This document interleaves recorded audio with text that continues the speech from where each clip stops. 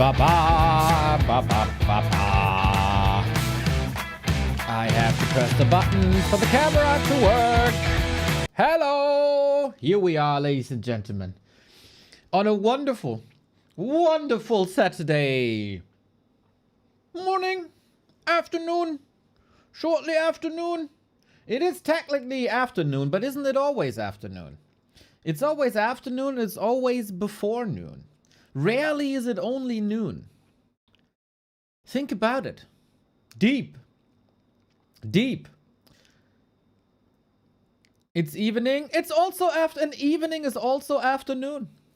If you think about it, Machope fan. And here, now you. Prove to me that an evening is not afternoon and I gift you a sub. Ah, no sub for Machope fan. Kapow! We have a chill start into the day, everybody. We actually have time. Because our... Oh shit, I didn't even post. Oh fuck, oh shit. He could have revolutionized philosophy. He chose Warcraft. I think there's a lot of German philosophers, writers already, right? But was there ever a world famous German Warcraft commentator? I don't think so. I don't think so. Time is money. So a prime sub is time. Alrighty. Give me your prime time. Thank you very much, Lord Helmy, for 131 months of a sub. That is close to 11 years. Yo, Youth Rebel Lion. Thank you for the raid. We just start our coverage of competitive Warcraft 3. Much love, you guys. We just started yapping, so... Very, very chill start. Thank you. Kind of rare that we get raids, mate. Much love. Today, vegan street party at Reeperbahn. Shit, I'm stuck here. But Teko, if you find something cool, let me know. Brought you a bunch of Risk nerds. Hey, I was watching Risk, like Warcraft Risk recently, as a couple of Germans have been playing again in a fun league. Dude. The Risk is so wild, man. Risk would benefit so much from a select all army hotkey. That'd be so goated, man. I will. It's also tomorrow. Tomorrow also streaming, Mr. Teko. Tomorrow also streaming. But how much cooler is a vegan street party at Reeperbahn compared to the usual shit they do in that street? Not talking about the parties and the red light. That's all fine. But Schlager move, terrible. Harley days, terrible. What else am I missing? Reeperbahn Fest, always nice. Didn't know you're into vegan food.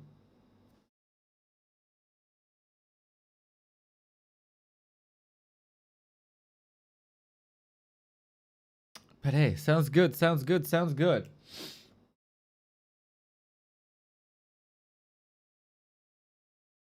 Laura, broadcast the Africa TV broadcast. I'm shooting 1,000 donations.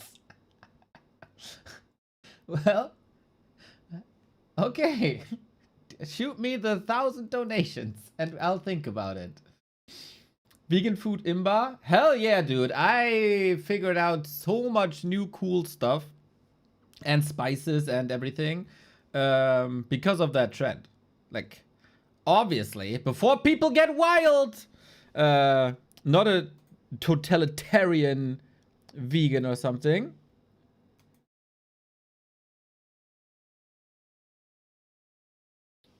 Oh, Mr. Remos texts me.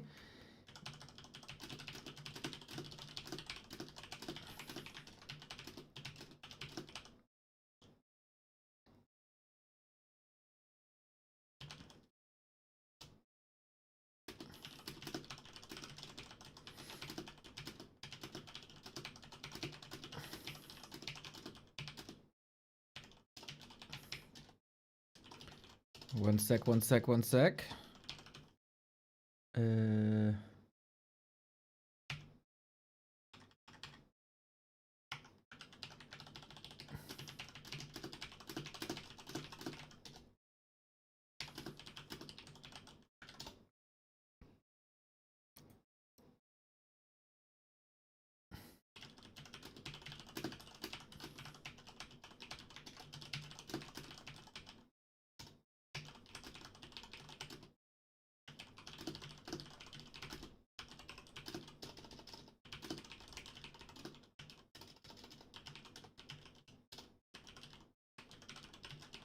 Here we go. Vegan frog turns the frogs gay. Steak every week and fish. I didn't even like steak when I was like full meathead. I'm not vegan. I need a good steak sometime. Yeah, burger for me. Burger or schnitzel for me. Steak, not my thing. Fish, hot take. I kind of prefer fish over like other meat, to be fair. But I'm also from northern Germany, so maybe that's just in my veins. But for example, Seitan. I talked about this a couple of times. Seitan is so awesome, dude. I would take a Seitan kebab over a meat kebab any day. I replaced liverwurst with the vegan replacement because it rocks. So I don't have the mental fortitude to go full vegan. I'm also not that invested into that. But the space in food that this development opened up for me is awesome. Yo, MK, what's up? What's up? Hail Satan. Yeah, that's right. Hail Satan. Exactly. Also for milk. Like, can't remember when I had cow milk the last time. There's just a lot of great options. And that's my credo, pretty much. If there's a good, affordable, tasty alternative, why torture animals for the quote-unquote real thing?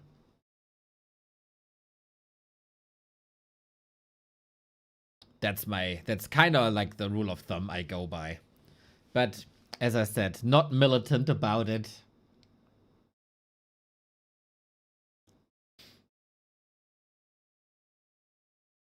I also like the replacement milks a lot better.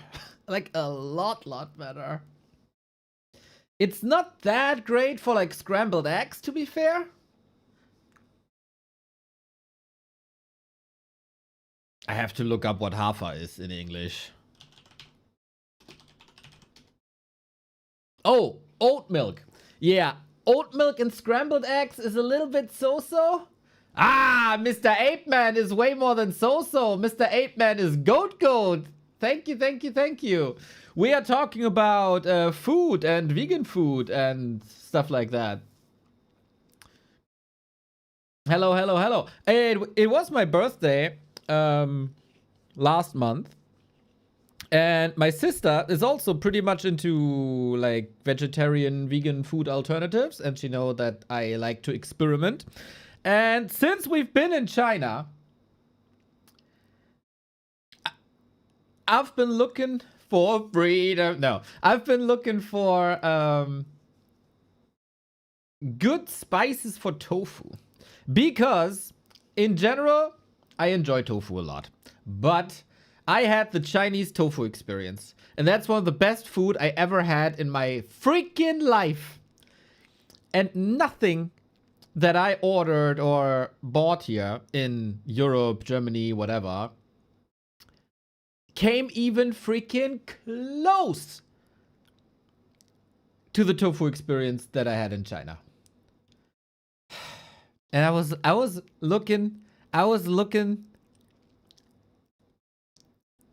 not everywhere, but I did some experiments. And I couldn't find it. And now to my birthday, my sister sent me a bunch of spices, which is really freaking great. Yeah, I looked into Asian stores as well. It wasn't the same. It wasn't the same. So my sister found a local... What's it called when you produce spices? Spicery? A local spicery in Hamburg, actually, that I didn't find before, and sent it to me. And it's freaking goated, dude. I want to eat tofu all day, every day, with everything pure, fried, baked, in salad, everything. Just the spice into my mouth. Like, ah. Oh, don't clip that. Don't clip that. Don't. You know what I mean. Yeah, that's the Warcraft 3 content you're here for, ladies and gentlemen. A couple of people say you always knew, but eh? That was not on purpose. So yeah, I found the tofu spice that I like. That was a really cool birthday gift. Yeah, appreciated that. What did I get myself into, guys? Not vegan tofu, but Mapo tofu is so good. Mapo tofu.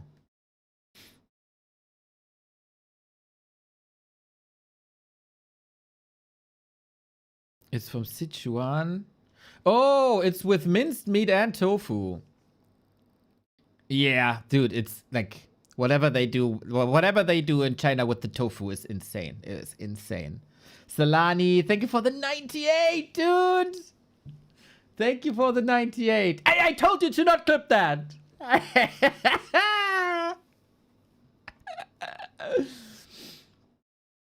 Which plant milk to use with oatmeal? To me,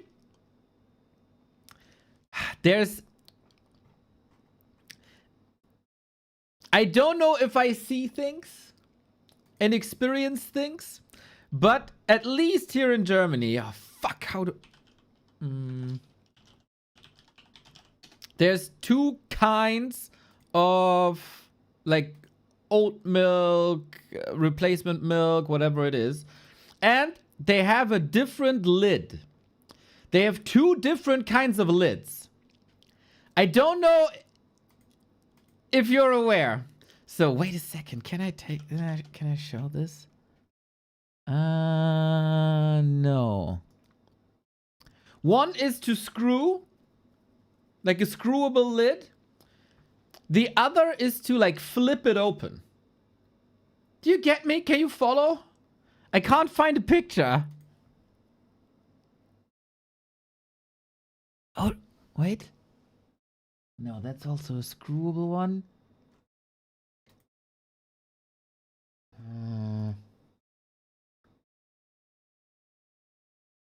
Not really. Anyway, in my experience, the milk with this... Oh, yeah! Got it. It's like, it's not that easy to see. But you're gonna, you're smart. You're my viewers. You're smart. You're smart. You're smart. You'll get it. You'll get it.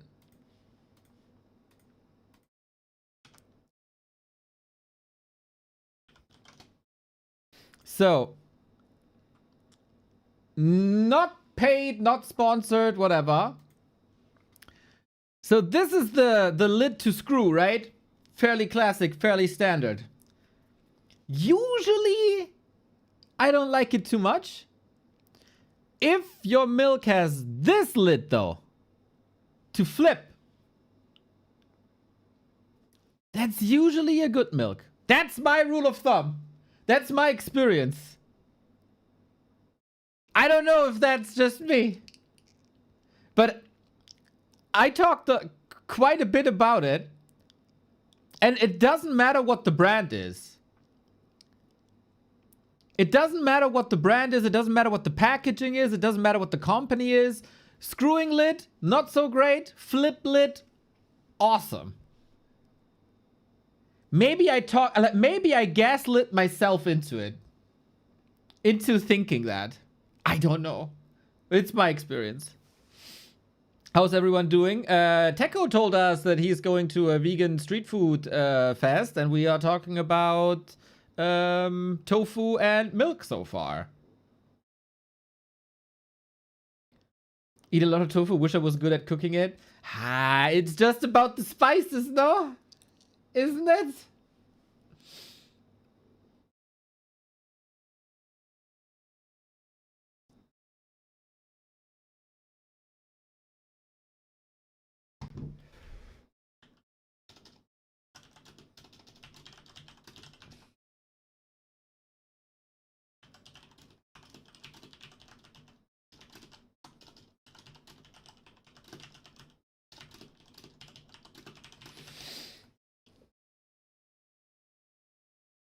So yeah, that's my experience.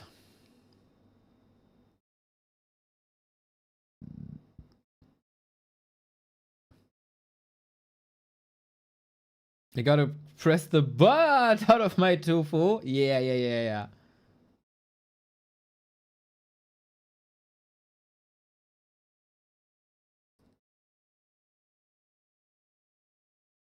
From the picture I can see on the internet, spice are just level 1.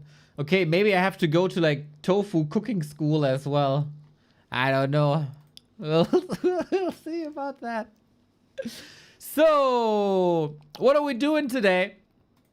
Yesterday, we had this amazing Korean barbecue. And as we're talking about food, we had the amazing Korean barbecue cup. And my God, what a freaking fun day that was. We had Lawlight, Labyrinth, Sock, and Soin. Lawlight wins the group stage, but then eventually Labyrinth wins the tournament. I posted on Reddit, spoiler, returns to competition and immediately wins it. I expected a lot more balanced wine, to be fair. But I think Warcraft Reddit at the moment kind of dead. So feel free to revive it and post something there whenever you have an opinion. But that was so much fun, man. If you, like later, when I'm offline and you're craving for some Warcraft content, 2 games, amazing. Crazy fights. Lawlight Soin, Rather Vanilla, Lawlight Sock. Game 2 and 3. Holy shit. Just add a silver crown like immediately to this. Labby Soin, also Rather Vanilla. But Labby Lawlight, mega fun with Dark Ranger and Firelord. Super cool. Soin Sock also, amazing human orc fights. And to the 8-man viewers, Pally Rifle was played. We kind of ignore that they lost, but hey, Pally Rifle was played. It was back. Yay. It was fun, actually. It was kind of fun. And then the final also. 3-0. One-sided result, but not one-sided games at all. Except the Turtle Rock game. Ay, something went horribly wrong there. It was so-so.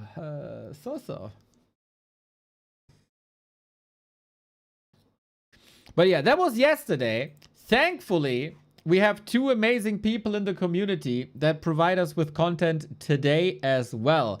And I couldn't be happier about it. Because after the Korean Barbecue Cup, we continue with the food theme. And we got Sheik's Slaughterhouse. That tournament is going to start in 1.5 hours. God damn, we're yapping for 25 minutes already. Jesus. $300 on the line. It's going to be 5 play all 3 matches. So 15 matches of Sheik. And if you saw any broadcasts of me that included Sheik, you know I'm a Giga fan. I'm a stan of this guy. He's going to go through the ringer today, through the gauntlet, and he's going to face Leon Soin, Ugly, Jens, and Hazy. I don't know much about Ugly, so for me, he's a bit of the odd one out, but we get to know him today. as we wanted a mirror match there as well. But Sheik versus Leon, dream. Sheik versus Soin, dream. Sheik versus Jens, banger, ranger. We've casted quite a few of these matches because they meet each other in FIC Cup finals. For all the German, that's funny because FIC means fuck. And Sheik against Hazy. This is so cool, dude. This is powered and sponsored by Young Fang and Revan. Shout out to the two putting this together. Amazing matchmaking, amazing contribution. The money will go to the right people, that's for sure. The map pool is also kind of nice. Echo Isle Scrimmage, especially like if you've ever seen a Jens versus Sheik game on Scrimmage, get the loop, guys. Get the loop. What can I say? And Shallow Grave as well. Big fan of that. So I said, Remo, you might want to cast this as well, but I make an executive order. This is my broadcast today. This is me. And I hope you're fine with that.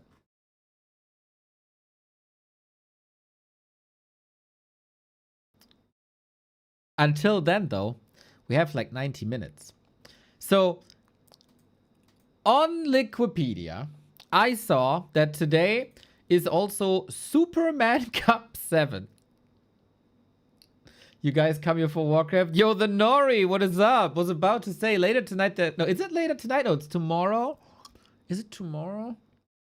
There's a Zero Space tournament today or tomorrow or both. I don't know. I will definitely check that out. I think it's on Wardy's channel. Does Wardy have a homepage with the schedule? Wardy TV homepage.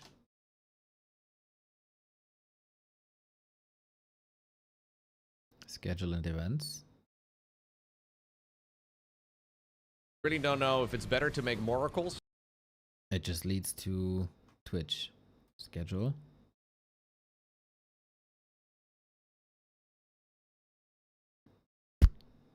Nope. Okay, so I don't know if there's a when that is, but we'll figure it out. We'll figure it out. But what I wanted to say, Superman Cup 7 is apparently a huge tournament. $16,300. That's like tier 1 category. Offline finals for a 2-on-2 event on patch 1.27. What the heck is going on here? So today is apparently the day for the offline portion, but everything is TBD. To be determined. So I don't know if anyone is streaming. I don't know if we can check this out. Yeah, Sapur boy, thank you. Yay. Yay. Okay, Asha. Oh, that was a yeah. So Fly isn't streaming yet.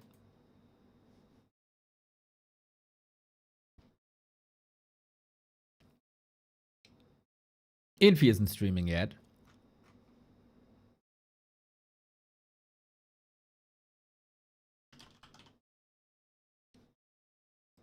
Let's go through all the Chinese streamers to see what's up.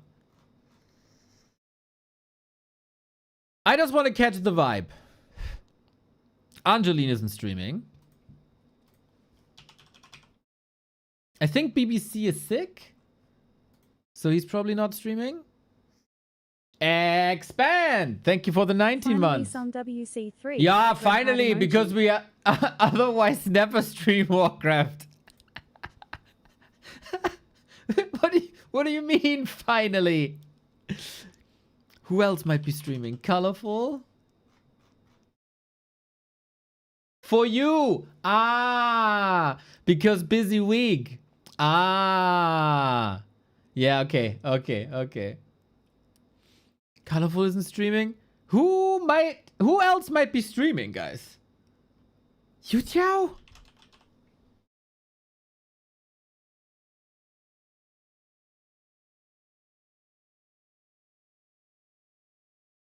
No. What the fuck?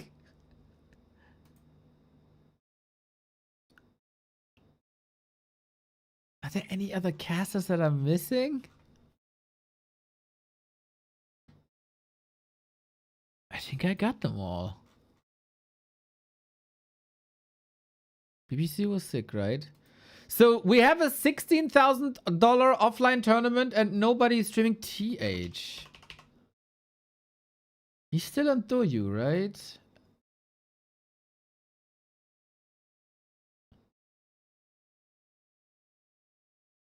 Okay, he's streaming himself. That is also offline.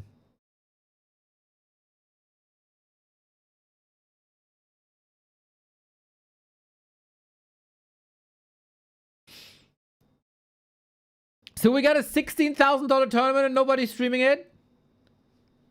What the fuck? I think I checked all, no?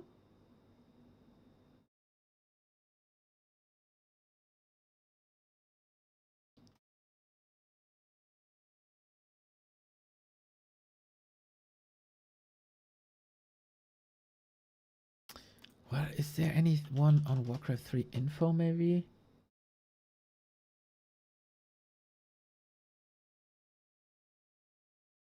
Happy is streaming his BNet shenanigans. Lion? Lion is always online. But that looks like a replay too. Or offline or no connection or whatever. That's crazy.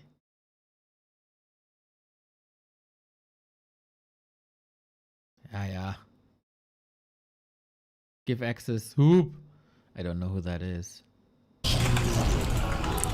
It's loud though. But that's not 1.27. Okay, so apparently there's a $17,000 tournament and nobody is streaming it. That's funny. That's funny. The 1.27 community is interesting. I don't know if they have something like, you know, on Twitch we have these categories. I don't know if there's the Warcraft 3 category. No clue. But hey, they do them. They do them. You gotta learn Chinese and talk to them. No need to learn languages anymore, except with Umi, the language learning app, of course. But for the most rudimentary communication via the internet, I think you can use some tools that are provided. But yeah, for direct communication, you of course still have to learn languages. That is true. Oh.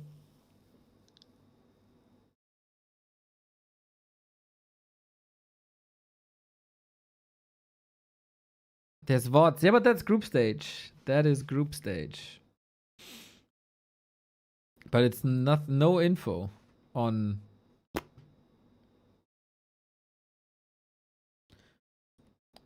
what that even is. Yes, that is group stage. Okay, so I thought we'd check this out. Give it a little bit of a go. But I guess not. So there is a bunch of cool replays.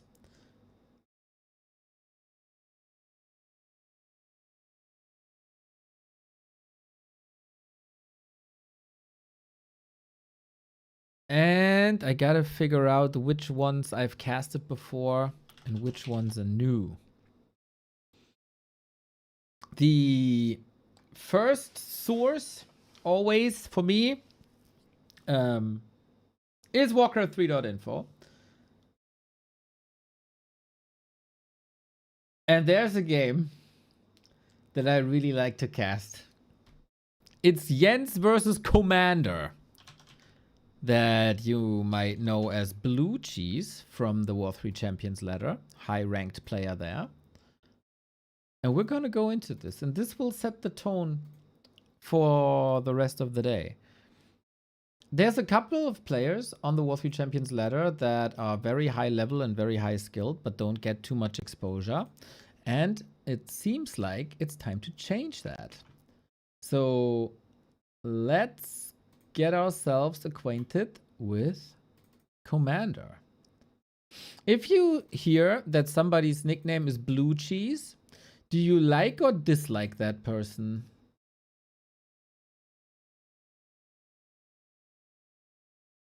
Because of it. Because blue cheese is not for everyone.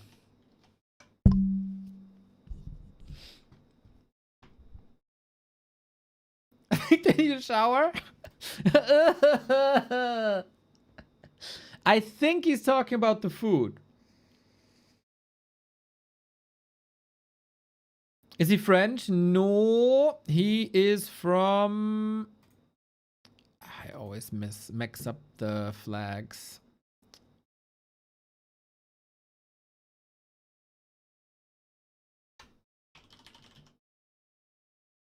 Slovakia. Slovakia. So no.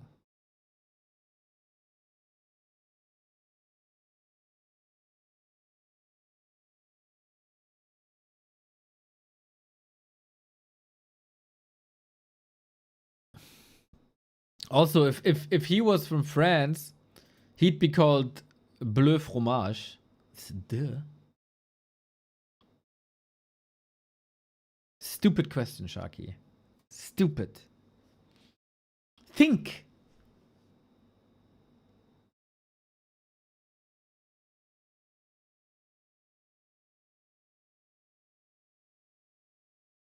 What if there's a tournament but nobody's watching? Yeah. Yeah. Maybe it is. Maybe there is no tournament.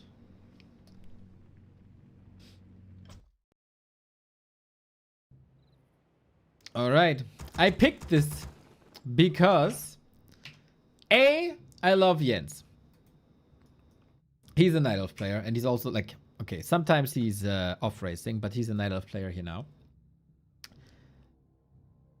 And it's a human matchup versus Night Elf. I love a lot.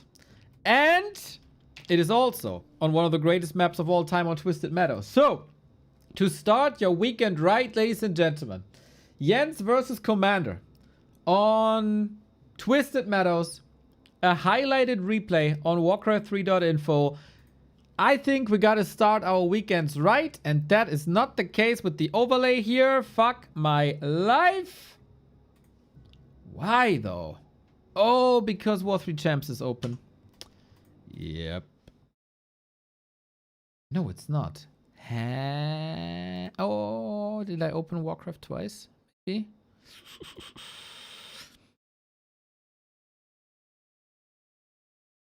Well, we'll see.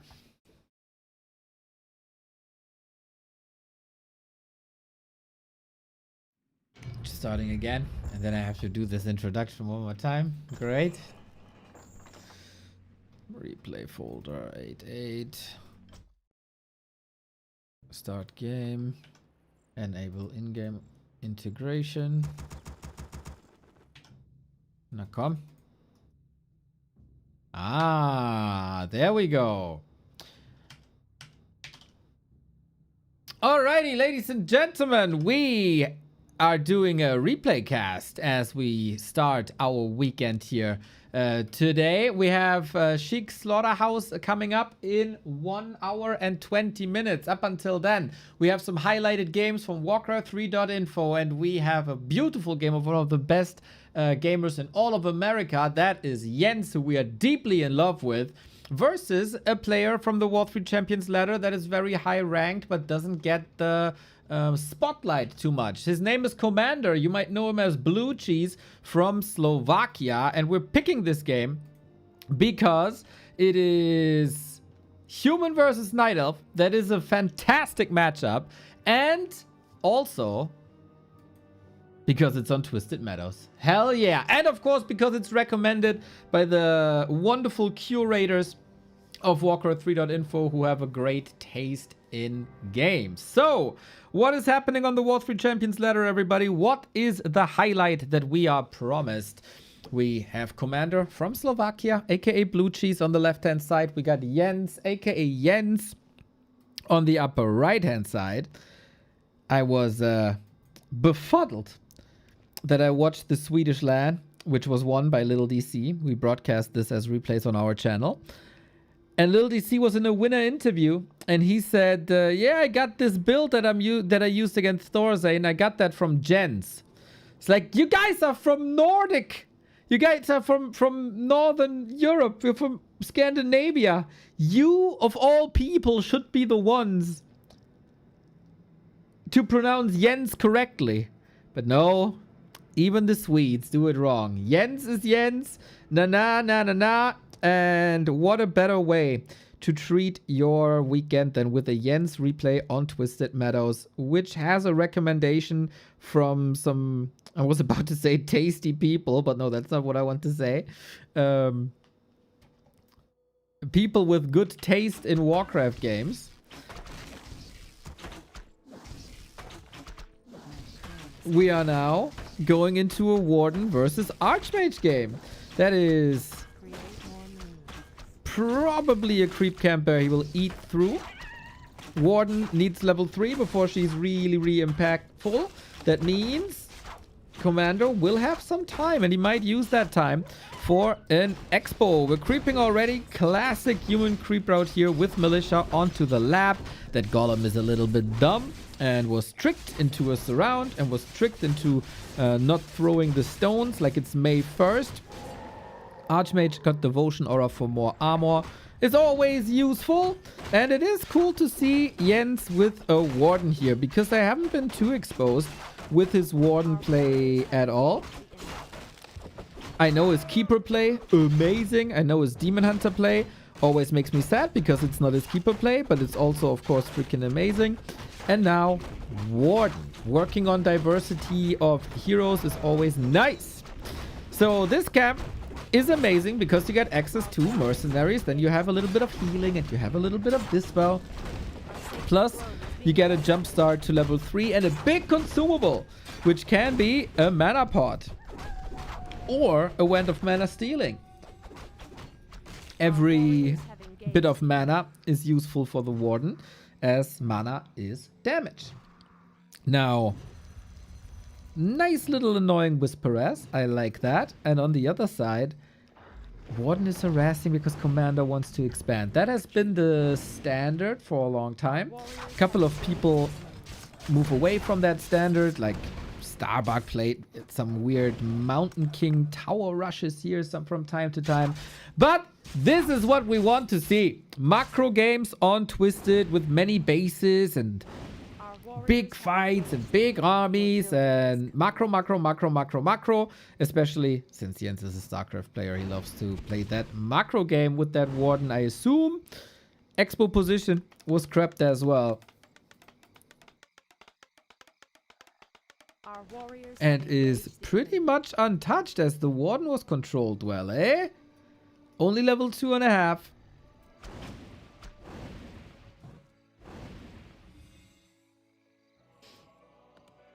Sacred grove is being desecrated. And this is looking kind of fine, I have to say. Good plays by Commander. Will it be the return of tanks? We haven't seen too many tanks in too many occasions, but this is almost screaming for it. Tanks are good against the Warden because the Warden can't touch tanks with the spells. It's a macro game, so you can send tanks everywhere when there's in the future more bases by Jens, as he's counter expanding here already. But that is, of course, further down the road. We'll see. Shadow Priest is always a good target, as it gives a lot of XP. But we have the Dispel, very conservative with the mana for that Dispel. And I used the Shadow Priest without using a single one here. Dispel button may be a bit broken for Jens.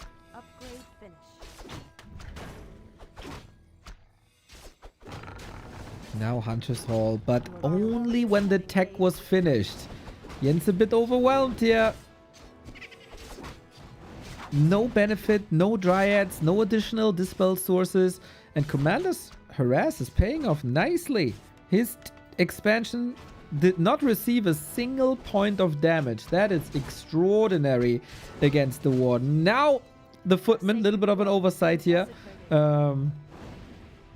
Footman was left behind. That enables level 3, and that's the get out of my front yard card for the Archmage. Dodges the second Shadow Strike. Good, good, good. Well done, Commander. Nice intuition. Nice timings.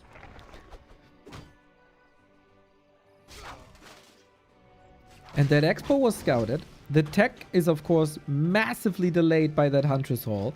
And that means, like, there's not going to be too much map control with Mass Dryads. You got to be careful of that Warden, of course. Don't donate too much XP. We are already getting up. Double Arcane Tower. Love it.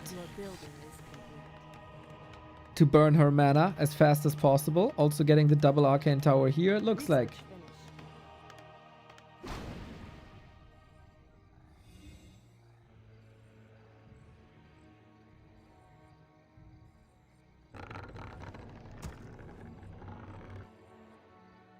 Lores are coming up now. What's the style of Commander against something like this? We'll see. He's hiding on the left-hand side. The tree runs straight into the creeps as the army is following, but maybe a point of attack for Commander. That's some nasty damage here. Very well set up, actually. Commander, are you killing that tree? So far, the first 7.5 minutes, you are killing it, that's for sure. We had the Water Elemental dispelled as the dispel was held for a long time. The creeps, though, with all the bloodlust. Rah, rah, rah! Disaster!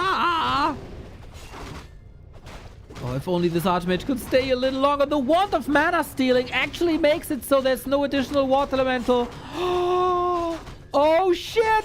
Oh, shit! He gets the kill! The freaking troll, dude, with Bloodlust on him. MVP.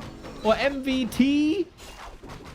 I don't know. I don't care. What a disaster for Jens, dude. First the Lost Hunt, the Forgotten Huntress Hall. Now this.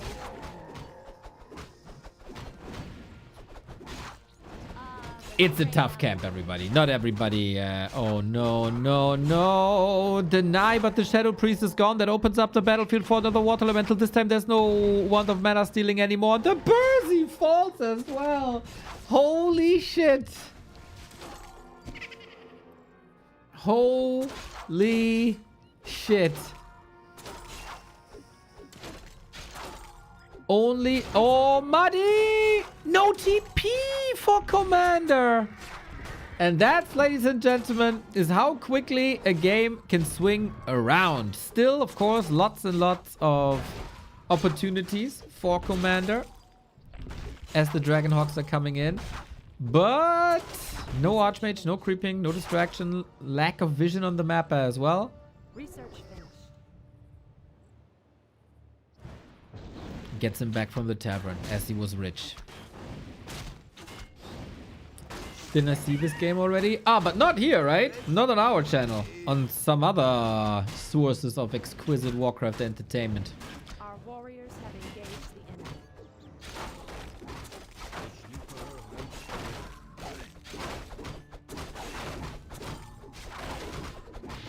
the enemy. I'm asking because there have been cases where I casted a replay twice and didn't notice.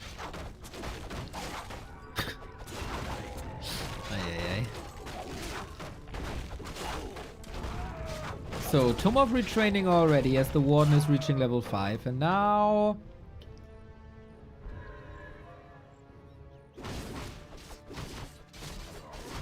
the Warden is getting dangerous. Fan of Knives, retrain, level 3 soon. Tons and tons of damage. But Commander is prepared. With the Arcanes here, with the Arcanes there. And even after the Archmage kill, he's just going straight for a third base, because why not? This is always a bit dangerous, I think, for a human player. It definitely opens up a play for Jens. Because with a Zeppelin, you can drop here, Fan of Knives, go up. Position the Zeppelin here, drop here. And wherever the human army is not, you can attack, but the Dragonhawks could take care of that. Our warriors have engaged the enemy.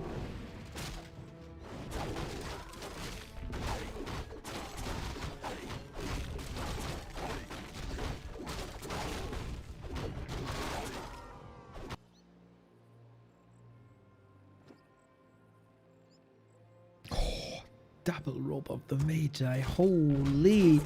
Twisted Meadows, always a great source of great items and some great heroes in the hands of great players. This will cause some terror.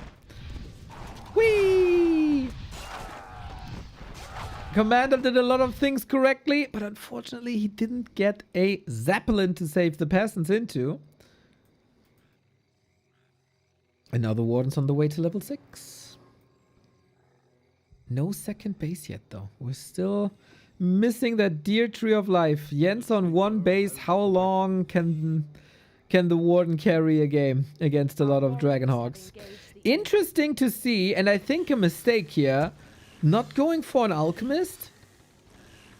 Only a Paladin. AoE damage usually requires AoE healing. We do have a double shop here. So with heal scrolls, you can do quite a bit. But yeah, I think Paladin is a massive mistake. Against Fan of Knives and Breath of Fire, no heal spray. Ouch.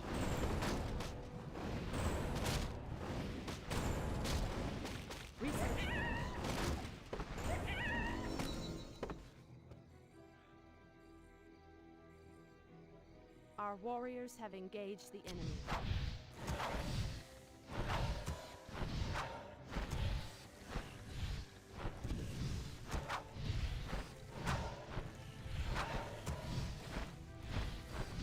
Our warriors have engaged the enemy.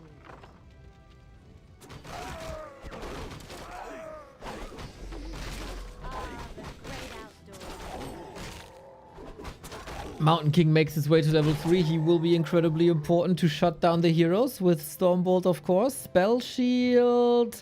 Sometimes a nice item, but against double AoE, not so much, as Spell Shield is never triggered by area of effect spells. Only spells that are directly targeted at that hero. But Jens is 3 bases versus 1, dude.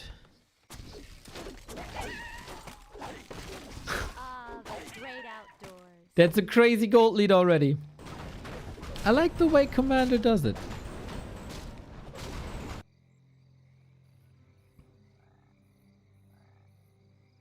I very much do.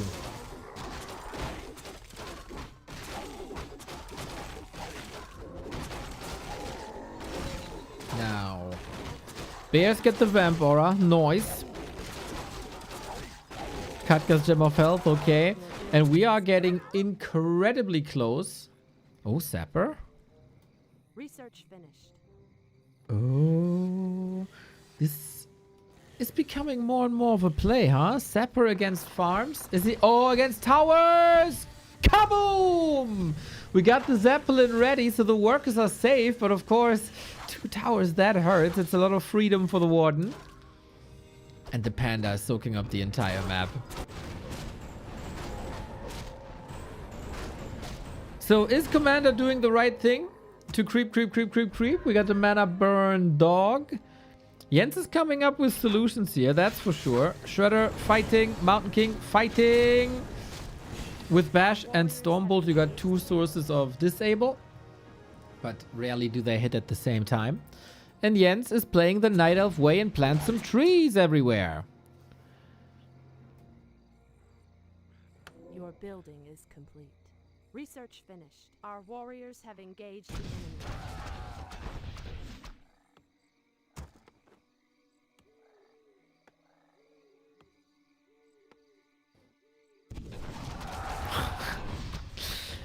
This is already nasty. It's the classic Warden gameplay. It has to be stopped. Do you need like 3? He has 3 Zeppelins, really? But where was that 3rd Zeppelin then? There's 1. There's 2.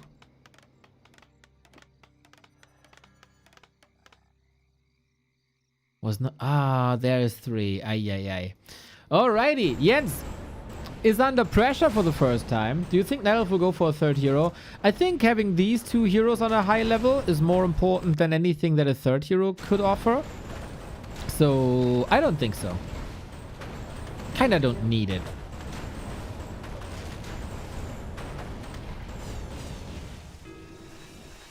Shout out to the resource management. Not too easy when there's 3 bases to constantly spend your gold.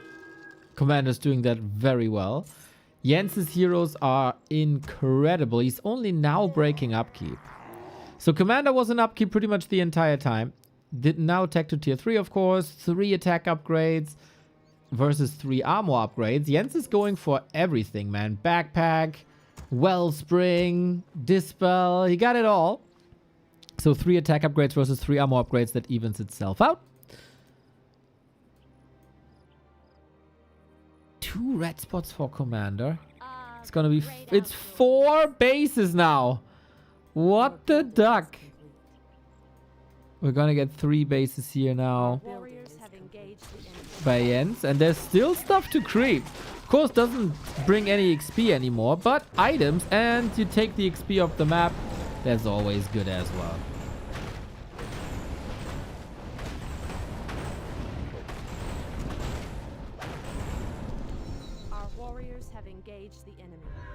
Spike color. That is also the mana burn dog. That's 2 mana burn dogs. That could actually be real good. But mana pools are already boosted quite a bit by level 5. Okay, we push with the first bears. That doesn't do too much. I mean, if he loses that base, is that the end of the world? He got like 3 replacements. Worker is falling. Still no level 6. Jens has no TP. Lol. Okay, I mean he can staff with Warden, but does that help? Yeah, going for the tree now. Is there maybe a Sapper play? No, just heroes coming in. I think a Sapper play would be quite awesome here. And we go for the tree. We do. Ultimate online, but it's only a bit of piercing damage. I don't think Jens can kick that base with it. Portaling home now. Oh! The Warden blinked through the forest to the shop to get the TP, and the army that was left behind the forest is still portaling with him. How cool, dude. Zeppelin crashes. We have a TP on Commander. Any kills, maybe? Paladin? Not enough. Not enough. Alrighty. 1,500 gold for Commander. He lost the Blacksmith and a Zeppelin. 2 Zeppelin, actually.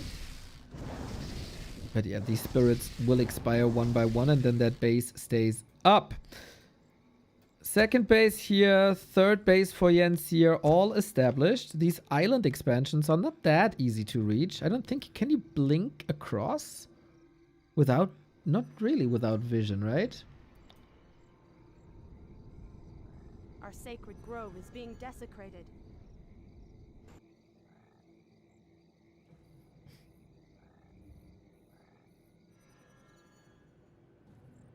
He needs to reveal, then he can blink. Okay.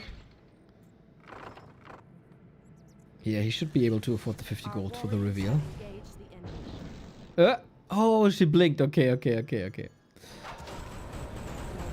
So far, it's only Dragonhawks. A lot of Dragonhawks, but it's only Dragonhawks. No diversification, no Griffins, no Gyros, nothing else. I don't even think he has workshops, right? It's only the 3 Griffin aviaries.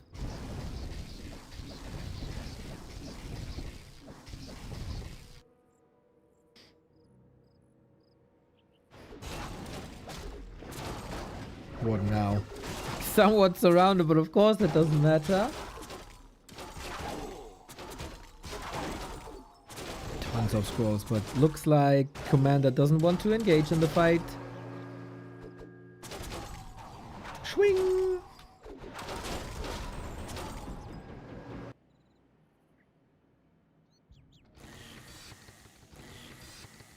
And another. I like that. I like these island expansions, man. 1, 2, 3, 4, 5 bases versus 3. Unbelievable. Unbelievable. Our warriors have engaged. Almost the entire mainland is occupied. Our gold mine has collapsed. And the mains are empty. Okay, 20 minutes done. I think we are not even remotely close to the finish line.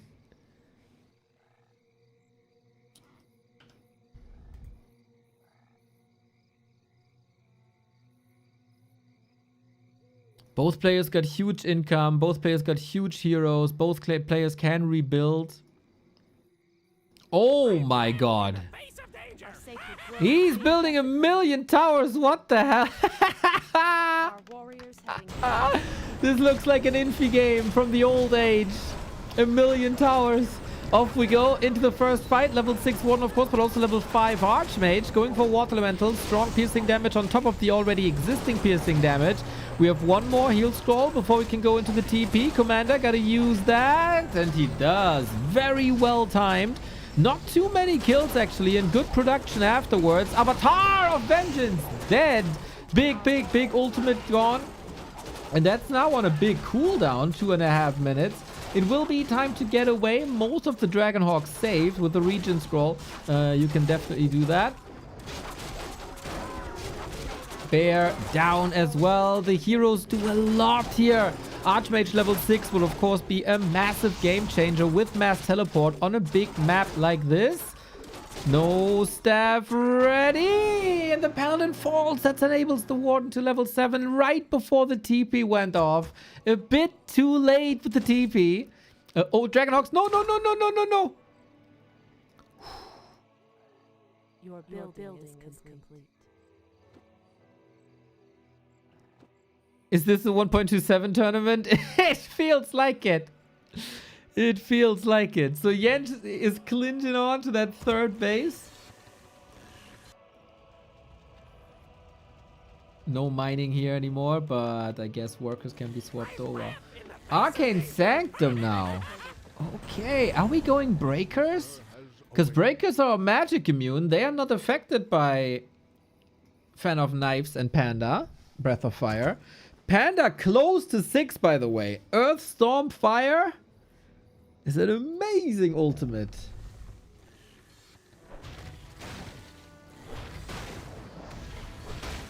We have some APs here, and we figured out that we made a vacation to the island. So many towers, though. But in the end, what matters is the damage to peasants. That's so much damage. Welcome to Cuba. He didn't even kill too many. I guess ideally you can use the Panda to whittle down all the towers. Those are extremely expensive, by the way, to build so many towers. But that little push forces Jens back. 24 minutes, super competitive. And the Warden gets a hammer to the head. Panda isn't here. It's only a handful of Dryads. Good slow, but no mana burn, of course. Now the Panda arrives, but it's only Drunken Haze, Breath of Fire. It's super good against units. It's really not that impactful versus heroes. It is a double slow. It is a mischance, but no, not the end of the world. One staff only on 5 bases, by the way, is criminal! How do you not have 3 staffs of Sanctuary? But hey, it's been a hectic game as well, and the macro has been good, but he's feeding the Panda level 6 now. And that is one of the strongest ultimates there is! Maybe it saves his life now, Bash! Oh my god! Click the button, Jens! He clicked the button, the staff button.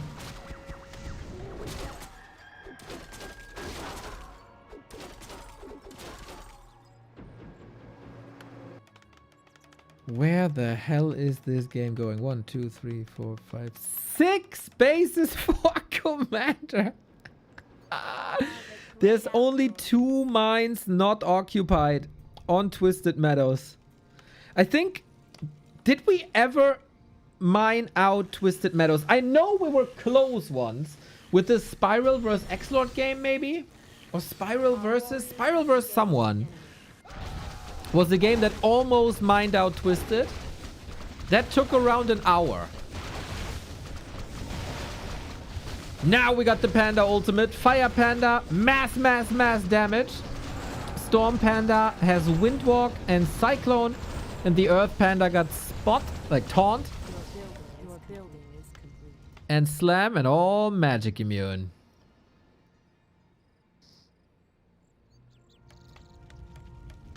Three masonry upgrades. 3 masonry upgrades on top of the 3 upgrades. And all 3 need to die for the Brewmaster to die. Exactly. The Earth Panda is where the Panda unites again.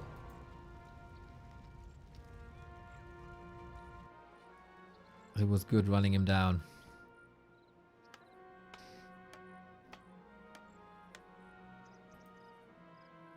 Commander's army, 2 breakers, 9 Dragonhawks. We have to say, Commander's army is highly suboptimal. 25 workers. That is a lot. The Shredder supports 5 bases, by the way. That's insane. Our warriors have engaged the enemy. 1 Shredder for 5 bases.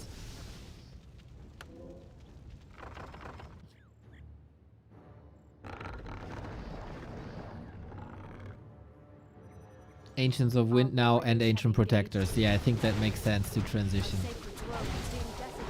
Okay, we attack a base. How many Dryads will we pay for it? None of these players is filthy rich. Ah, guys! Commander went double Orb of Slow over double Staff of Sanctuary. Mental. At the same time, we go for the APs in the base. Level 4 for the Paladin. Warden starting yet another massacre.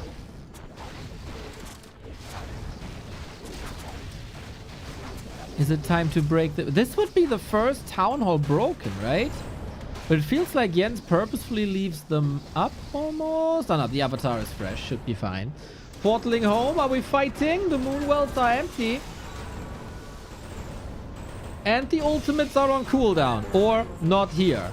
So this is a lot of Dryads falling. Immediately rebuild. And does he have them on like pre-production? No, he doesn't.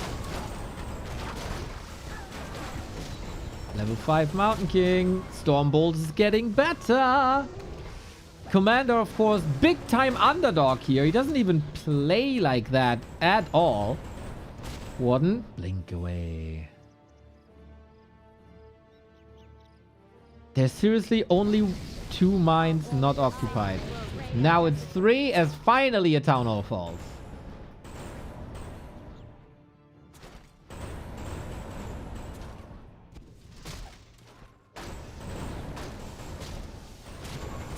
Panda. Oh, the staff. Stormbolt not ready, but damn, Commander is cleaning house. And yeah, that Zeppelin is not safe. That bear is not safe. Dragonhawks with 3 attack upgrades, man.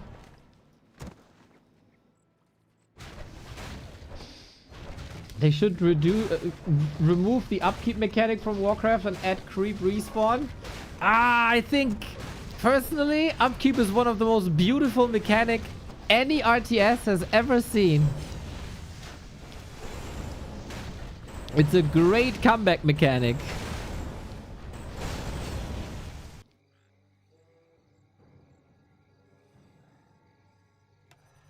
And I think when creeps disappear, it kind of forces people to fight.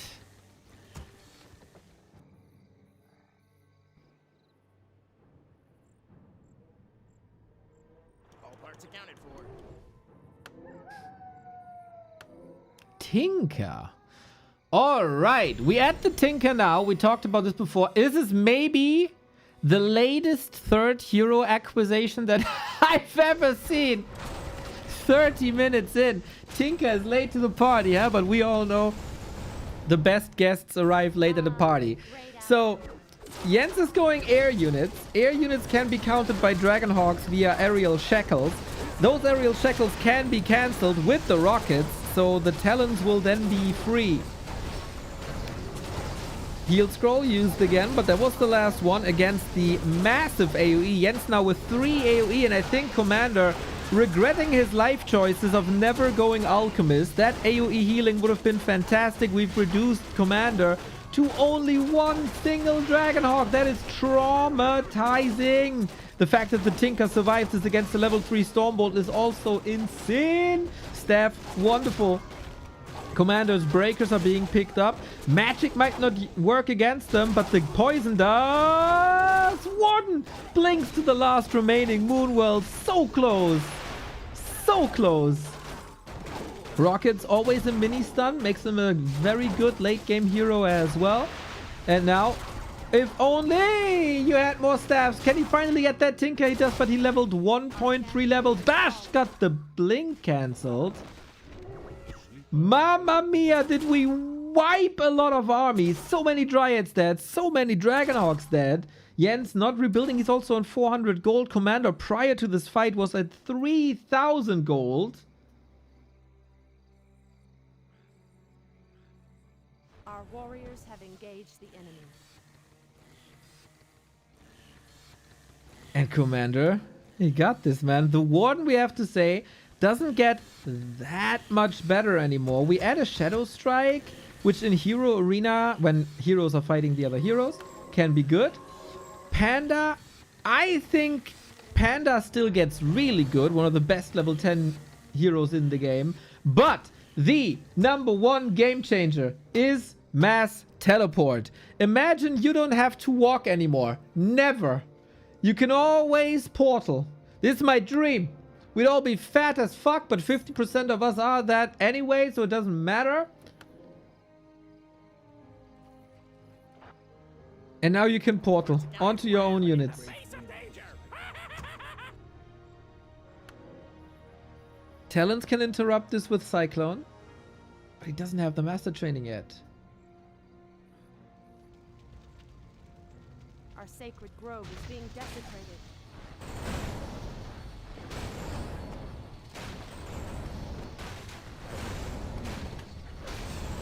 Love to see the cloud upgrade on the Dragonhawks so the towers don't do anything. Our sacred grove is being desecrated. Oh, it doesn't stop the Tree of Life. Can he break through? I don't think the Dragonhawks are built for that. Mass Teleport. Rocket stopped that as well, but the stun came before. Nice counterplay by Commander. Dude, Commander really knows what he's doing. Nice attention to detail. Another tree being wiped. This one in jeopardy was a sweet 2-pronged attack. What a game. 34 minutes. I still think we're not close to finish.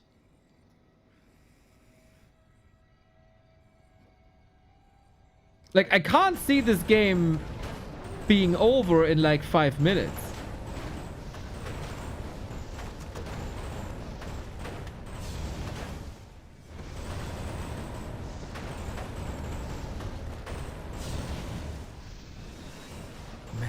Triple heal scroll again. Still the mad necessity of heal scrolls all the time.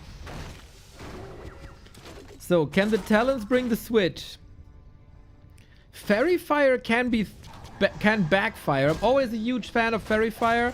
Oh, Warden! The one time she went in too deep.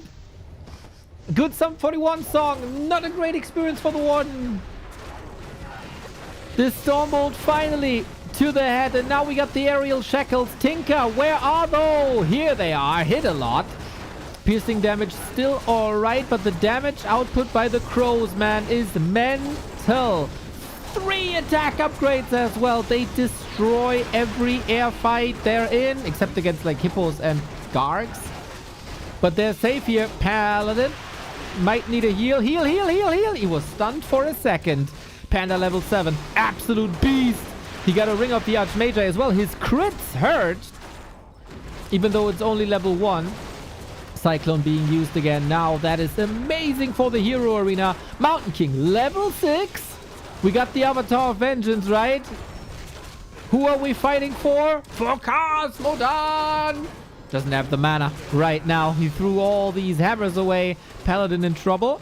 Has no Divine Shield. Spell Shield. Oh, against the Drunken Haze.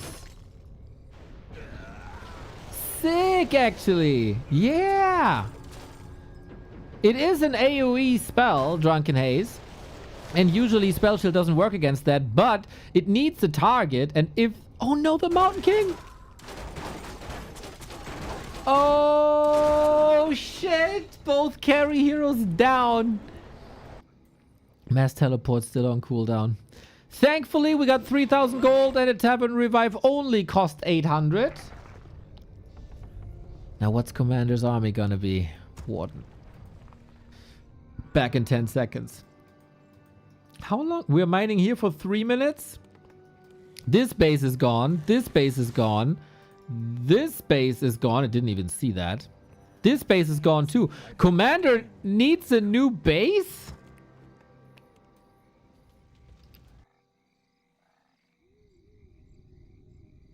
Jens is still mining for 4 minutes. 1 minute. What the hell? And again, I don't see this game finishing soon, guys. Jens Khan killed all those towers. Ah, Panda and Tinker are both amazing against towers. And the Tinker is level 4. Level 4. He got purchased 7 minutes ago. So now we go to the island on opposite sides of Twisted Meadows. Dude, is this the gold map or what?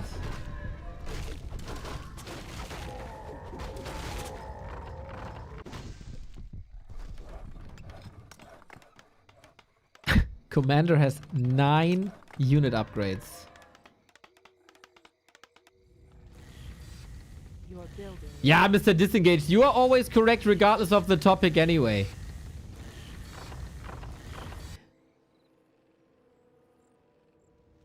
It is lore. Nice mass teleport. Jens, you want to expand here? This is of course a play that is so hard to counter for Jens. All that Commander needs is 1 unit at a base to staff onto. And this could theoretically also be paired with tanks. Just saying. 1 minute of mining. But thankfully, we have another 10k. If we build a tree here, every map has been occupied at least once. Every mine. Every mine. In the face of danger. Your building is complete.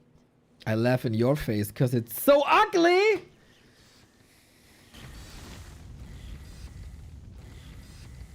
Dude, Zeppelins. You think Zeppelin pilots have like a secret greeting like bus drivers and bikers?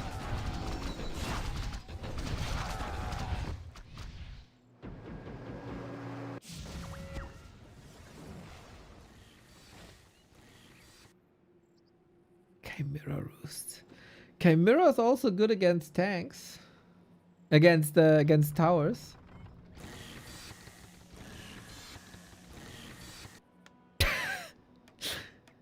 As they have higher range than towers with the upgrade. Shredder going down, that's actually a bit problematic.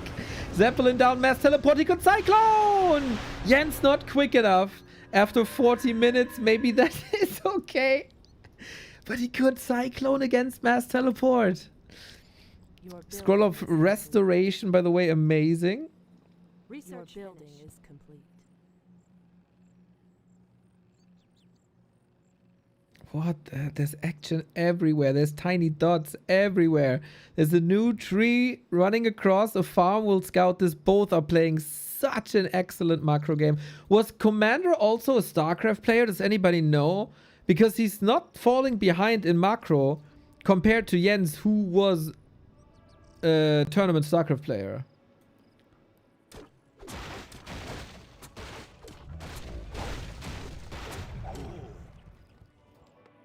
Our gold mine has collapsed. Research Insane.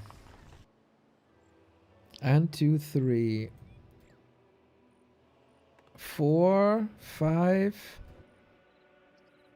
6. Let's say 7. 7 bases mined out.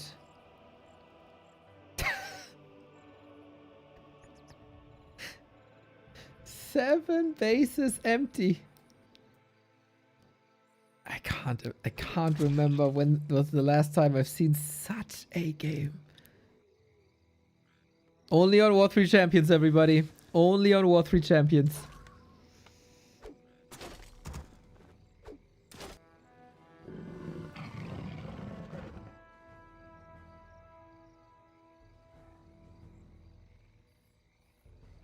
Chimera's coming.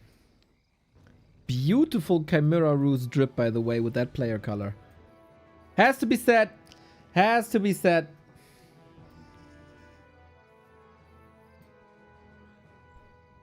Your building is complete. Are we clashing now? Chimeras can't attack the Spellbreakers, but the Knights. And yeah, we move away again right after the rockets. Well done. Better safe than sorry.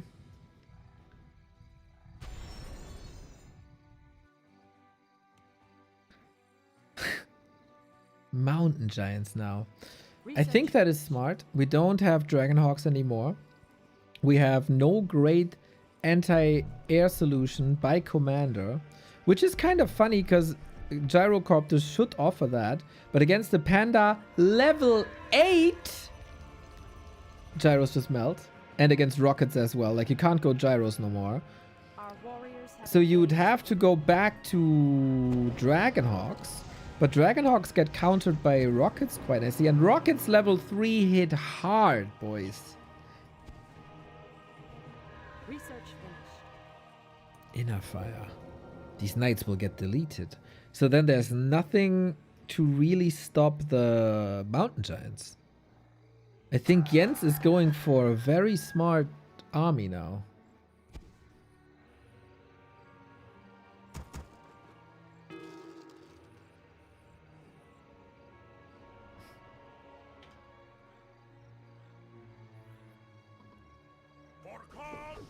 Oh, we got the ultimate! We are fighting indeed!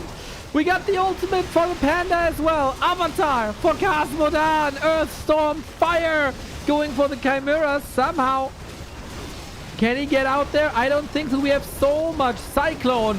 He can't rely on mass teleport. That's so we Cyclone the Priest. I think it was a mistake. He wanted to get the Archmage, but we Cyclone everything in now because we got so much mana. Chimera in the middle of it all needs a Stormbolt, I think, to just take care of that massive magic damage. Level 5 reached on the Tinker now as well. The rockets are so good. And Jens is dominating this fight, and unlike before, I don't think there's a way. That was a gigantic hammer. What the hell? There is no real way to get back.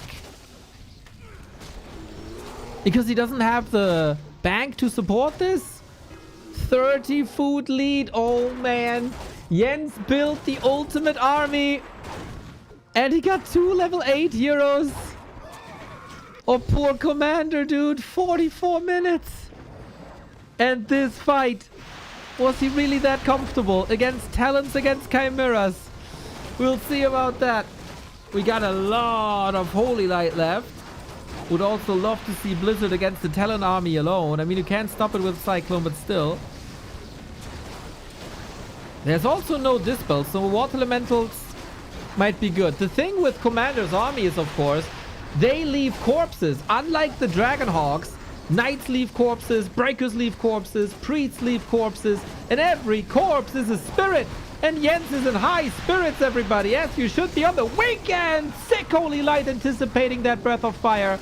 But you gotta get out there. No, he wants the Warden, doesn't get the bash. Panda is save. Okay! Another big potion Archmage save, but the Warden's dead. Rocket's coming in. The Panda, the Tinker, is the only hero with mana left. You can't run from rockets, can you? Trying to outdamage that. But there should always be Cyclone. Maybe there is not. Now we gotta get out. Can someone clip that, by the way? How did the Stormbolt connect after the blink?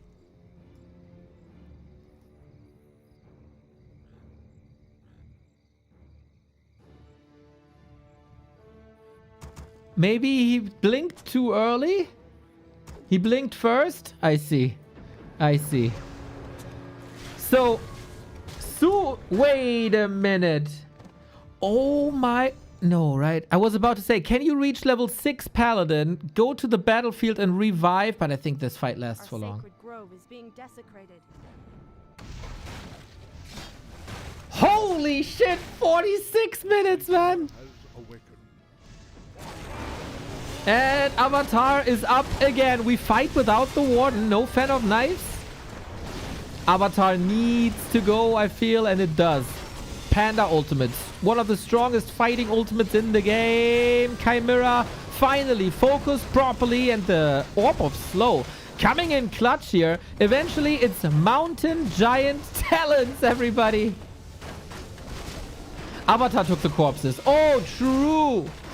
We bring in the Wisps. Can be a lot of detonate against these water elementals especially, but it's a lot to maneuver.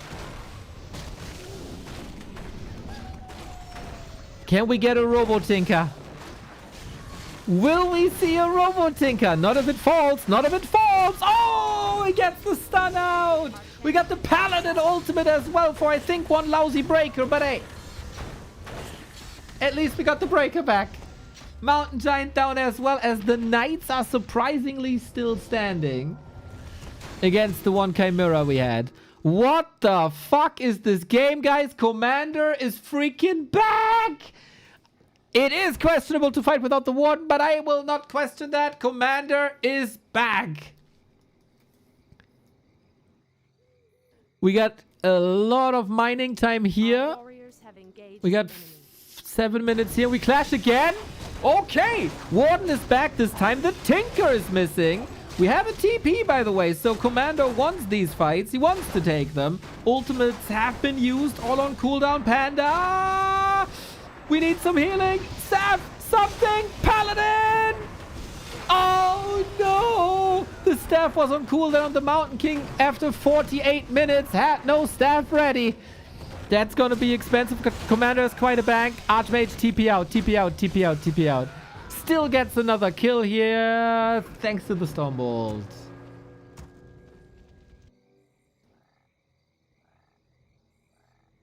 I think the proper term to describe this game is Mamma Mia.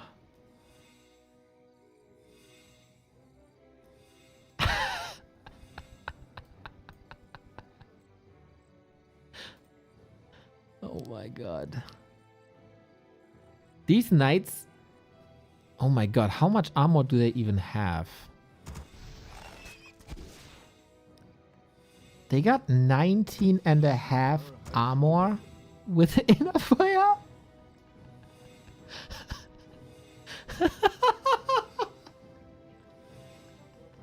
That's crazy. Moin smile. Yo, Jerizo, moin moin.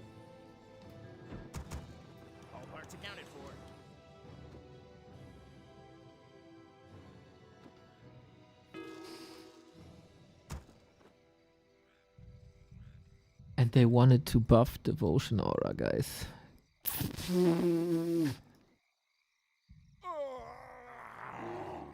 Oh, shit. Okay, I still got no clue how this game's gonna end. No, I don't know. This mine, by the way, is still untouched. We need someone to get at least 10 gold out of this gold mine. Just for the lulz. Ah, the great outdoors.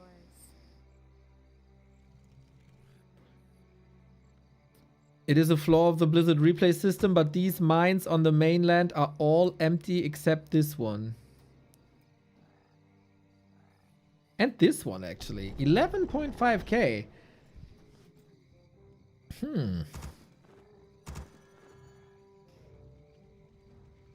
We spent... At this point, the game might end because one of the players has to go in real life. No, you are... If you're a real gamer, you are not giving up this game because of in real life.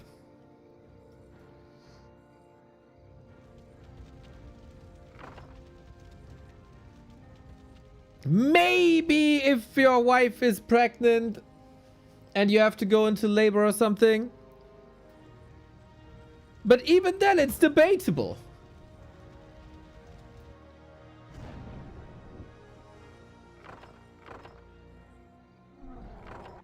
At least things calm down a little bit.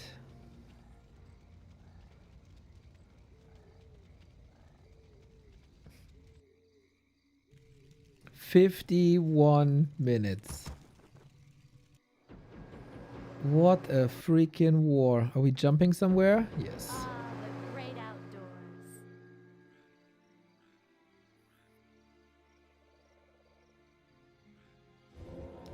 There it is, boys. 19.5 armor.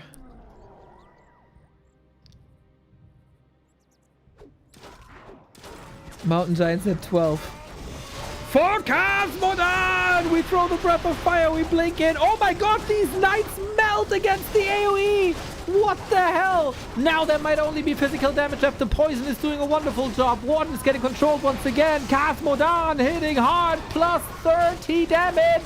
And Bash, he get extra damage from Bash as well. So this mental, level 9 on the Panda. That's more crits, more evasion. One gets away. Panda still in the fight. Level 6! Robotinka! Of course, this was the one ingredient that this game was missing. Oh my god, resurrection!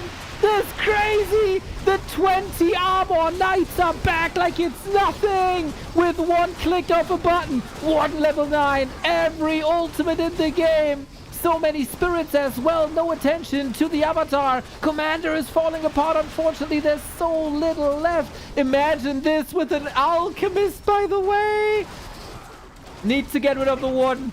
Need to get rid of the warden, but you can't. The Mountain King now has no mana anymore. How do you deal with the Tinker even? He can be repaired now. And Jens, in these massive, massive late game fights with all the heroes, seems to be the superior one. Human army is getting decimated. Town portal out, but with what? But with what? Only the heroes, it seems like. One knight, 3 Ps have survived, and Jens standing tall after 53 minutes.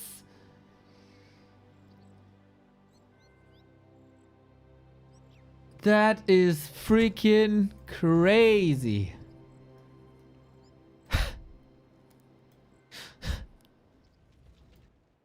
Will we touch this gold mine? Finally. He could have, with Alchemist, with the AoE healing, with Transmute, he would have won the game. Jens, 53 minutes. So much money. Game of the freaking year, ladies and gentlemen. An unbelievable performance by both players. What they created here is really, really, really, really special. Unfortunately, it didn't create stats. Mamma mia.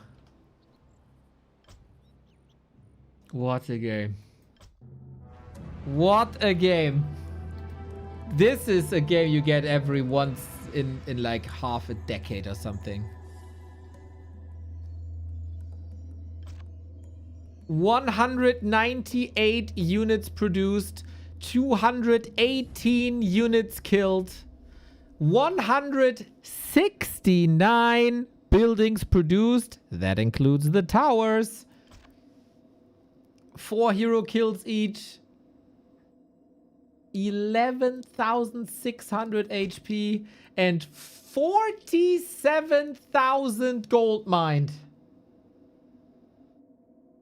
That is absolutely ridiculous. Inflationsbereinigt, not inflations, upkeep. If you clean it with upkeep, that is still 10,000 more net gold for Commander, but I think he easily invested these 10k into towers.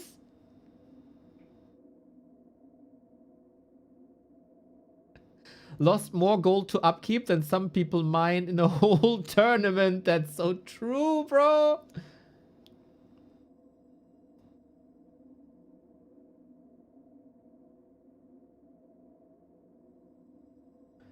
Man, of course, there's a lot of backseating now, right? He could have done this, he could have done that. But you guys play a 53-minute game. At the end, it's just about surviving at some point. That hurts, man. That hurts.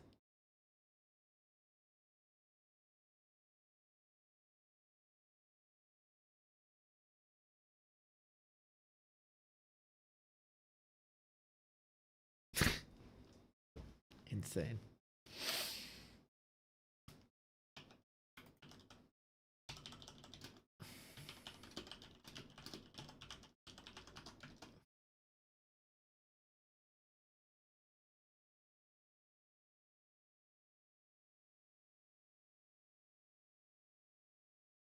That's insane.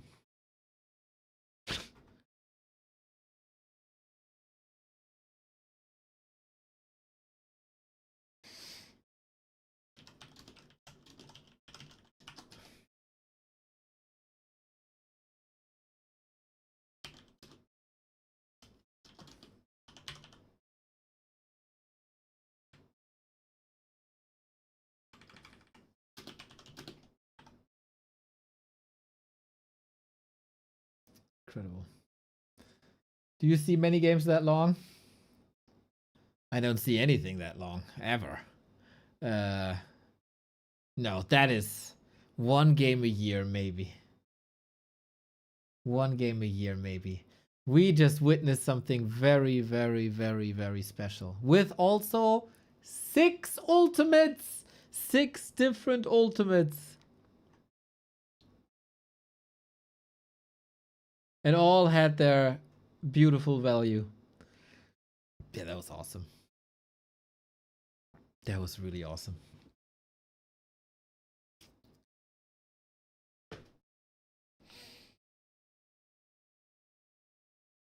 Six ultimates at the same time. That is also true. Yes, yes, yes, yes, yes. Just one warm-up game. Incredible. Incredible. There's a live Chamico game running right now. We only have 20 minutes till the Sheik Slaughterhouse. That is our main program of the day. Does it show? No, it doesn't. Why not? Because overlay crashed. Game too awesome. Overlay crashed. Oh, the endorphins, man. The endorphins everywhere. Yeah, I think if you, like... I think the key here was Jens building that sick army with Mountain Giants, Talons, Chimera. I think the Talons especially... You know I'm a Talons stan. I always talk highly about Talons, but the Talons offer so much. Minus armor against the Knights. Otherwise, like, they were only 14 armor instead of 20. Reminder that Fairy Fire also gives you vision of that unit when Fairy Fire is on it. Cyclone against Mass Teleport. Cyclone in general. The Anti-Air versus the Dragonhawks. And Zeppelins also. So another piece of evidence that Talons make everything better. They even made this game better. And this game was already top.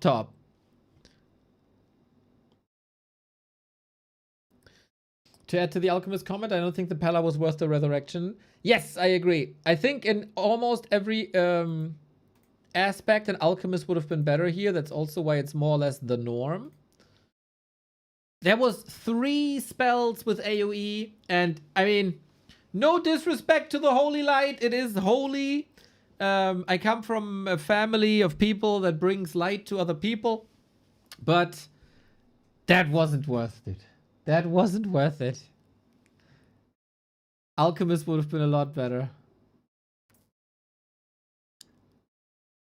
And then you have transmute, extra gold income, like a lot. A lot. Holy shit. So I'm checking some streams again to see if that $16,000 offline tournament is cast anywhere. But I think the answer is still no.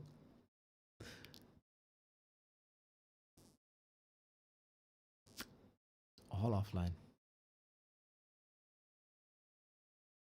That's mental to me. 看看欧皇能不能防住， Okay. 最好有 That is Lion. He's casting old replays, I think.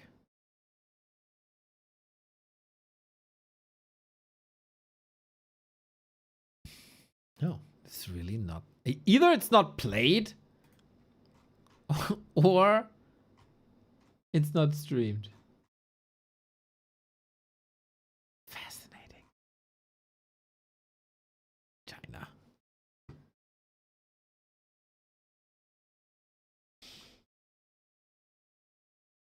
Alrighty, I refill my coffee.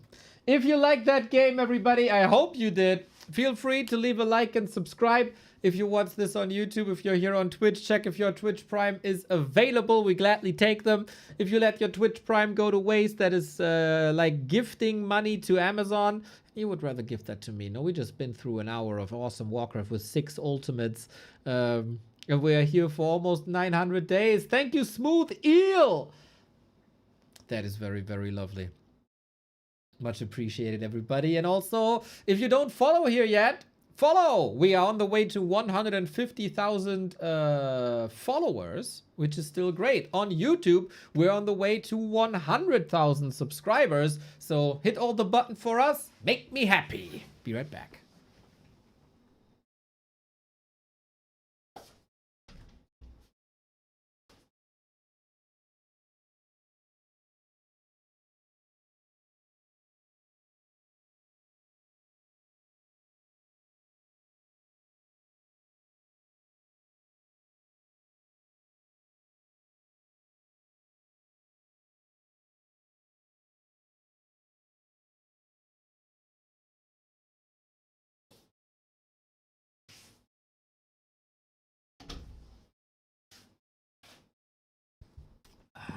We are indeed bringing you the best Warcraft on the planet, aren't we?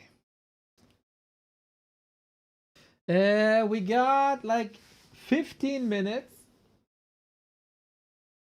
Do you guys have any questions? We can do a little Q&A. Or AMA.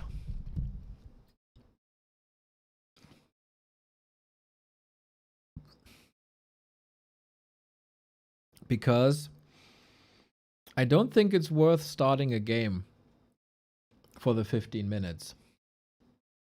We also have to do like map pick and bans and stuff. I can set this up already. So we're gonna start with Sheik versus Hazy.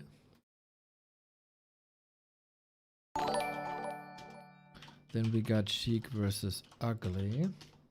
Then we got Sheik versus Soin. Sheik, oops. Sheik versus Leon. Sheik versus Jens. I have to write this all down.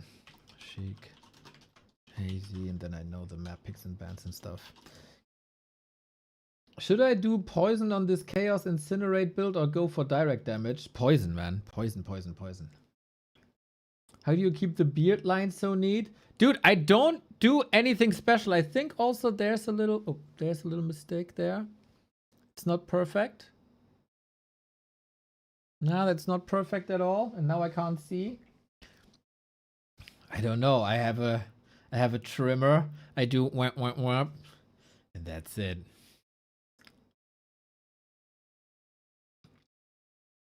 Family of electricians? No, selling lamps. If you were game director for Warcraft 4, which big decision would you take?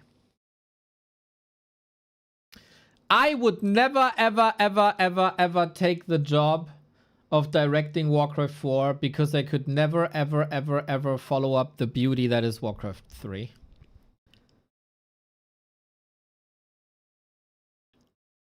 I would appreciate the opportunity, but I do know I don't have the skills to do that.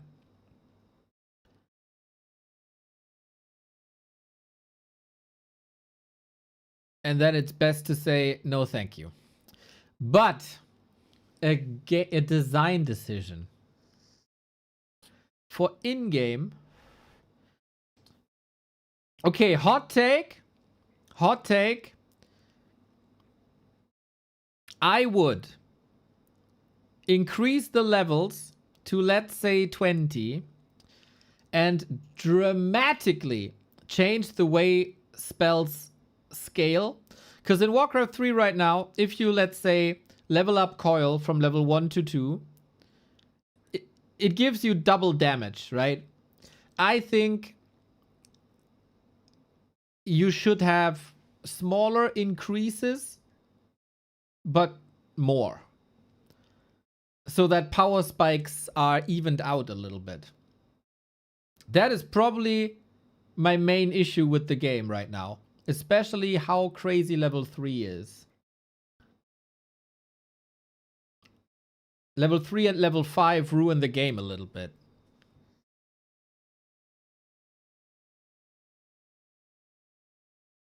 So that is something that I really don't like about Warcraft.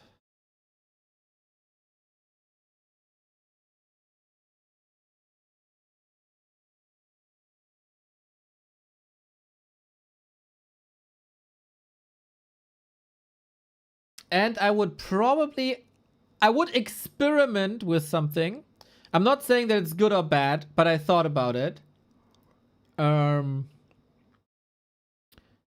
What if you have the choice to get your first level 3 spell or the ultimate in a weaker version? But you could creep to that level. So basically, in our Warcraft environment, you would have the... You could creep still to level 5. All ultimates get nerfed. But you could choose between Nova level 3 or Death and Decay.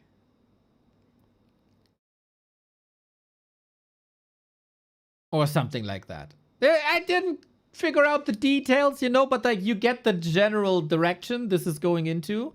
Is your level 3 spell worth more than an ultimate spell?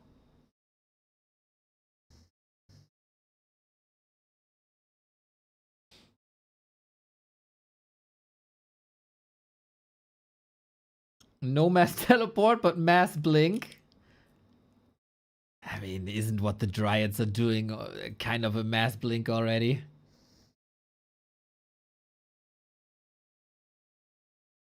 Yeah, so you're smart enough, right? You get the idea. You get the idea. So those would be like two things. I wouldn't change the game drastically like at all.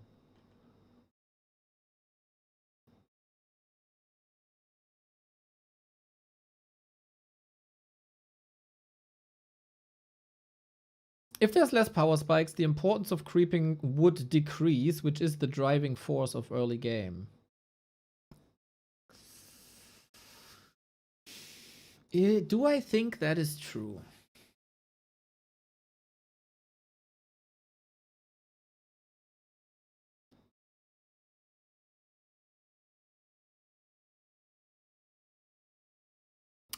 I personally, and that is a personal thing, right? I personally hate strategies that only revolve around a level 3 creep route into a push. I think that is insanely boring. So if that takes away creeping to a power spike, I'm fine with that. I also think that the meta is currently moving towards something that prevents exactly that, and you contest a lot more to prevent level 3. In Lord of the Rings RTS, units walk faster the longer they're walking, right? They accelerate. Yeah, they accelerate.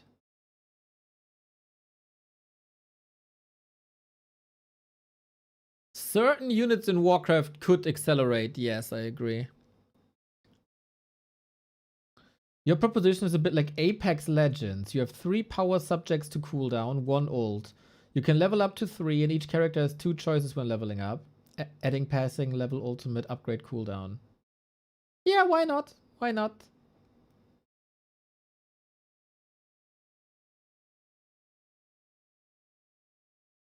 One week, guys.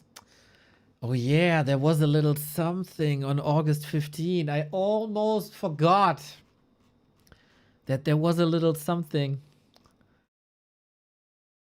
I almost forgot.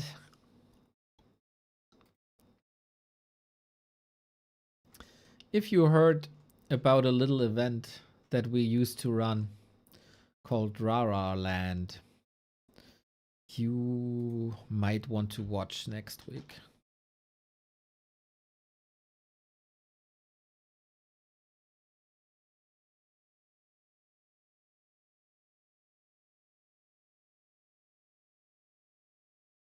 Was kann es sein? What could it be?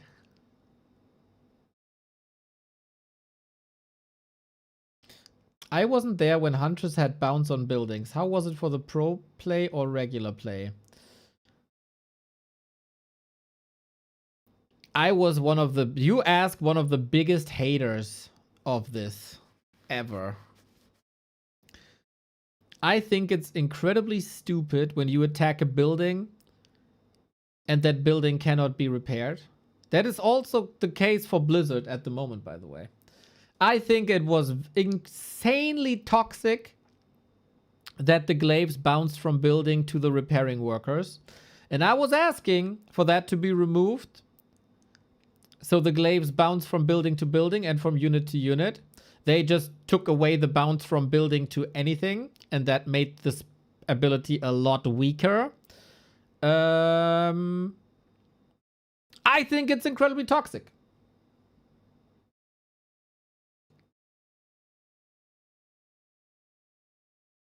I would still say it should bounce from building to building.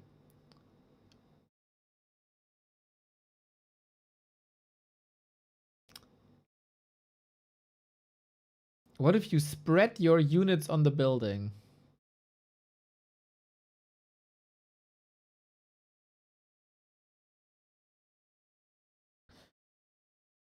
Wait, but if you have it, you just spread your units on building and peasants, it does the same, no?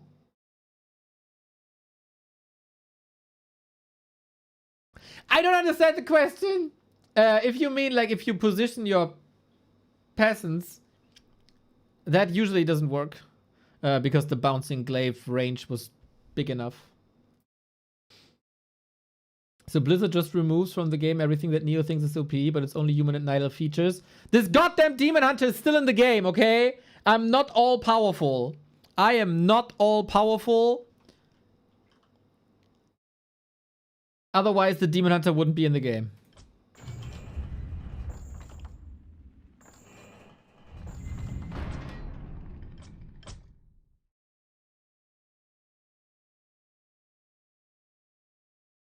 There's a limit. There's a limit.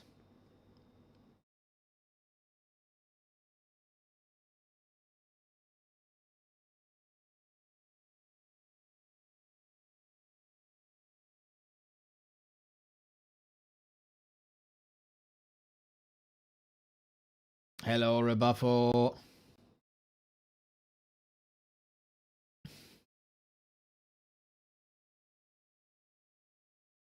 No need to remove DH, just remove his mana burn. Ah, does that really solve the question, the problem? Does that really solve the problem? You would still see Demon Hunter on fire cutting orc units in half. The agility scale is an issue as well.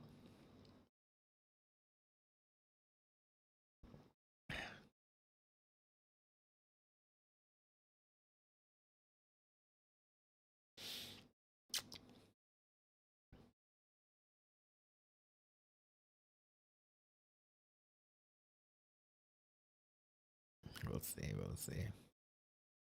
So I need the map pool. I need the map pool.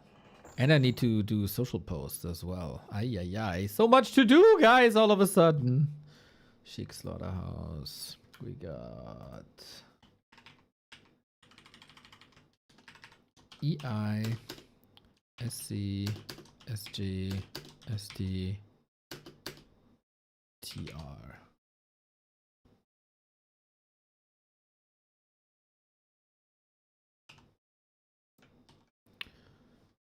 And it's band AB, pick AB, C.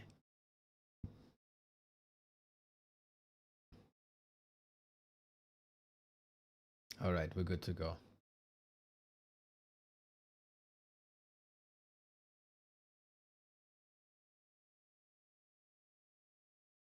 Okay, I'm ready. I'm ready. Players can come in. Players can come in. We got 4 minutes. Okay, social post.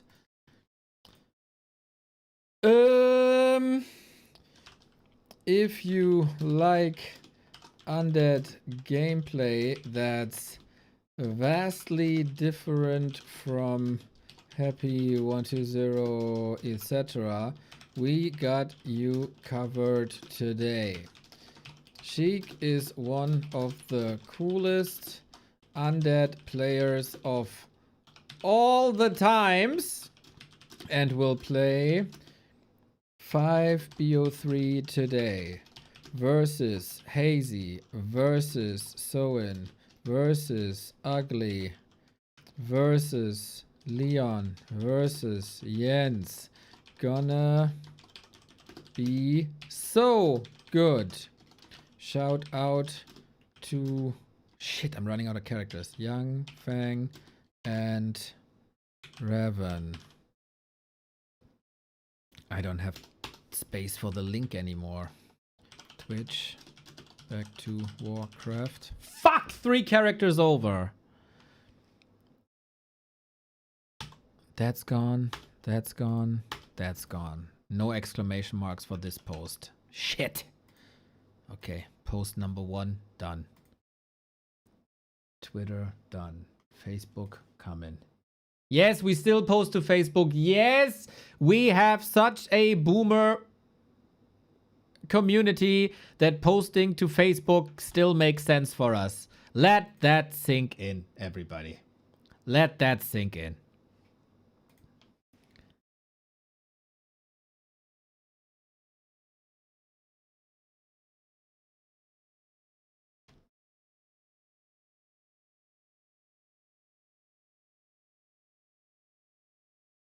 It is South America, everybody.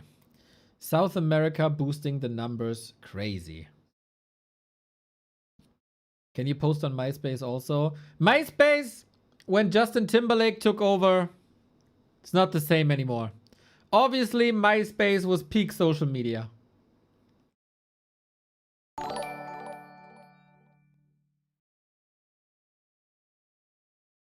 It's better to shit in the sink than sink in the shit. Let that shit sink in. You are a modern day philosopher, Mr. Fallen.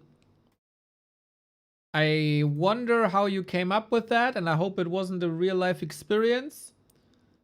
But well recognized.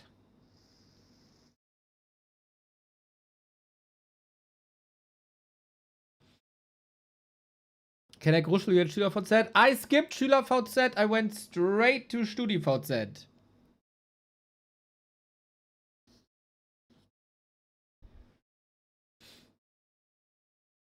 MySpace, man. When everybody posted their favorite song.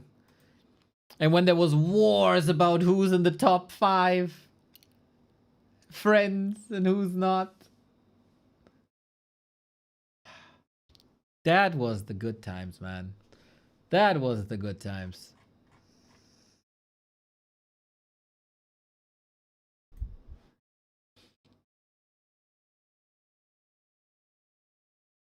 Yeah, guys, I'm not too interested in like balance discussions. I said my piece about balance discussions, and that's it.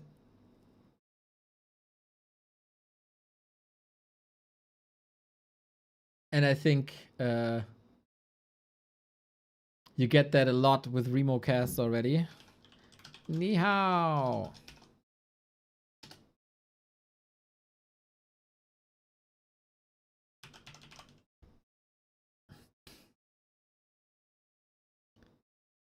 Okay.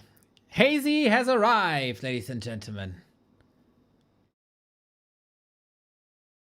What the heck is Photolog, bro?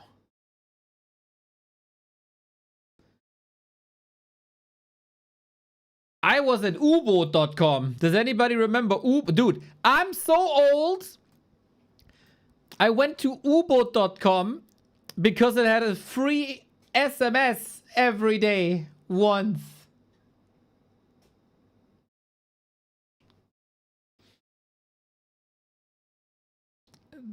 That's how boomer I am.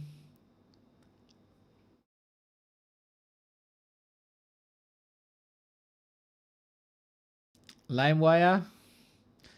I have no idea what you mean by LimeWire. I never heard about that before.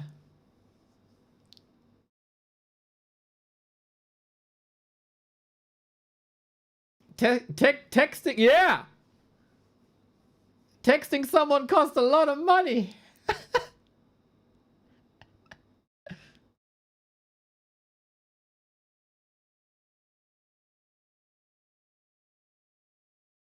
I think I also used Morpheus.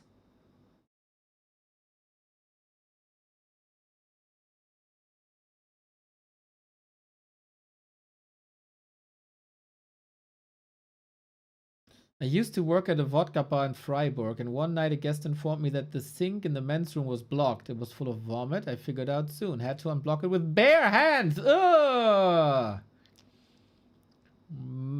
Okay. Okay, that's nasty. That is not so nice. Good story, though.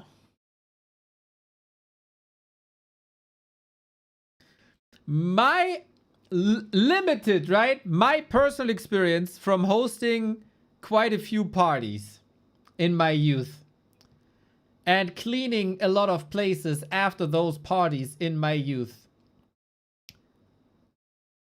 Men's restroom, kind of a mess, but still recognizable as a restroom. Women's restrooms, you know, in comparison, Germany in 1945 was pretty.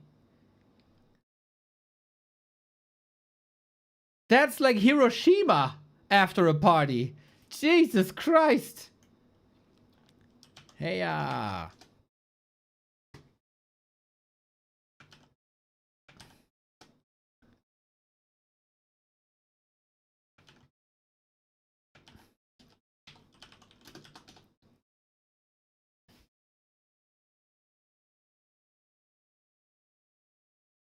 girls are gross, bro. No, they're absolutely wonderful, but I got no clue what they did on their restrooms, man.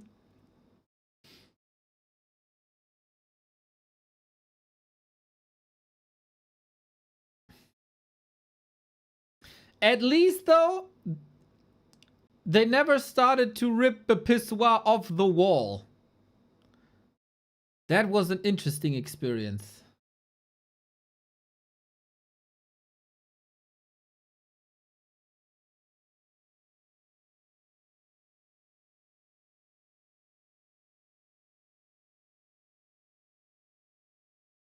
Ooh, Hazy goes random, guys.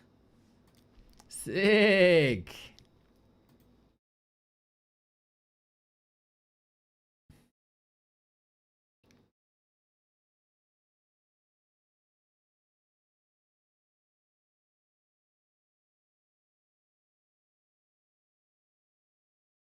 Did you see they make pissoirs for women now? Oh my god, finally! For these poor, poor souls, man. Finally, I know it from festivals. Finally, there's women pissoirs on festivals and they don't have to queue for freaking hours in front of these stupid, what's it called in English? Dixies, porta potties or something. What a... Finally, society is making a step forward again.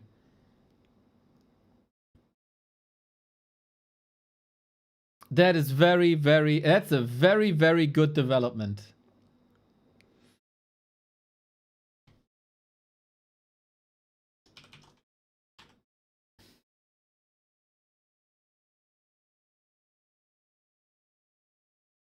We're in the map pick and ban phase, ladies and gentlemen.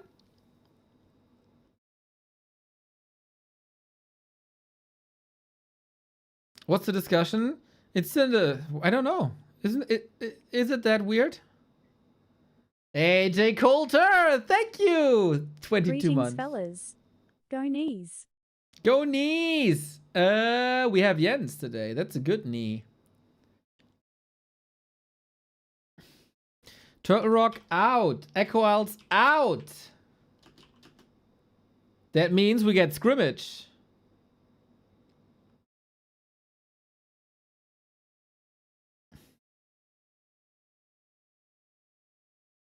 That means we get scrimmage. Awesome. Awesome. This is play all 3, by the way, not best of 3. Play all 3. So we're going to have 15 Sheik games. Yes, into my veins.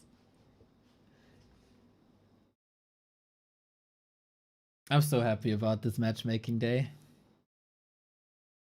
Oh, Sheik is picking scrimmage because he's the GOAT.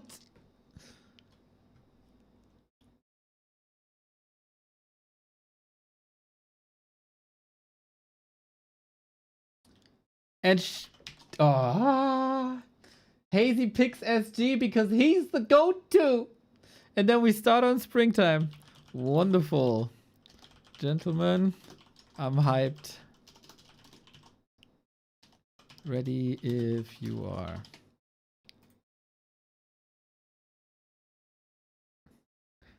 Good luck, have fun.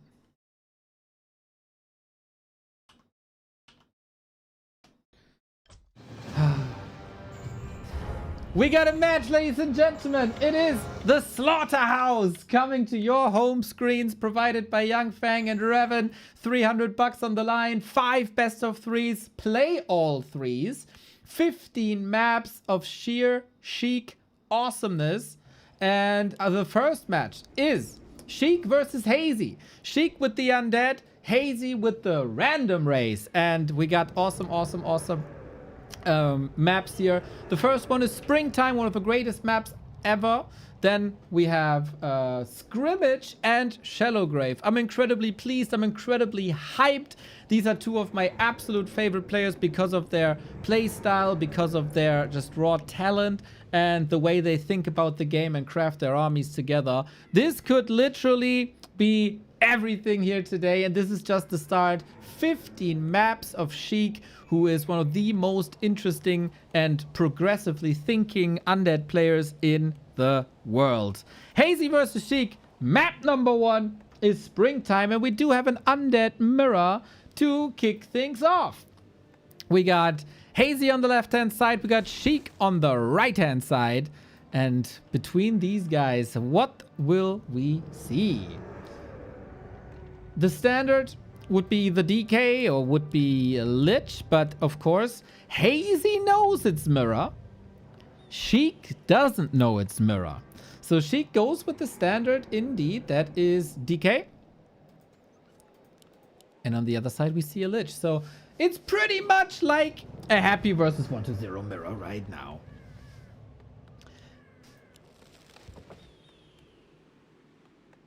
Where will this go? It's gonna be exhausting for Sheik, that's for sure. 15 maps, nothing to sneeze at.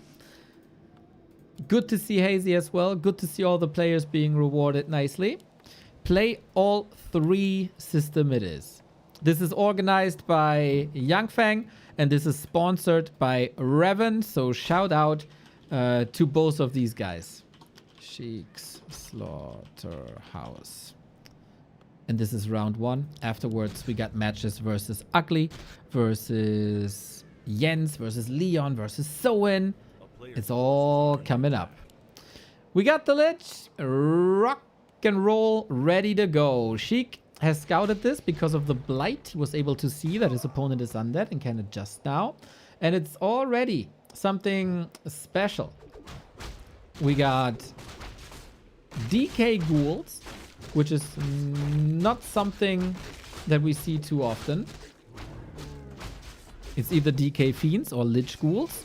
One of these heroes, of course, got the big damage. That's the Lich with Nova. The other one got the big healing. Slow start at the moment. The DK is in to harass. We are not teching just yet.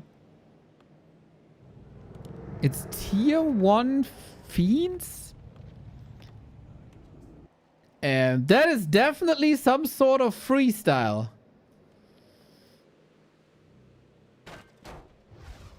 That is definitely some sort of freestyle. What are we going for? Early pressure. I can safely say I have not seen this build by Sheik before. Or block. Nice little skeleton wall that he built. Lich, of course, can't heal himself. He is attacking ghouls at the same time, attacking the acolytes. You've seen it at the tail of the tape. Sheik has never beaten Hazy. It's 5-0 between them. Here come the slow, but also no surround right there. We lose an acolyte during the attack. That is huge. Sheik started the attack now. He wanted to go in for quite some pressure. If he kills another acolyte, that's gigantic. But he's also losing a bit of his ghoul army here. So feeding the Lich, almost up to 2. There it is, level 2. But he also kills another acolyte. Maybe a third even. If he has some skeletons, if he has some right clicks, the coils is coming in. Very, very aggressive play. Oh.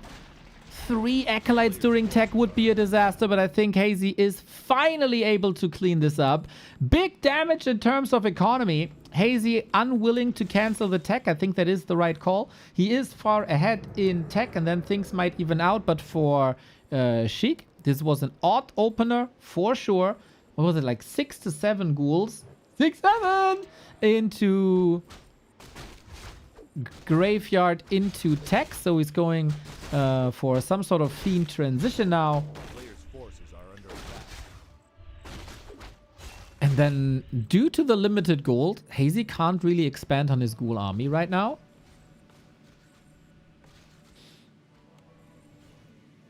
And this is the gold graph for you guys. Clear language.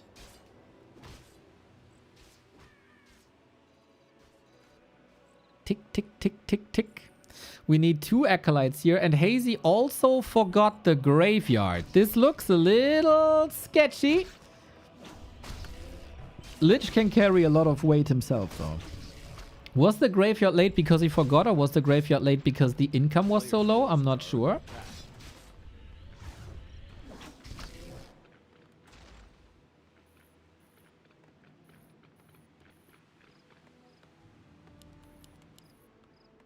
That definitely delays the slaughterhouse. That definitely delayed the tech. And now, what's the tech difference? We'll see about that. Oh, wow. He caught up, man. 3 seconds only. Beauty. Second hero coming. Sheik, if he wouldn't be low on lumber, he would even be ahead on the slaughterhouse. So that ghoul pressure into the base definitely worked out. Leon is having internet issues. We're looking for replacements. Damn shame.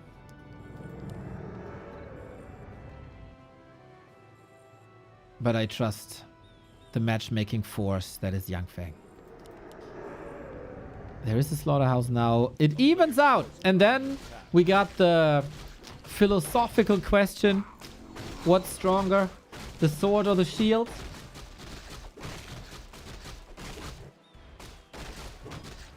Lich brings the damage. DK the stability. But now we creep. It was a hectic early game. A cool challenge that Sheik is posing to Hazy. Sheik was probably hoping for any other race to be drawn. But we have 2 more chances here, right? So he can show his skills after. The DK Ghoul build is rather flexible in the early game when you play against random. So you can go for that. What you can also go for... Oh my god, the scouting is sick by Sheik. Was about to say... Is Acolyte harasses via Lich? Now Sheik sees it coming. He does not abandon his creep just yet to get into position. Acolyte's only a Nova, not a follow-up. Bit unlucky that the hurt Acolyte is the one at the closest to the Lich. But sick save and good response. Gets 1 echo. Okay. We don't have a telestaff here, so this is an important one. And a very expensive harass. You trade a 320 gold town portal for 1 worker and the income.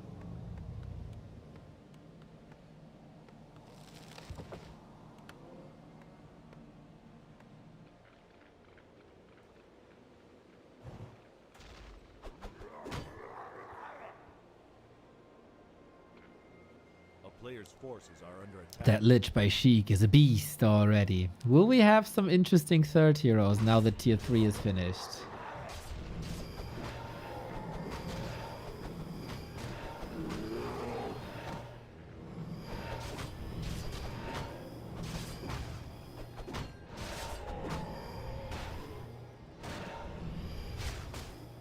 Not just yet. We're around the tavern though, waiting for some gold.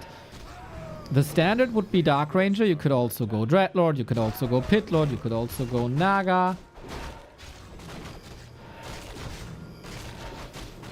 Big mana potion. Amazing.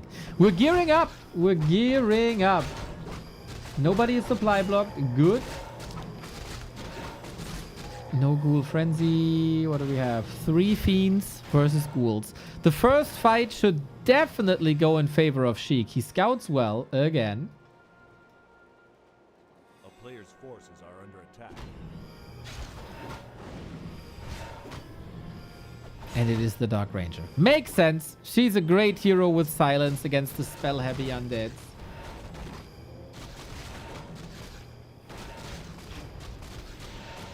Oh, you wanted to steal coil this? Coil steal this? Level 4 Lich is of course a powerhouse. That's probably... Oh, it is a Dreadlord by Hazy! Look at that, dude. He knows it's a show match, boys. It's a show match.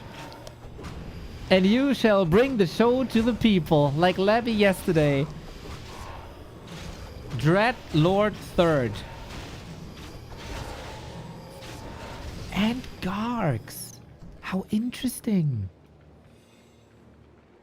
Gargs, the prime anti-air solution. And Sheik has no web. 2 destroyers up. This will be 3 air units, soon to be 4. He doesn't have web for every single one of them. So either destroyer or Garg will be free. And I said the fight will be good for Sheik. Maybe I'm eating my words, ladies and gentlemen. Frost armor nicely saved here, but that means no dark ritual to eat skeletons for more mana.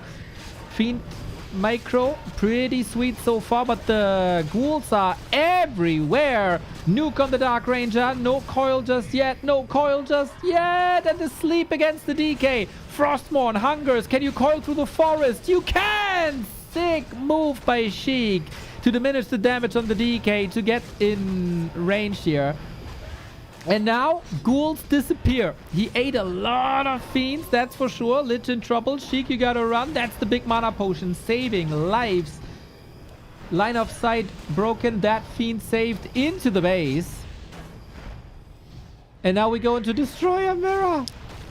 And we're gonna get Gargs versus fiends. How reliably can you snipe these Gargs out of the air?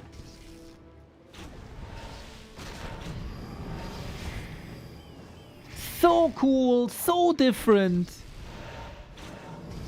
Especially on Hazy's side, you have to say.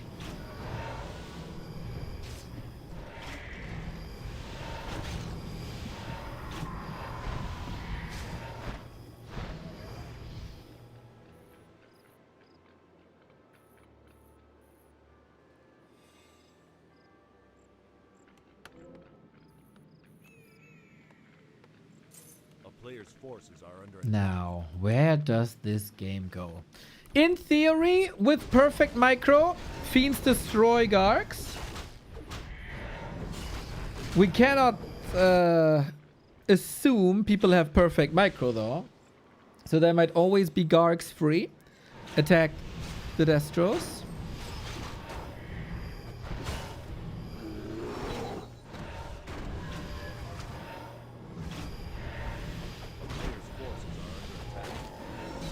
Level 3, big level up. We go Carrion Swarm also. Nova Swarm with a Beast Boy Lich.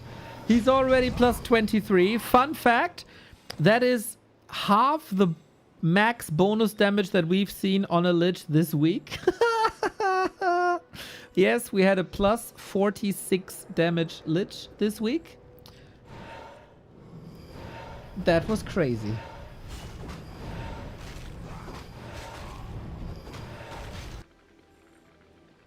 With gloves. Yep, correct, Mr. Zipper. Right as always. A player's forces are under There's still a bit to creep, but Sheik is positioning himself for an attack. How many Gargs is this? 3. It's only 3 Fiends.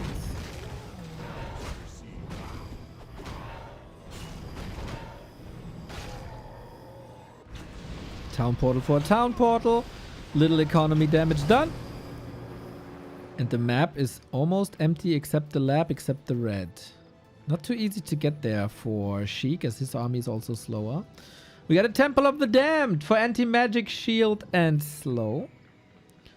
Fun fact, you can have anti-magic shield on a magic immune destroyer if you put anti-magic shield on a statue and then morph it. Doesn't do anything, but it looks cool.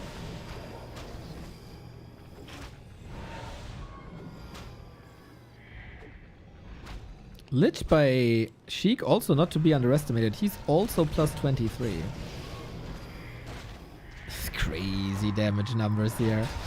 But yeah, you need excellent Fiend micro, and while I think it's the more elegant way of playing Undead, I feel, is it realistically the best way to play this? I don't know. From a simplicity standpoint, I think Hazy got this the town portal too late, and Carrion Swarm killed the Lich in an Undead mirror that I live to see the day. Swarm has this big benefit that it has an insane range. It travels for a long time, but it also is cast far ahead of you. So you can reach targets on Jupiter with the Carrion Swarm. Sick, Hazy! First the sleep's very good, now the swarm's really good.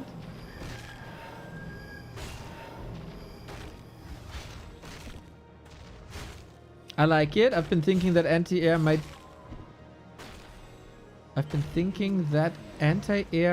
be versus human and versus UD. I feel like there's a word missing, Mr. Allsub. Go to heaven. I appreciate your thoughts as you have the greatest Night Elf guide ever. But there's something missing there.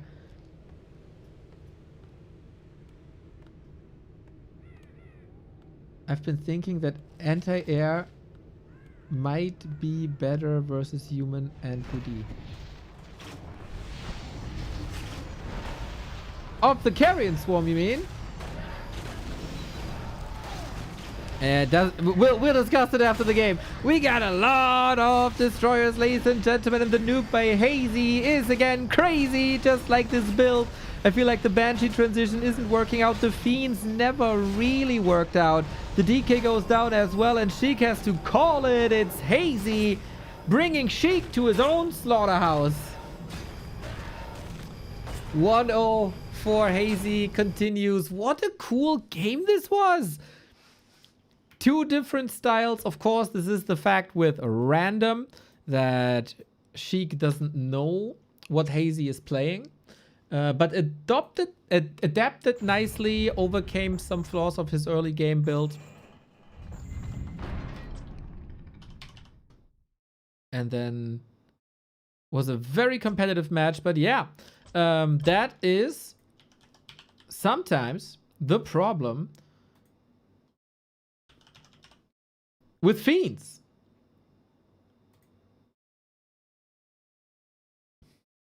It's so hard to kite them. Their potential is crazy.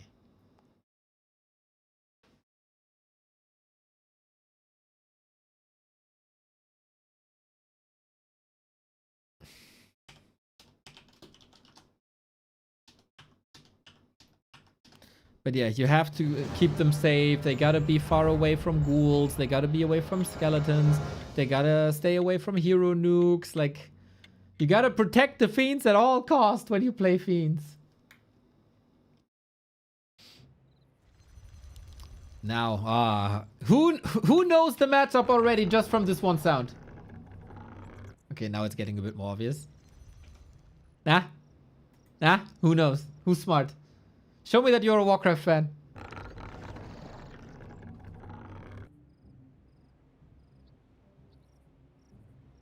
Mr. Zipper, good. Mr. Fallen, nice, yes, correct. Hazy rolls Night Elf.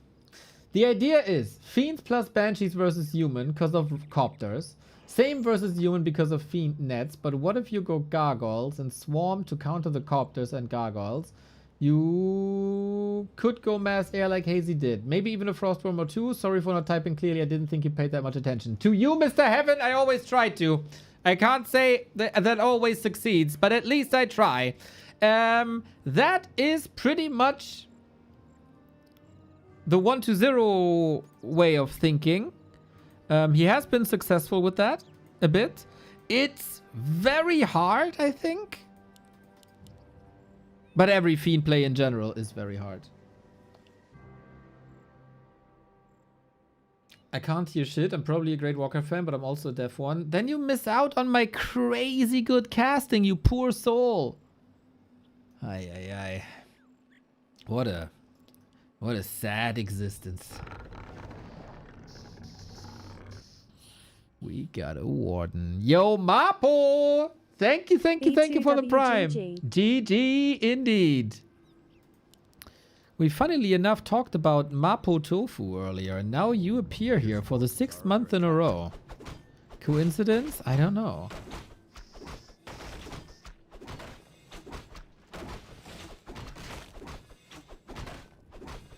But yeah, I think, Mr. Allsub, I think Fiends Banshees works against everyone, but maybe Night Elf.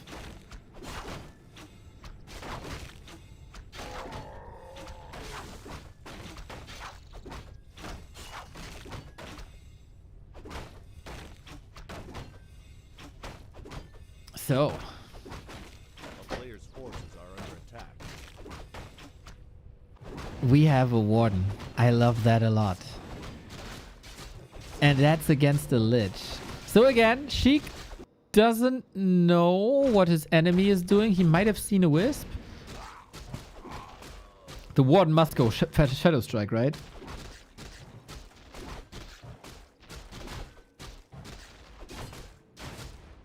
Oh, Fan! Is that a double kill here? Surely is. No deny, level 2. Here's the blink. Off we go. This could be a catastrophe for Sheik. Under so much pressure right away. There's not too many targets. No Nova available anymore. That Warden is running the show. Hazy is crazy as always.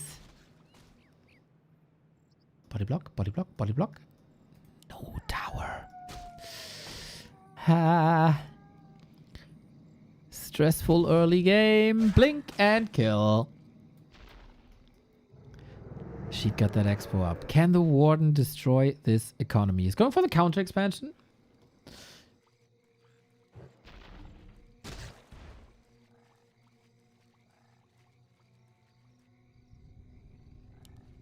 A player's forces are under attack. And this will take some time. Who does more damage than now?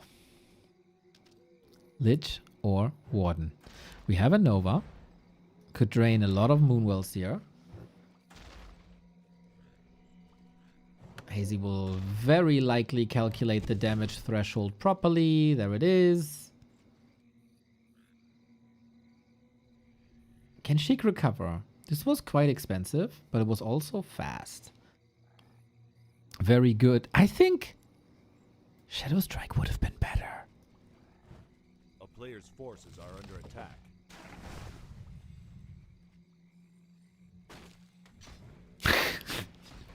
The existence of a Nova implies the existence of a Yesva.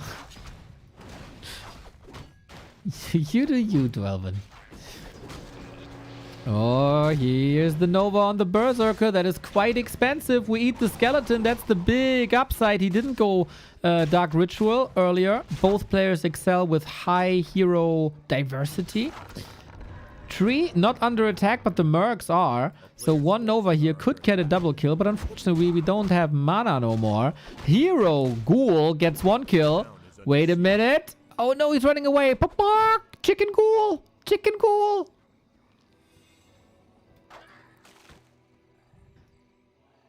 Is Hazy playing random? I've never seen Lich vs Night Elf. Yes!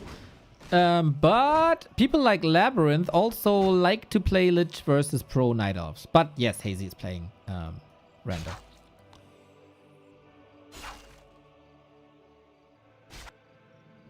With great skills, you can make Lich work. Especially good to have Frost Armor early versus Demon Hunter early. Nice deny. That's of course a cool tool. The Warden scaled so well with experience. And you denied that experience. That's a good call by Sheik, I think. Even though he didn't know this. Little Dispel, Mass Repair. This Ogre shall never be underestimated. 5 extra, aber like Inner Fire crazy. For some reason, in my mind, Inner Fire gives +5 damage. And I don't know why I think that.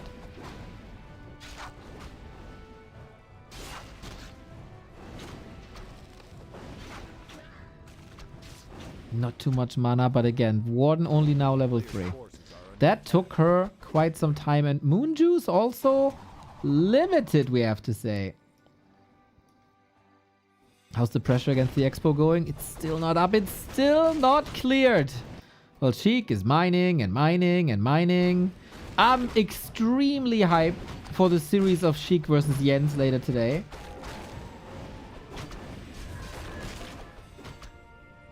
Because that is some of the best Western Warcraft.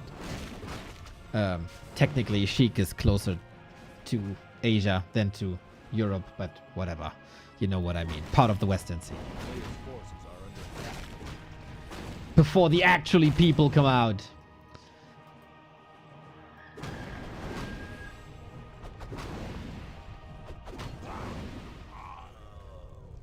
That took an incredible amount of time.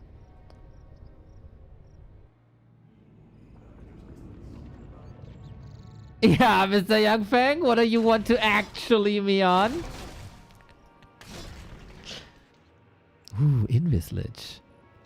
This harass came on the downside of the Lich not creeping. Yeah, actually, I know that's your favorite word.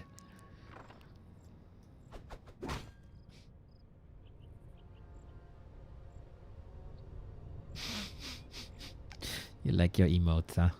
You do.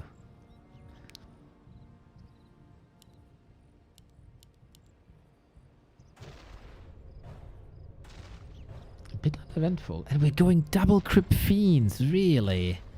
I would have assumed Gargoyles. Maybe Sheik is saving that for later. Ha! Got a wisp. But yeah, this is the annoying part. We do not have a Zeppelin. I mean, we have a Zeppelin. But in Hazy's hands, when we want one in Sheik's hands to save the Acolytes, but I think that's not possible. I like how Sheik is pulling the ghouls together close to the Acolytes, because Fan of Knives has a rather low target cap of like 6 or 7. And so he's trying to make it so the ghouls are being affected, but not the Acolytes.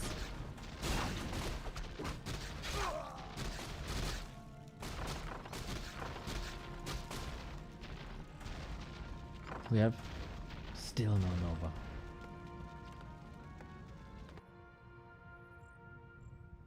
Muddy is coming. Hazy is playing this a bit like all the randoms.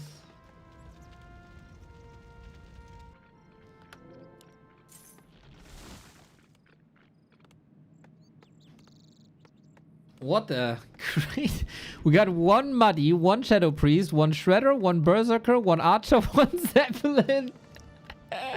Hazy only on tier 2 though, so this tech will take some time.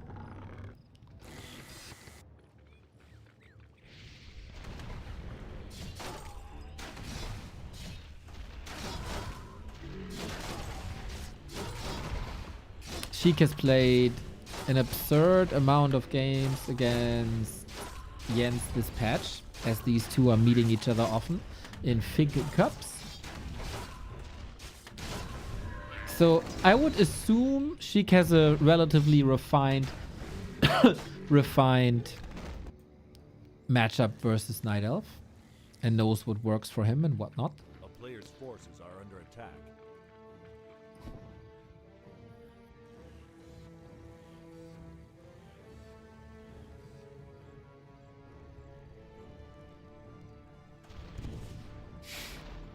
Hazy is having fun. Again, as many ghouls as possible, as close to the warden as possible, so the fan of knives wouldn't hit the workers. I like that play a lot. Smart, big brain Sheik. That's what he's known for. A player's forces are under attack. Well, unfortunately, he doesn't have that prepared here in the main. This map is Scrimmage, by the way. What a wonderful, wonderful map. I love the inclusion of Scrimmage. It's very frequent. Like, it's not very frequent that we see the map, but every time we see the map, it produces banger games. Facts. Facts. Neo with the truth bombs.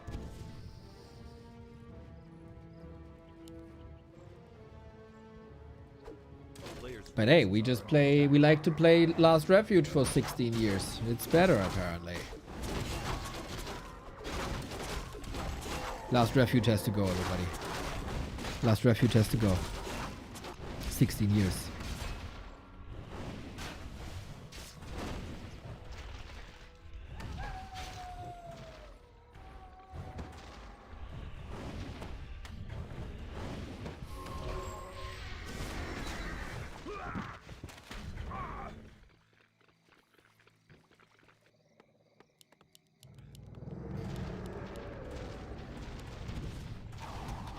Oh, he tried to split, but the fan of knives range was crazy.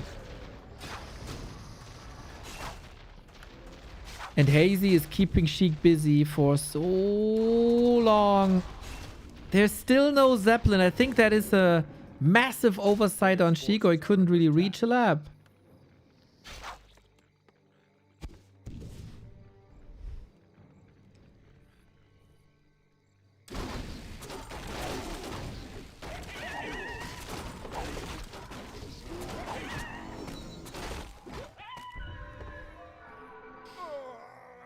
What's nice to play is not what's nice to watch. I mean, if you want the same thing over and over and over and over and over again, just buy a yo-yo, dude. A player's forces are under attack. That's like... That's my opinion on things. Fiend's a bit sturdier against this AoE, but Sheik sees no way out anymore. Hazy, I don't even know if he needed any units here. That Warden play derailed Sheik so much. So much. And then the tier 3 army was there. Hazy goes 2-0 on Scrimmage versus Sheik. That felt like too much damage done. The early game wasn't that great. But definitely a solid recovery. But then the Warden went ham. Ham!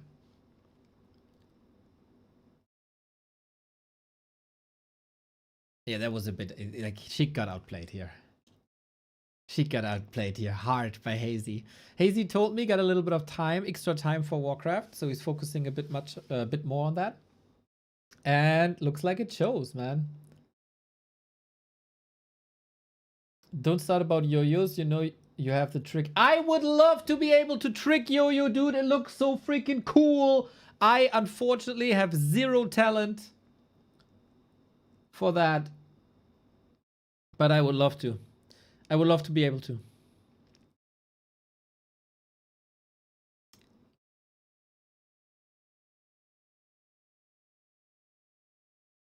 Dude, Hazy, he shows why he is 5-0 against Sheik this patch. No, overall.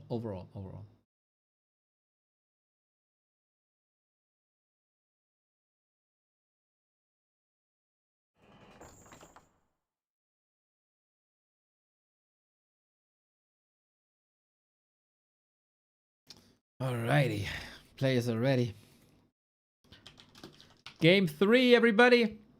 We're gonna play this out still. For the lulz. We had Undead. We had Night of. What you gonna do now? Hazy's still on random.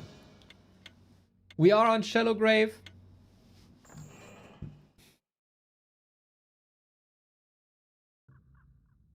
Now, who knows the race? Who knows which race Hazy got without me showing this to you? Who's smart? Who's a real fan?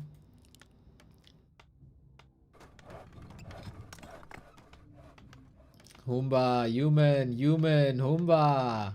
Here we go. Leon might not be available today, but we got a human player, and that is Hazy now. Cool. Once again, Sheik doesn't know what's up.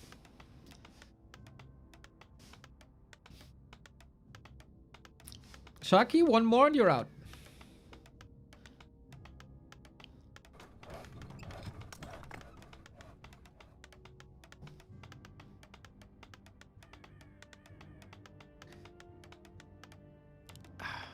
So soothing.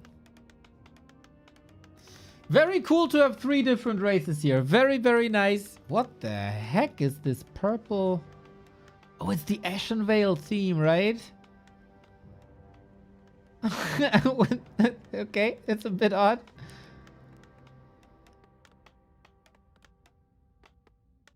And it's like... This game is perfect. Acolyte is gonna see this. And he's Tet Fiending! Ooh, this might be a good gamble here. Damn, Sheik with the blind call going Tet Fiends. And if Hazy goes for an Expo now... Oh, you can apply so much pressure. I think that should be one of Sheik's strong suits.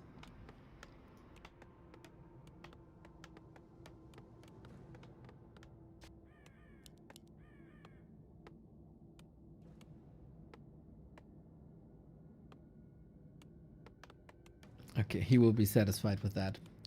How good are you with the Fiends, Sheik? I've seen some very good things, especially in some matches versus Leon with Pit Lords. Pit Lord second also. Wonder if we get some nice special Sheik strategies now. First, we go for the Mercenary Camp, as the Mercenary Camp was pretty successful earlier. Here comes the DK. Can he steal? It'd be huge! Oh no, he doesn't! Item goes to the DK as well. The peasants are getting murdered. Some of the best sounds in all of Warcraft. But that is a coil gone. No success. But can he slaughter more peasants is the question. A player's forces are under attack.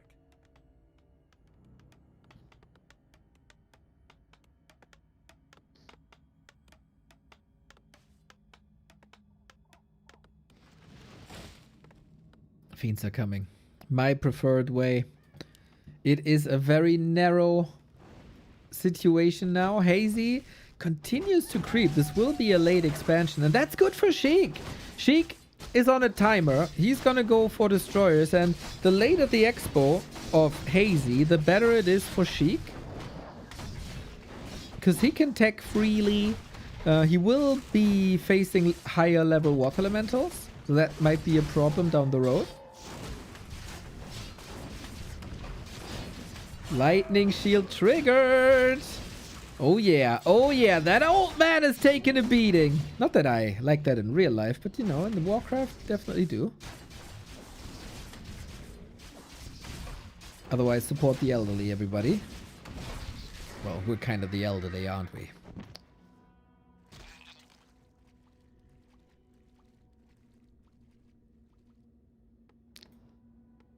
Seven militia.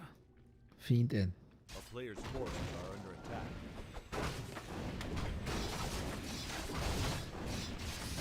Where's the coil gonna end up on? He wants the Archmage.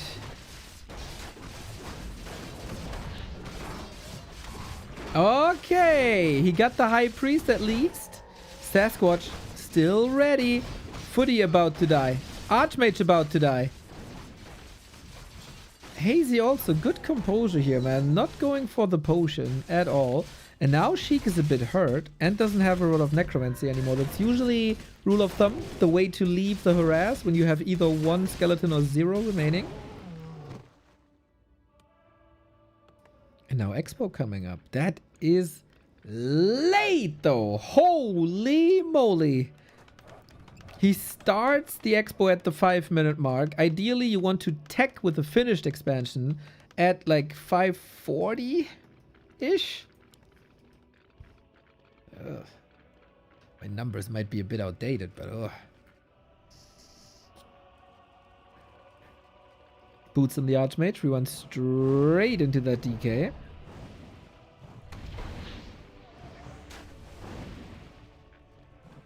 Level discrepancy is obviously... Hazy with the block! Doesn't work though. There was a little bit of a Rettungsgasse, but even that is closed now. -1 Fiend is terrible! Terrible! An absolute disaster. That's like 1/3 of your damage. Or 1/4 maybe. Yeah, that footy block, dude. What a critical moment. So the Fiends had to walk back instead of helping with the offense. And it's forcing a TP. Ooh, if the Fiend didn't portal with them, Sheik, this is not looking good. A player's forces are under attack. I'm still wondering, why do humans even build different units than footmen?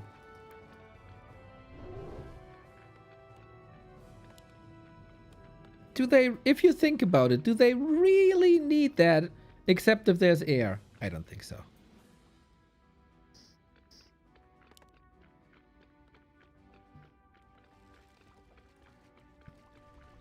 And again, Sheik is on the timer, 1 base. A player's forces are under attack. Sheik slaughter. Goddamn community so mean. 1 out of 5 games. He doesn't get his foot on the ground just yet. Boom.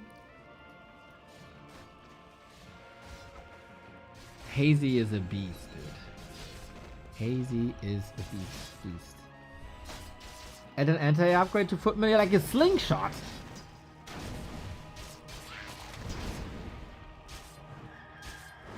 That'd be too cool for human though. This Archmage is running around with no health for 4 minutes. He's not pressured. Now he is. Okay, timing is coming though. Sheik on the way. Got level 2 at least. Hazy needs towers now. He will not be on the way to tier 3. He will not reach tier 3. He might go some gyros.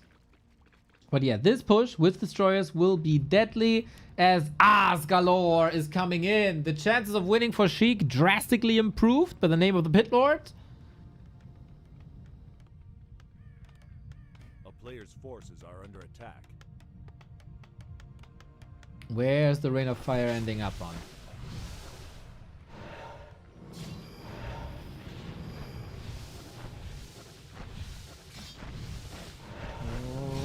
Pit Lord next to an arcane tower. That's a lot of mana burned.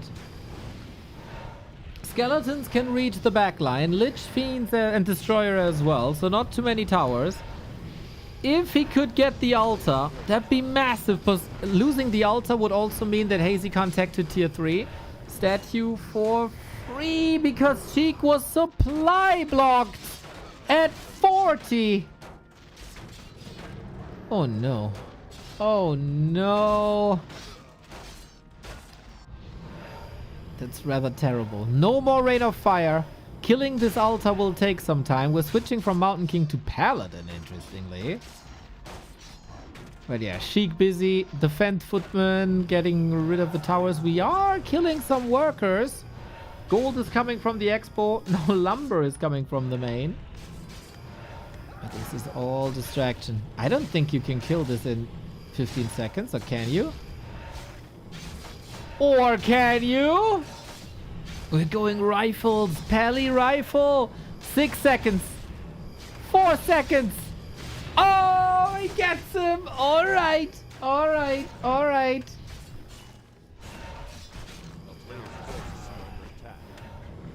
That was a big one. And with that, the floodgates are open. The base is in shambles. We get more barracks, more rifles. But if you have a Pit Lord and a Lich, it's a dream to fight against rifles. And we kill more. Oh, oh, wow. Oh, this is fodder for Asgalore. As soon as I saw the name of this Pit Lord, I immediately had hope. When you're feeling down and life isn't too kind to you, roll Pit Lords and you will automatically feel better when you have Asgalore. Who needs a psychologist when you can control Asgalore?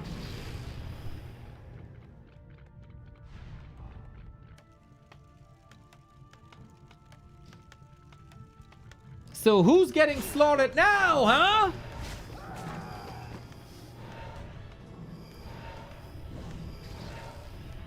All of a sudden, Hazy's the one stuck at 40.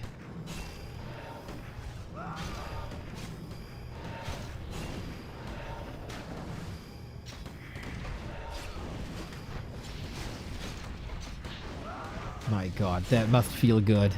After being pummeled a bit on map 1 and 2, having this game now? Yes, please. Fiends are getting saved as well, almost. We have Cleave now, and everything will clump up, so the AoE damage is wonderful. We've only had some items, but...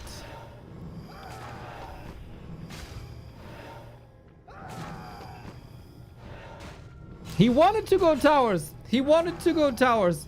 But he built the towers at the expo. And Sheik smartly identifying, I'm just going for the base, bro.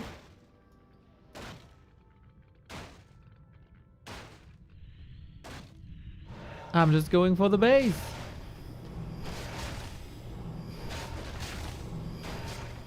And I think you can try as hard as you want to, but Hazy, this game is not made for you no more. Sick early game by Hazy after the initial harass. But Tet Fiends with the Pit Lord still works.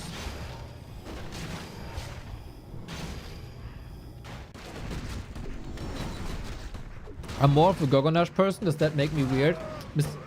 Mr. Kilobyte person? We ain't king shaming here. Whatever floats your Pit Lord boat. We're all in the Pit Lord love together.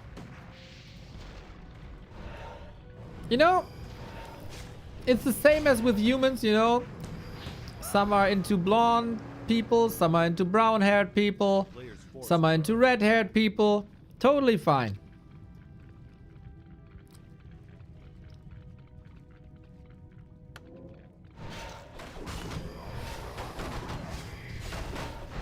I'm into oh, Requiem. There we go. There we go.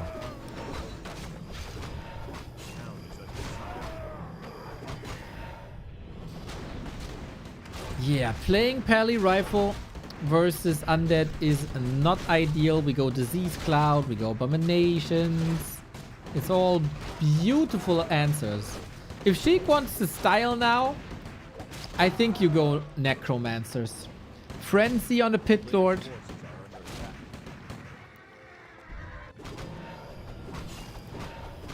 Is one of the most beautiful things you can create on the planet.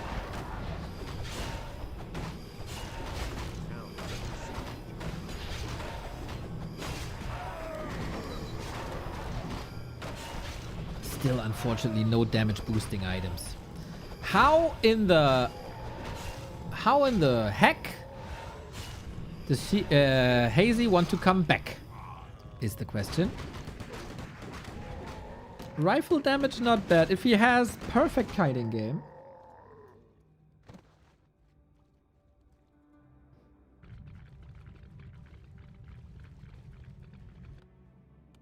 Oh, we got the cannibalize. We're safe with the tower here against like possible Zeppelin drops.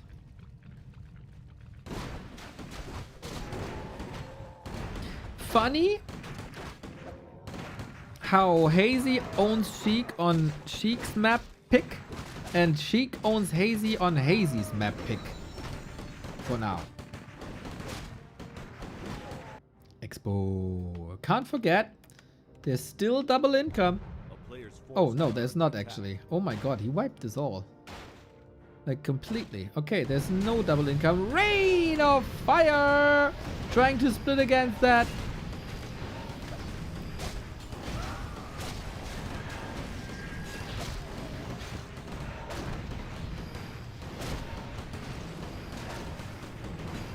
And this is... oh no!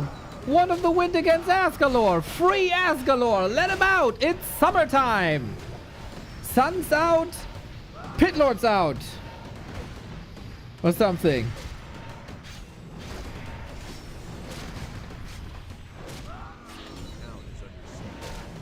Nice save. But that means you probably lose Asgalore here. No, you don't. And another rifle down. And Hazy has to tap out. Sheik wins the first match in his own slaughterhouse. Well done, well done, well done. Here on Shallow Grave. 2 losses, 1 map. Not too bad, not too bad. Not ideal, I guess, for Sheik either. I probably was hoping for more. Hazy wins the series. Sheik wins the map. That was a terrifying, terrifying tier 3 push. Super cool. That is the first game out of the way. Well, out of the way. It was one of the highlights for me personally. Hazy shows again what a beautiful random player he is. Now it's time for Undead, Mirror, and Ugly. Why are there map picks? I like to think that if you lose a game, like the first game, it's good to have like a positive choice to fall back to. I think that's just the way to go. I mean, it doesn't necessarily matter. I just think it's nice. And then the third game is whatever is left. So we start like we have a neutral map to start things with. It's a psychological thing, basically.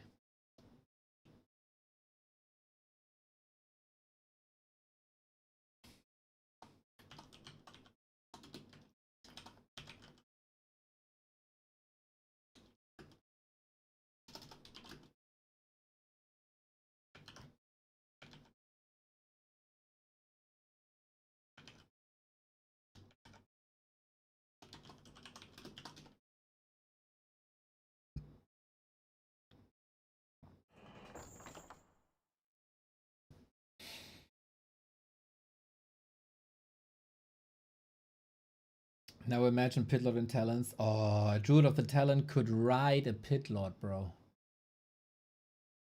Wouldn't that be cool?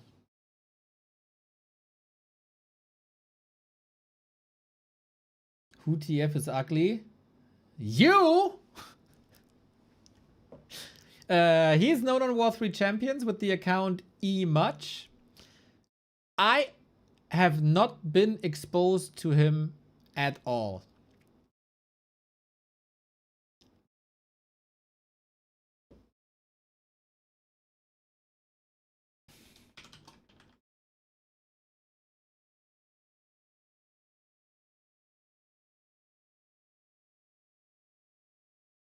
Would you like to? I mean, I am gonna be exposed to him now.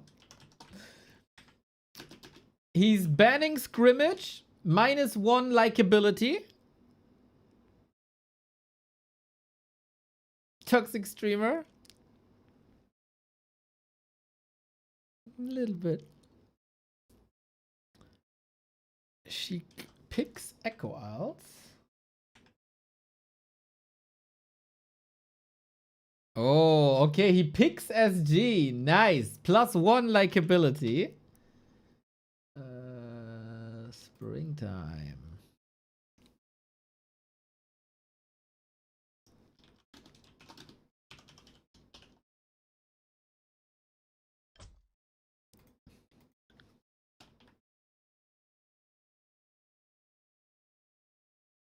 Okay.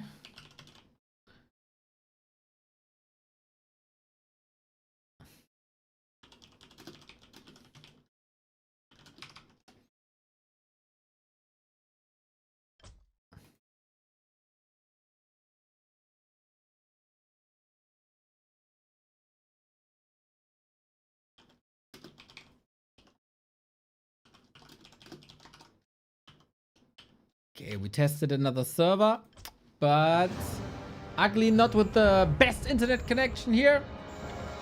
So the ping is a little bit higher than it was before. Still very, very, very much playable. We have map number 1, ladies and gentlemen. The neutral ground, as so often, is Springtime. That was the case in series number 1. This will be the case here.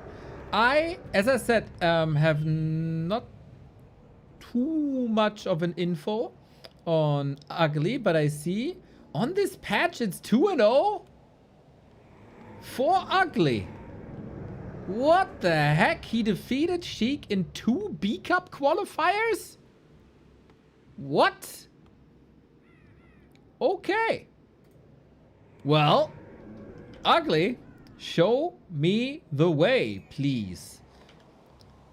I wonder if he stands out to me in any way, just judging from his playstyle now. Sheik lost the series versus Hazy. Can he do something against ugly? Now that he knows what the faction is, he can adjust his gameplay, of course, according to it. It's going to be a mirror match.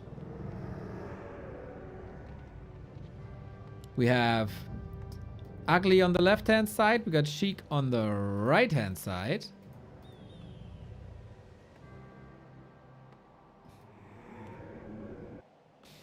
And the heroes are Crypt Lord versus Lich. Ooh, baby, when do you ever see that?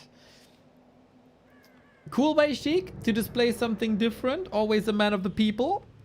Always a fan of different playstyles. And now Crypt Lord expansion then, huh? It's been a while since we've seen reliable Crypt Lord play in the pro area. Excellent versus ground. Very, very bad versus air.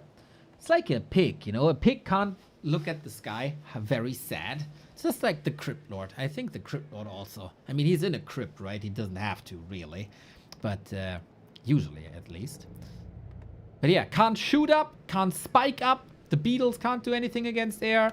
Only with level 6 he has some solutions versus air units, and that's his ultimate. So, I wonder how ugly will play against that.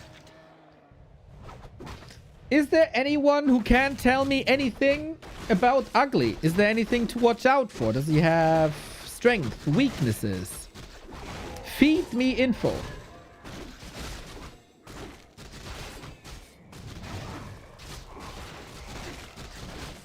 Lich is coming in, being aggressive. So that's, of course, a lot of targets for Nova. That's also good potential for surrounds. We have beetles here, so every corpse is 2 new summons. Currently, no ziggurat up.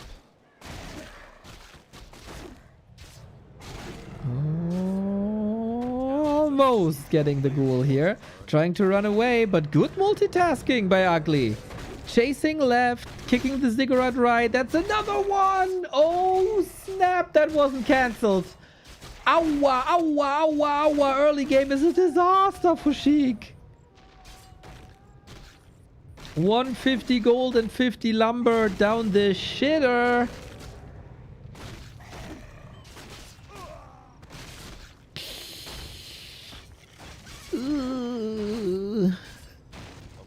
This game turned ugly quite quickly. So beetles are harassing. Similar-ish idea of what Sheik did against Hazy. Just during the tech, pressure the acolytes. But the pressure was clearly on here.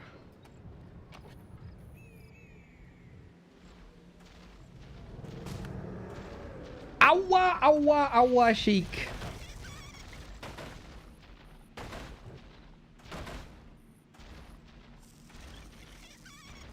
The player's forces are under attack. We need some sort of revenge. The Crypt Lord can of course be amazing for some run-bys, but ugly, man. Another run-by here. That is pretty impressive multitasking, I would say. Sheik's still a fighter. Got the beetles, got a lot of stuff to work with. Maybe some dives into the base. Yes, he will be on 2 bases in a while. Chemical will replace Leon. Hell yeah. What is... Oh, the double surround. Lock him in, lock him in. I praised him for the multitasking. Pew pew. That is one sick replacement, of course.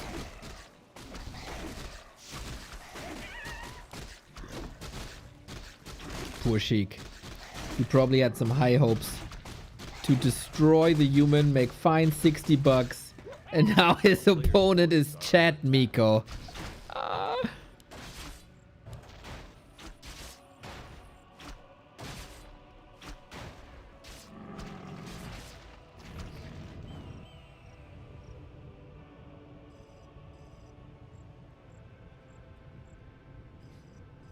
Leon should pay Sheik $60.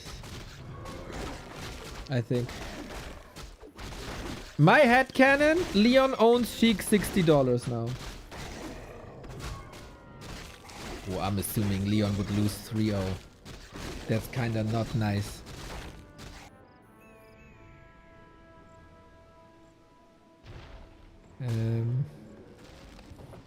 Leon owns Sheik $60.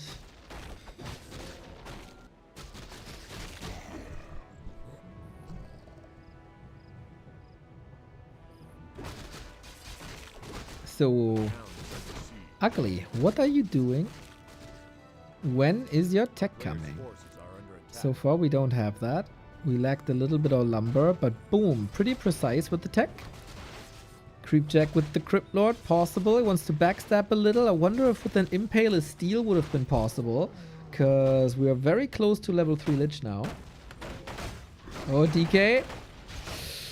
I think the idea was to snipe the altar like he did with the Altar of Kings versus Hazy. That doesn't fly, but Sheik, that's a lot of hurt ghouls as well. I'm not too sure, man. The damage is high. Can we kill some acolytes here? I'm not even sure. 1, 2, 3, 4, 5. There's a coil. They're all alive. Good to snipe the Tome of Relics. But he can't stop the first statue.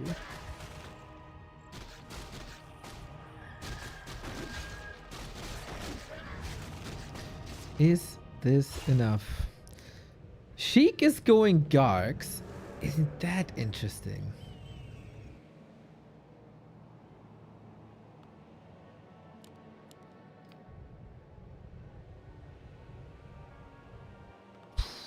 That was expensive. Was very expensive. At least he can claim some more XP. Spooky G with the 5-year sub-anniversary. Half a decade of Back to Warcraft support. Spooky MVP. Thank you.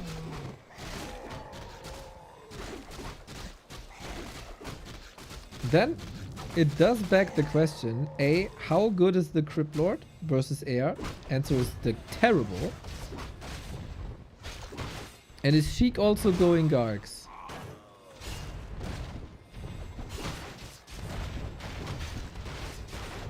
Then it's just gonna be a numbers game, right?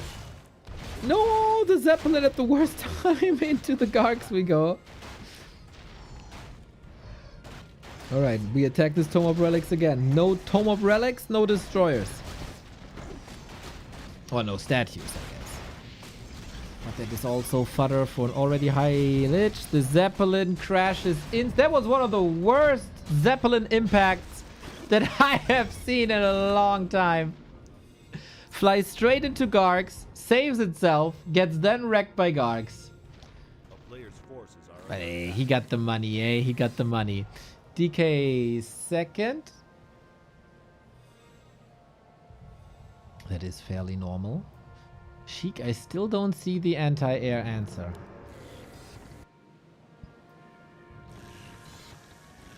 It's 2 base, 1 crypt.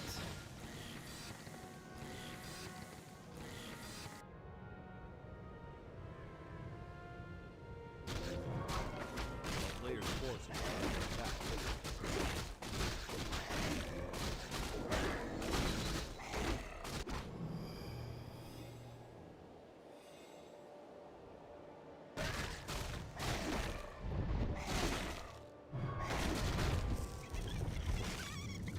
Sheik has 1,500 gold. What? And he believes in the fiends again. Against Gargs. Maybe he's of the opinion that Ugly's Lich will win him the game. Happy is never happy, Mr. Winners never wins, and Ugly is beautiful. I don't have a player picture of Ugly, so I don't know. Grubby appears to be very clean to me. Todd is very much alive. Todd is the German word for death.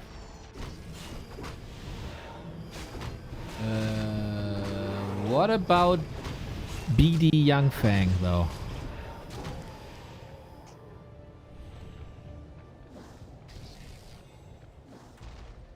A player's forces are under attack. Nice snipe. Let's go. Let's go.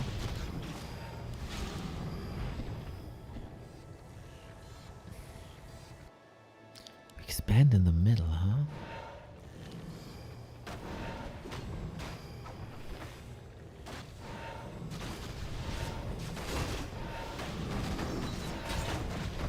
Great Hall. Ah, vocabulary. Okay, okay, okay. Crypt Lord by Sheik in a little bit of trouble. That Nova is surely the MVP at the moment, but it's not too many of them. Small supply lead, but you'd think it would be higher. Dark Ranger versus Fiends. I don't really feel too much, but for the silence, always great, of course.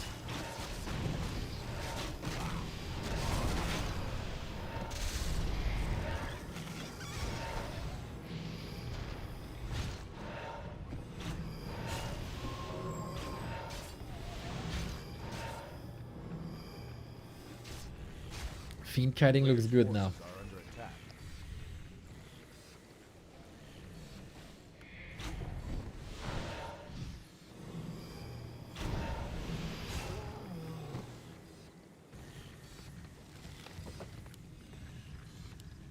Two bases.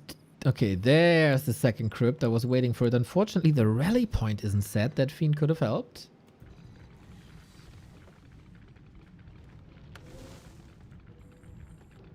A player's forces are under attack.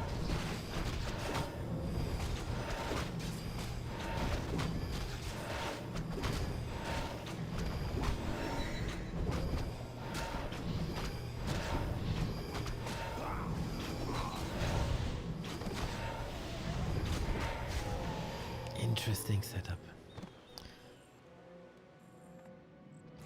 Sheik spent all his gold. He got a big army now.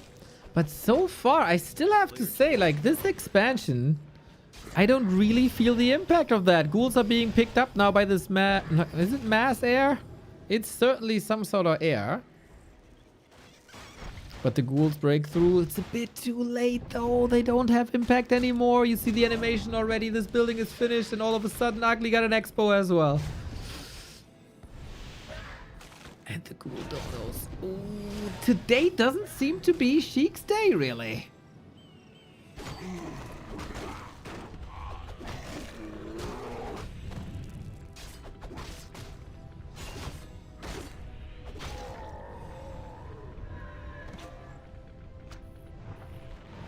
Player's forces are under attack.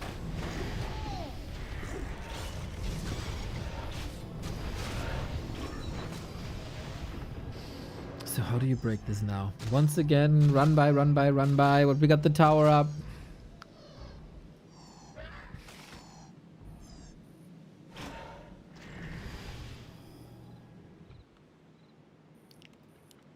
Oh, the rally point is now fixed, but the feed is still there. A player's forces are under attack.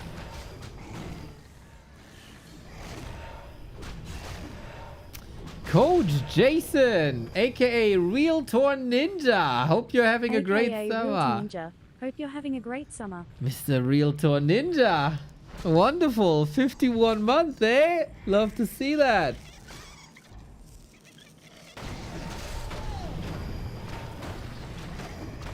We have a big fight. Big fight on even supply. Who got the better army? Fiends, advantageous damage type here. Burrows are looking fine. No reveal against that, but we're next to the shop. Dark Ranger's going shopping.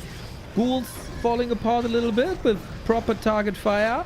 Very, very, very chaotic so far. Sheik is blowing through, but has to kite here. Now that the threat of the ghouls has been eliminated, I think Fiends can shine even better. A little bit of hero focus. DK saves himself.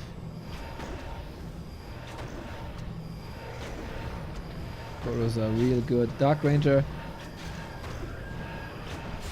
gets the reveal out. Lovely. Yeah, this is everybody's game here. Who loses the first hero loses the game. My call.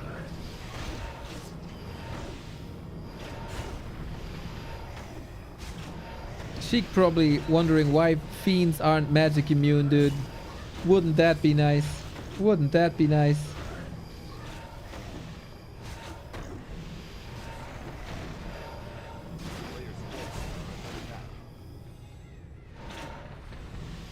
Do we still have mana? One coil, yes. Level 5 Crypt Lord. We do have an Impale. Oh my god, he's plus 27! Oh my god, what's up with all the claws here? What's up with all the claws on springtime recently? Sick damage. Lich just, you know, jealously looking at that Crypt Lord. Give it to me, baby. Aha, aha.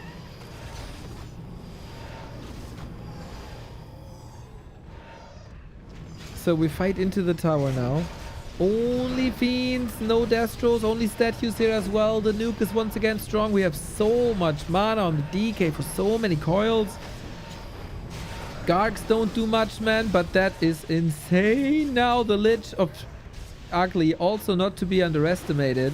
Sweet fights here by both. Crypt Lord, no, no, no, no, no. Gets a little bit of healing. Impale is a damage mitigator. Run, Buck, run.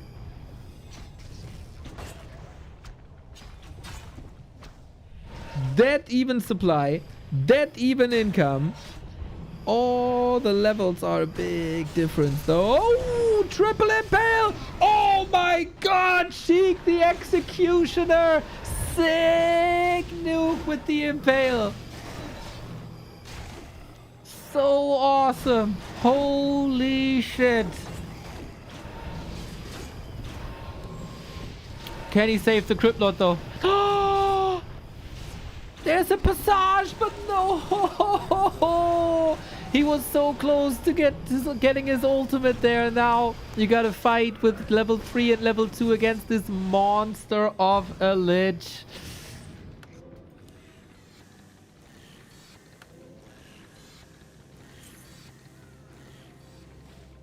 I can go for a Terran Revive. There's a lot of gold on Sheik.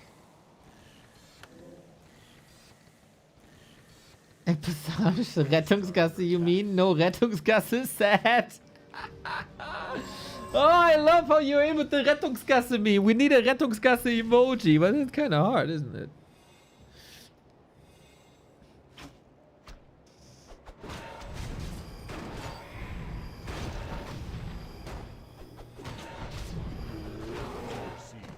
Oh my god.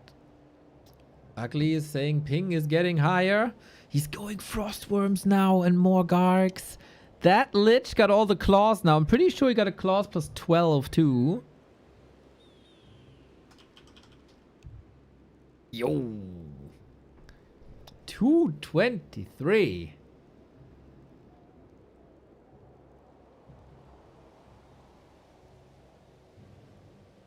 And 360 right now. Ouchie.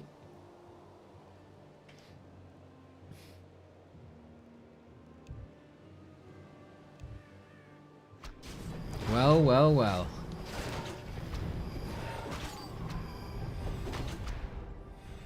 Town portal in the middle now. Crypt Lord is back. Lich plus 32. And that's only 2/3 of the max damage that we had on a Lich this week.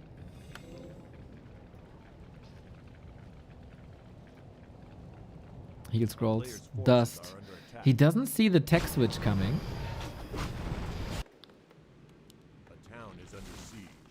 Gargs and worms, man. That is so cool to see Ugly trying to beat Sheik with Sheik's own weapons. If you show me that replay but hide the names, I would say blue is Sheik, red is Ugly. Can that Lich carry? Super high damage Liches. It makes so much sense, right? Because you can only impale the heroes now. That's only 3 targets. The Crypt Lord is so useless up until that ultimate. That's the danger, man. Helps you with expansions, but if you don't play the early power spike, you get overwhelmed. And Sheik's DK, Sheik's DK is alive, moves back in. We have a shredder. Now Lich, as the DK was far away, couldn't throw a coil. And if there's no healer, if there's no medicine man, you're dead, and so is Sheik. Ugly taking map number 1. I think this is inevitable. Crypt Lord is still fighting. Crypt Lord is still fighting. But there's barely an army. There's barely a hero that means anything. He put all the claws on the Lich, and the Lich is dead. Plus 32 damage, gone. And the worst is yet to come when the worm arrives. That would mean a score of 1-3 today, from Sheik's perspective.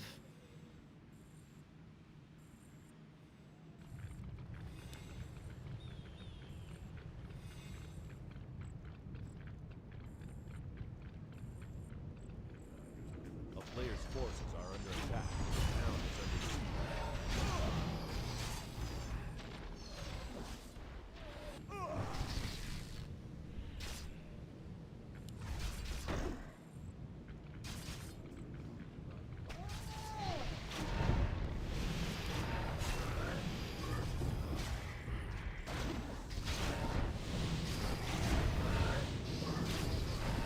I don't know how Sheik is able to bring this back. He got 700 gold. But I have to say, like in general, from the matches we've seen today, Sheik better with Gargs than with Fiends. A player's forces are under attack. A town is under siege. And maybe you should go for a Garg carrier style. I'm more and more convinced that the only 2 people in the world who Fiends work for is Happy and 120.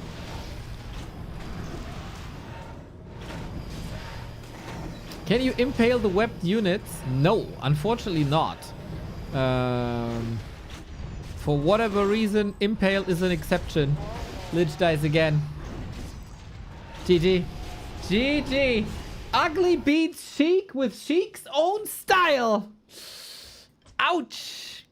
That surely hurt. Now, hopefully Sheik is able to switch it up. Maybe it's just warm up, you know? Maybe it's just warm up. He needs to step it up, though. He needs to step it up. a little bit. Surprising? Yeah, that surprises me too. Maybe I underestimated the ugly a little bit.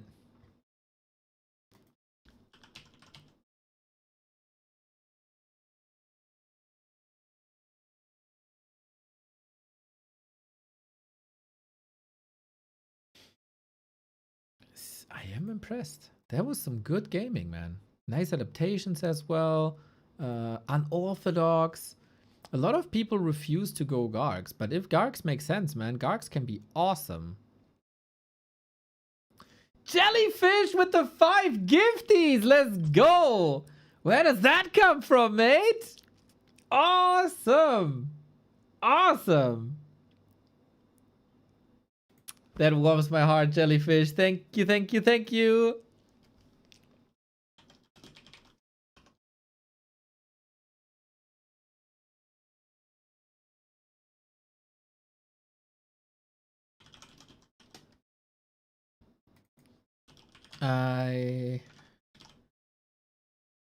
That ping is high. That ping is bad.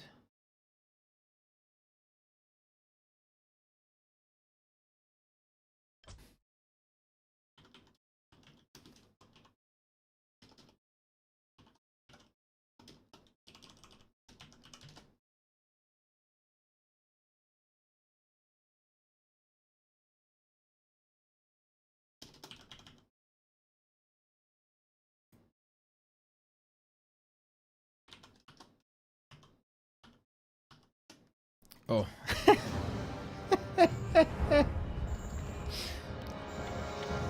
Ugly said ping. And I said, okay, let's check all the servers if there's a better one. And I checked everything and he said, no, no, no, no, no. He just meant the ping equalizer. So I checked all that for nothing and we could have had a game a lot faster than that. Now we go into map 2. Can Sheik beat Ugly this time?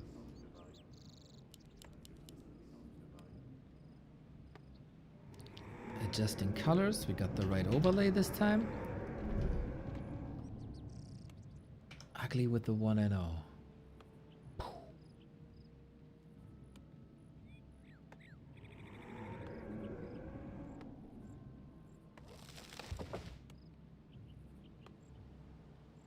Again, we have 5 play all 3s. That is 15 maps. This is map 5. Ugly is a Chinese Undead player. Does anybody know, was he part of the Sky boot camp? Sky had a boot camp with a couple of players that are rather on the younger side. And Ice Orc was, I think, part of it. Lecky as well.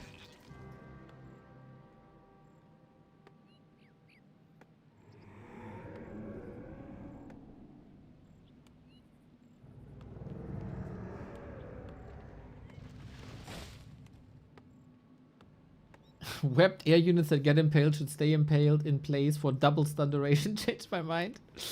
Oh, you know, if only that would work. We have the same setup. Sheik available, thinks that he can do this with the Crypt Lord, just better execution.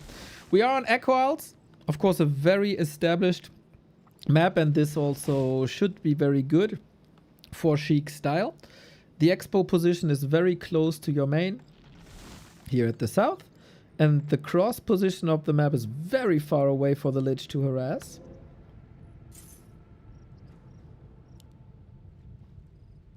Let's see, let's see, let's see. We go creeping first, huh? So there could be some mind games going on. You think I expand, so you rush to the bottom right. That means your base is exposed and I rush into that. He was second place Young Phoenix Cup behind Elegant. Ooh. That's good. That's real good. A town is under siege.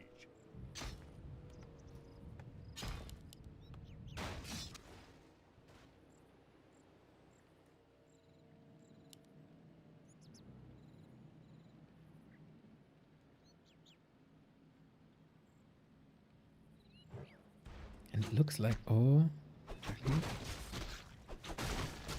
making a little pit stop here. It's not gonna be level 3, but it might be a creep jack. Ghouls are coming in. But you wanna run, eh? Both, like there is a TP. Crypt Lord, not all of the units part of the fight. It's a lot. He's splitting the army. A couple chasing the Lich. The others want to go through. A tower push! It's a tower push! It's an undead tower push! I have never seen this before. What the hell? A town is under siege. But how is that supposed to work? There must be a reason why I've never seen this before. Ugly is reacting immediately. Ghouls against the tower. Sheik is a man. Of course, yeah, of course. There's Blight. You can't put your towers there. What the hell? It was reverse psychology. He made Ugly believe that he would expand. And is then trying to punish them. But that tower doesn't work. Or does it? No way. 2 seconds. Crypt Lord though. Crypt Lord though. Crypt Lord though. Tower's up. Tower's down. A town is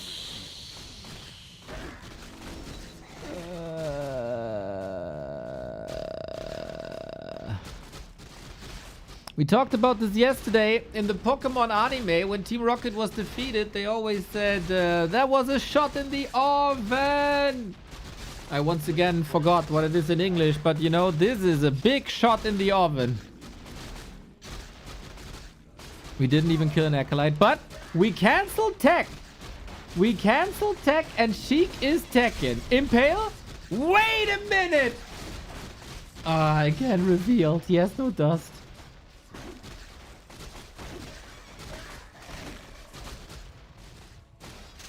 Impale? He's staying there like a Chad, dude, for one more hit. So this was all the Crypt Lord mana, all the Crypt Lord health. Sheik is also losing a couple of ghouls. He's teching though.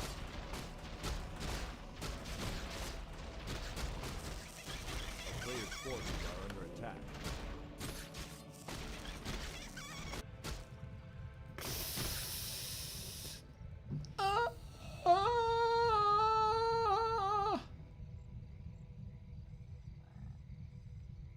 Master! Master! Obey your master! Okay, he got this. He got this. All good. All good. This is absolute chaos. Totally fine. Everything according to plan for Sheik.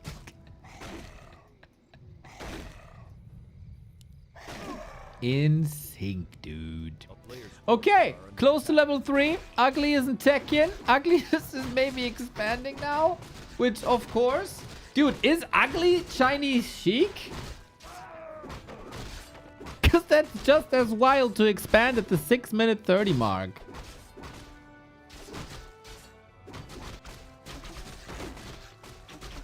The guts on this guy to just run straight into the enemy base and start a tower. I love the guts.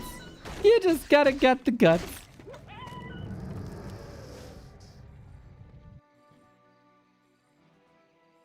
We are expanding. Yeah, we Necro Wagon, of course. That's what this game was missing. That's awesome. Okay, now we're talking. Now we properly warmed up.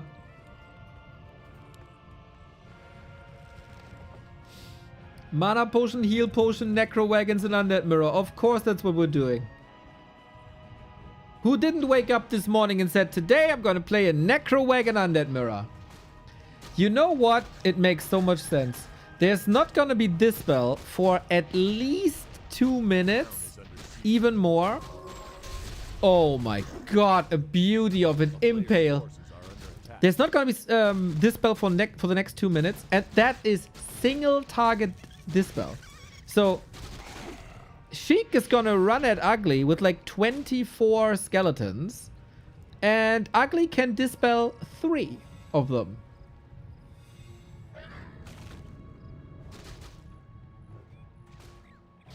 Hot take, these games are more fun than watching pros play. That is the coldest hot take I've seen all summer, Mr. Spike Reed.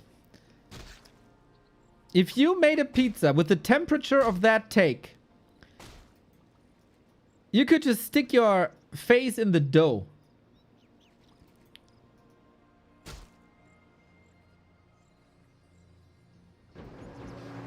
You can bite into the mozzarella. Sheik is freaking awesome. Andra Wheezy, you're also freaking awesome. Thank you for the prime. I said this many times. If you ask me personally, you can only watch one Undead for the rest of your life.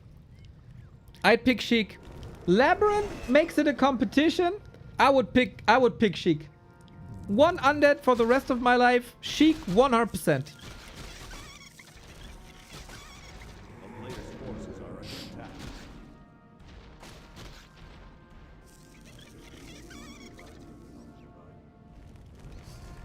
Here comes the Crypt Lord, Fire Lord combo.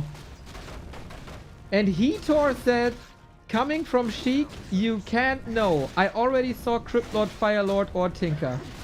That's a sick call by Heator, and that's a sick turnaround by Sheik, who owns him. We did not see the Necros, unfortunately, but the Fire Lord was enough. Burned to a crisp. The genius by Sheik. The creativity by Sheik, unreal, man. Nobody wins an Undead mirror like this. Just Sheik. Number freaking 1.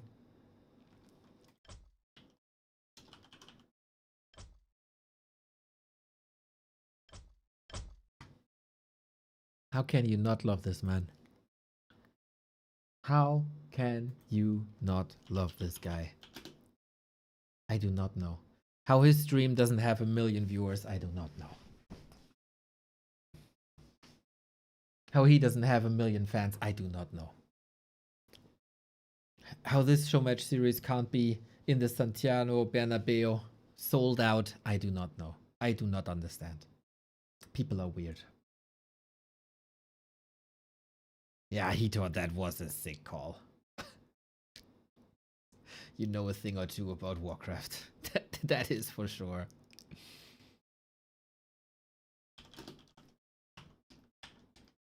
So, the second series of the day will also end 2-1. The question is, can Sheik win his first series, or will Ugly steal the second series back to China?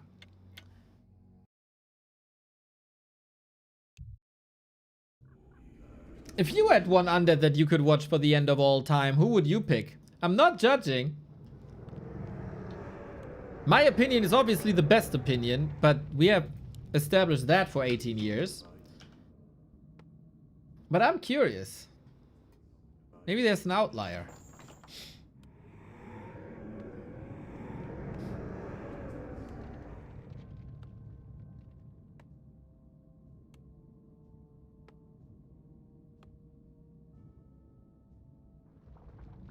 Side, good one. Good one. Even though he betrayed us and became human. Side is a good one. Also extremely handsome. Labyrinth, good second place for me.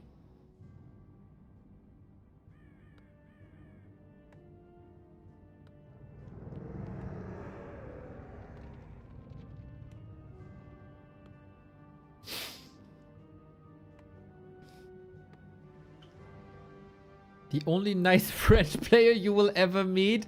That is not true.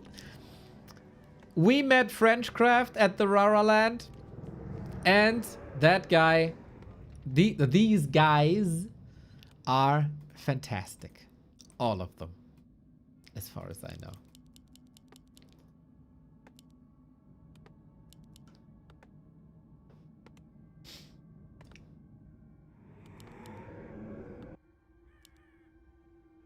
Side is my second favorite French UD player whose name sounds like Side.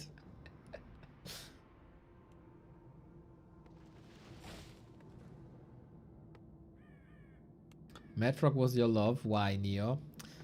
It was the beginning of esports. A player's forces are under attack. And one Swede traveled to the motherland of esports, to Korea.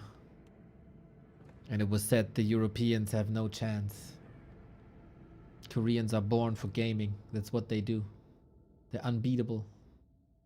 And at the end, who took the trophy? It was Madfrog who revolutionized gaming. It was Madfrog who came home and owned everyone like there's no tomorrow. It was Madfrog. Madfrog. Wait, fell in love with Undead.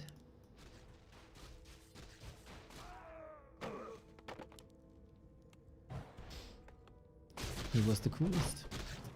Blasted! Thank you for the 50 months.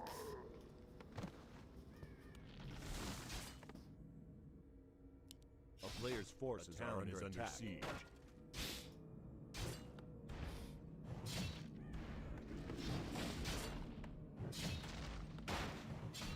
So we got Ugly with the Lich. We got Sheik with the DK. Tet Fiends. He simply plays Tet Fiends.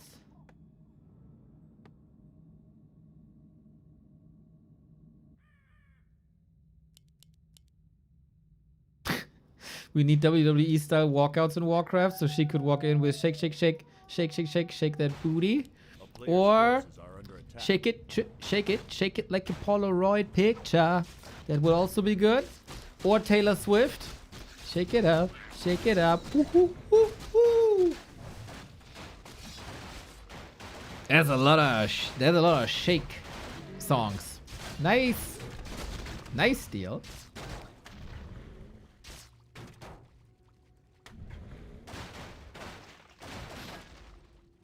Ooh.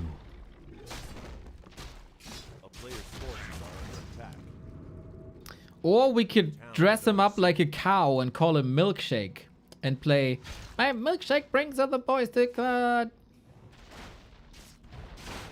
Exactly.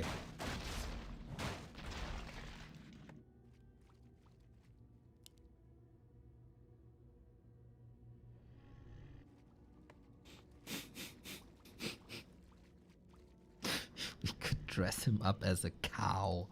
Imagine. What's Sheik playing here? Tet Fiends. He's playing Tet Fiends. DK Harass, Tet Fiends, 1-0 style. Tet Fiends.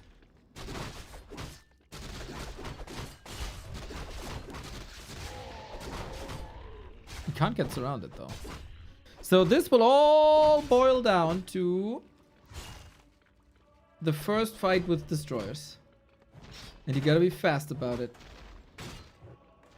Maybe he was speculating that Ugly would expand and wanted to follow this up with like a tier 2 push. I know he loves them.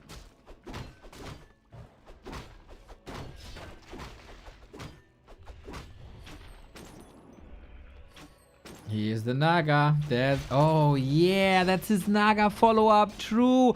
Dude, Sheik has so many strategies. I forget what he invented already. Yeah, I've seen that before. That's hella strong. It's also a bit of a 1-0 play. But it's modern version of his Sheik style.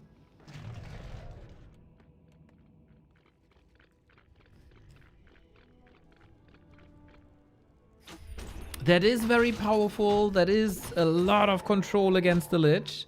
And that's the perfect timing for it because the Lich isn't level 3 yet. A player's forces are under attack. Still got some coils.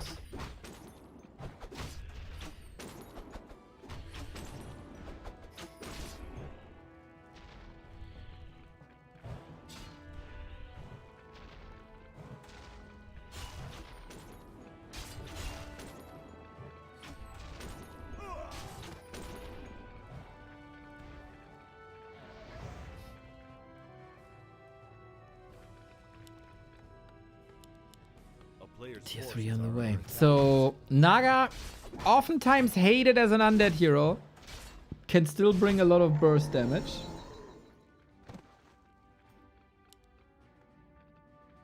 Just have to be very careful with her. This is a bit of a tricky situation. It's one base, so it's not that bad. But Sheik has to level. But also, he's ready in like a minute for the first big fight, unit-wise.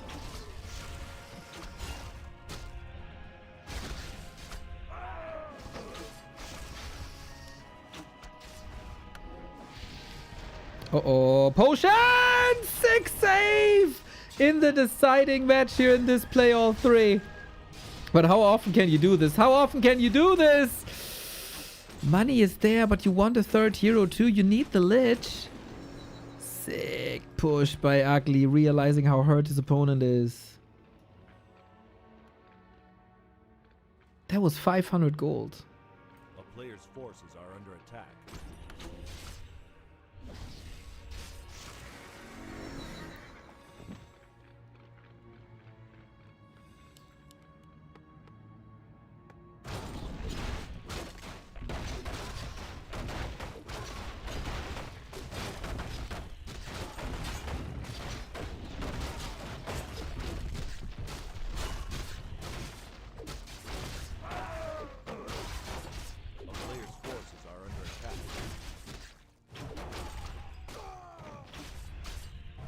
Now we got the Dark Ranger for the silence. Sheik's heroes are still pretty weak.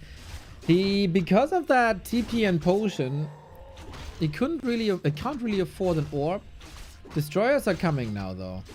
It's still 5 ghouls in the fight most likely. So if played perfectly, Sheik can wipe 10 supply in a bit. Problem is, Ugly is creeping like crazy now. He gets an Ankh, he gets the second contested mid spot.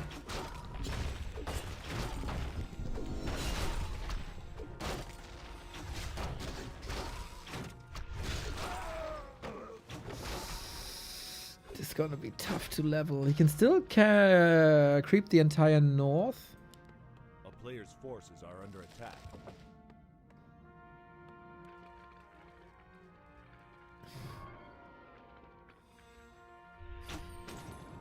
Sheik DK doesn't heal, Naga doesn't damage Ugly. I'm confused. Why? It sounds rigged. Blame FIFA. Johnny Young Fangtino.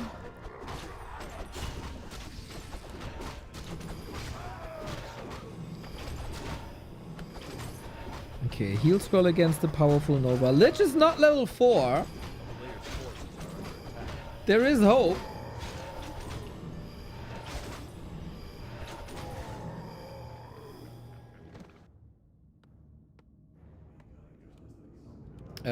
DK coil is mostly used to heal fiends and destroyers. Is destroyer upgrade ready? Yeah. You really want to morph one to creep here? Get some mana with the devour. Exactly. And she gets level 3. This is all planned. We trust. We trust. Oh, Ugly has the right idea though. She gets a big damage boost. And level boost. Player's forces are under attack.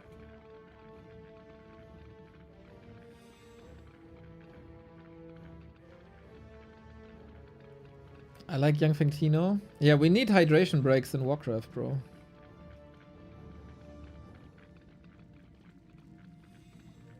Just saying. I have a vote on the FIFA accounts of the Warcraft FIFA Council. I'm 100% purchasable. A player's forces are under attack. Just, you know, slide me a check.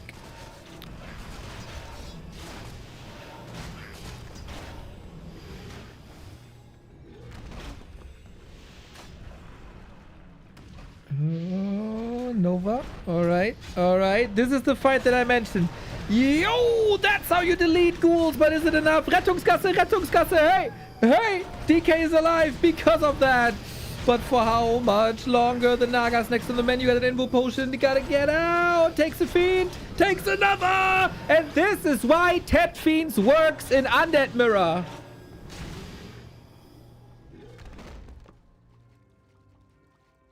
Picture perfect!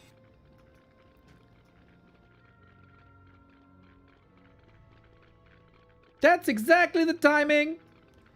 That's exactly how you play it. That's exactly what this strategy is for. Burst damage at 11 minutes roundabout. You can't fight this better, really. If not for the big damage on the DK early.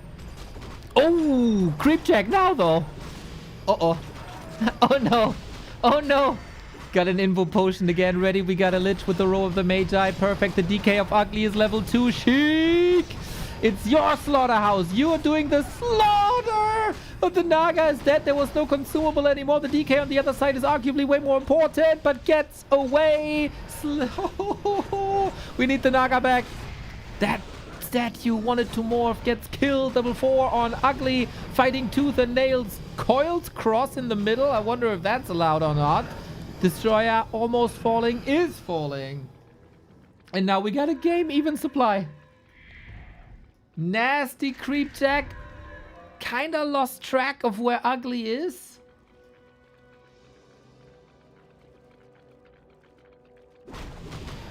And got creep jacked hard. Probably didn't expect that Ugly stays on the map and stays in contest. So who's favorite now? Both are going double slaughterhouse. We're getting good old destroyer mirror now.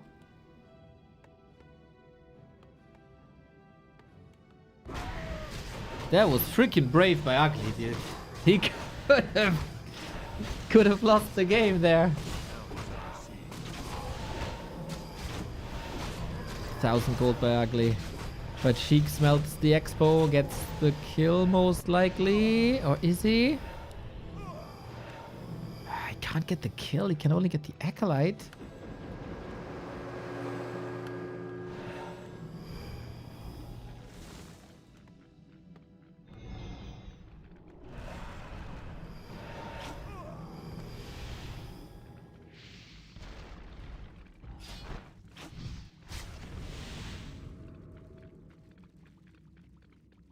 So how do you do this now?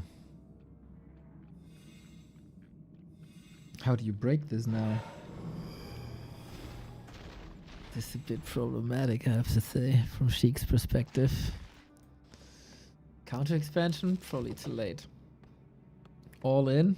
Probably too weak. A player's forces are under attack.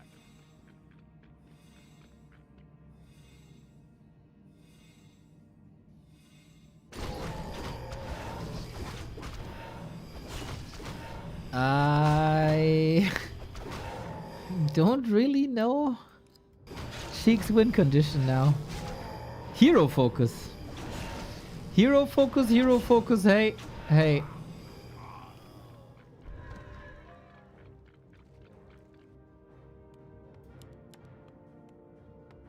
Can we do a halftime show after this game? Can you hire a Scooter to perform for us?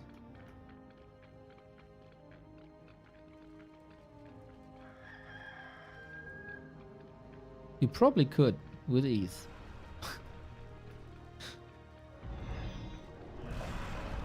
That's a lot of destroyers.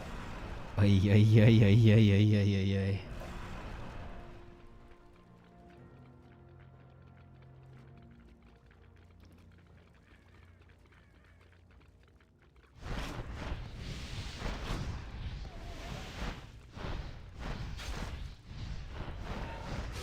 Where's the hope, guys? Where is the hope? So, that's a big army now. It's 6 destroyers, but Sheik is retreating and Ugly is not pushing, so this mana will all fade. And again, if you know me, destroyers without mana suck ass. Nothing against you when you're into sucking asses, totally fine. But in this case, it's not that great.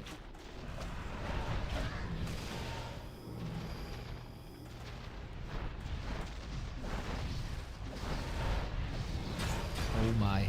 Oh, those are 2 statues gone. Oh no, no, no, no, no. Got a heal potion on the DK, which he desperately needs. I have no idea what's going on here. In the air fight, destroyers can't attack each other. Oh, he gets the kill. The Lich is dead. Hooray, hooray, the Lich is dead. The one hero focus. The one hero focus. It went so fast, Overlay didn't even detect it.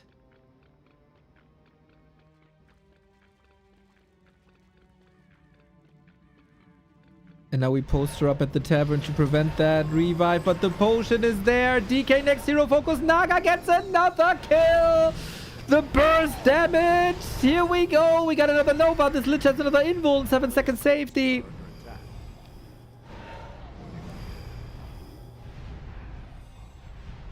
There's a Nova. He's waiting. He's waiting. He's waiting.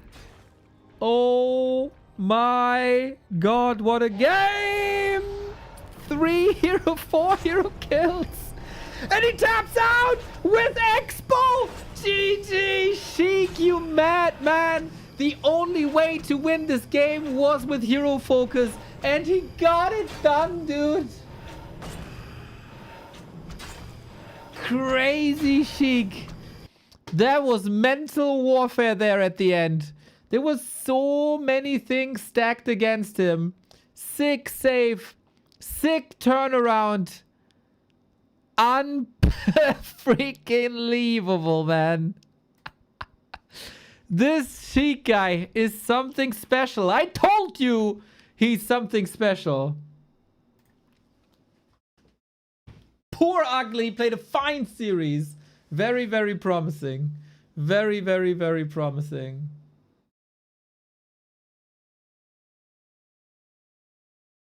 How the heck did he kill that Lich? That's a very, very, very good question. It's sometimes in these destroyer mirrors, it's really weird because these big black birds, they're flapping everywhere, their wings are everywhere. And then there's chaos, you know?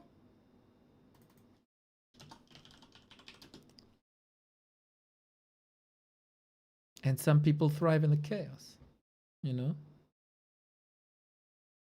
Damn. Love that guy. Love that guy.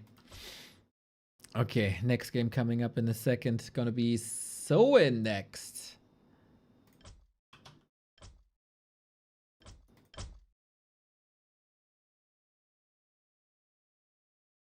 I'm gonna prepare the pick and bans.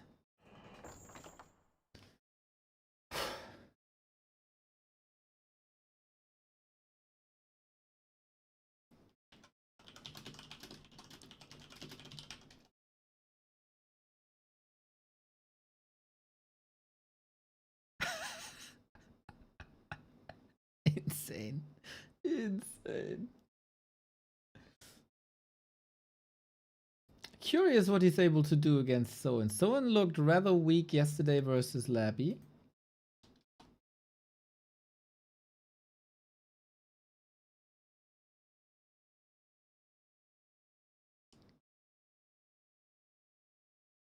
Soin needs to restart.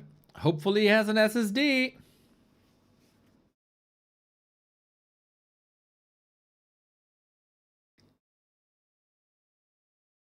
Yeah, I need a little break as well. So might be a couple of minutes till the next game. But I want the Soin restarting PC FK for 3 to 4 minutes as well. All right, everybody. It is a bit of a halftime show, hey? And the halftime show today is sponsored and powered by OperaGX, ladies and gentlemen. It's the campaign of the month. It's the browser for gamers. It's the perfect tool for you to browse the internet and get rid of all the other programs that might occupy your screen. Why not have everything you use on one screen? That's the mission of OperaGX for the gamers out there. It's, of course, a web browser. As you know web browsers to be, you surf the internet. But as gamers, we're also on Twitch. Got Twitch in the sidebar integrated right here. So you click on that. See, oh, it's back to Warcraft Online already. Boom, you go there. You can view your Discord from the sidebar and get all the important messages and all the important channels, like the Back to Warcraft channels, of course.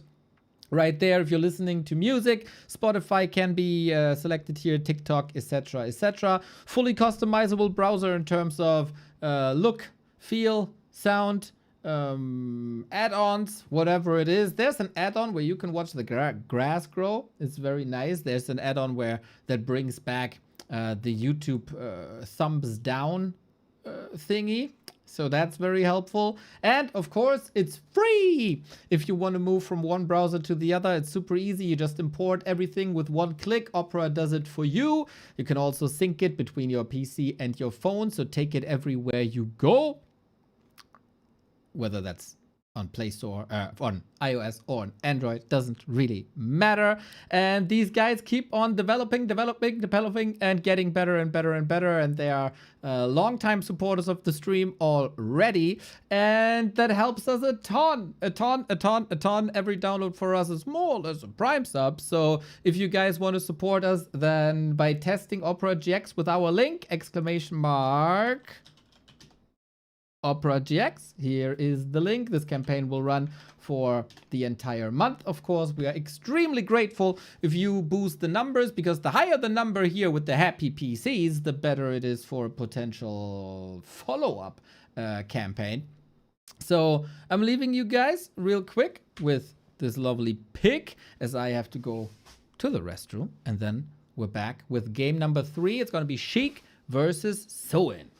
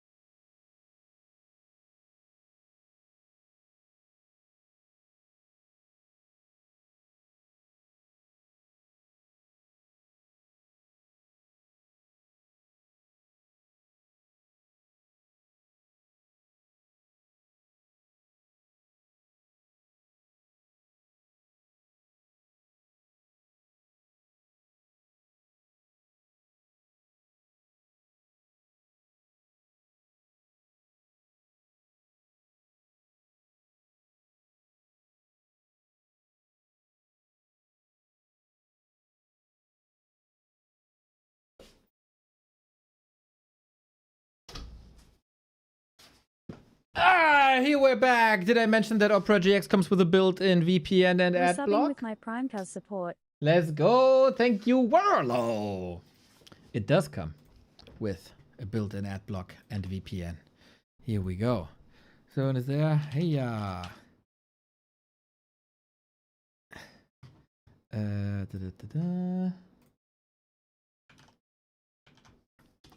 Soin has arrived as well. Sheik. Hey, we do the map picks and bans.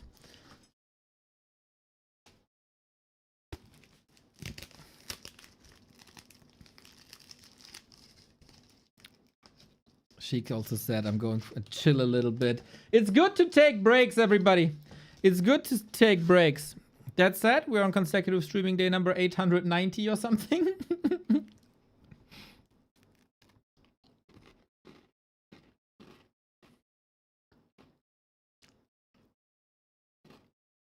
Shout out Doppelkeks, everybody.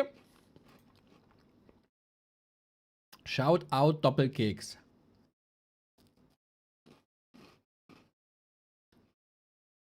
No Prinzenrolle, Mr. Youngfang. Sub count too low for Prinzenrolle. Cheap. Alternative. On discount.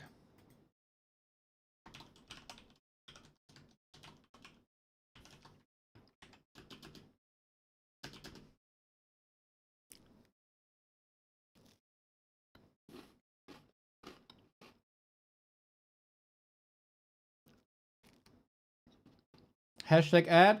I'd love to, dude.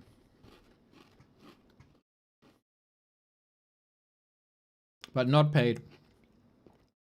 Not paid.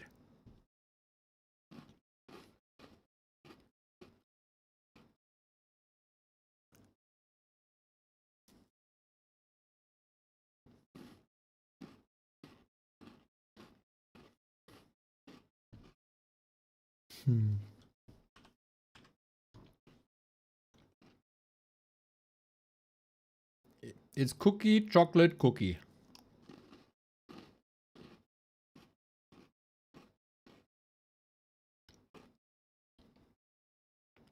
Did you get a real Prinzenrolle, Vesti? Like the brand?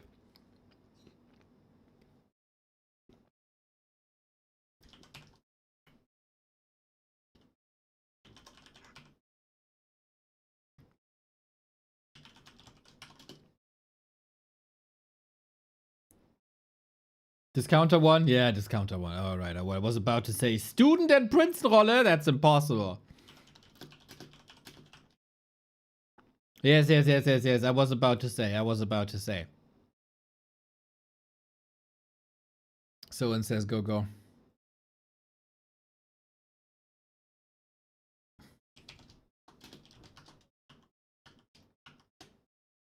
Boom!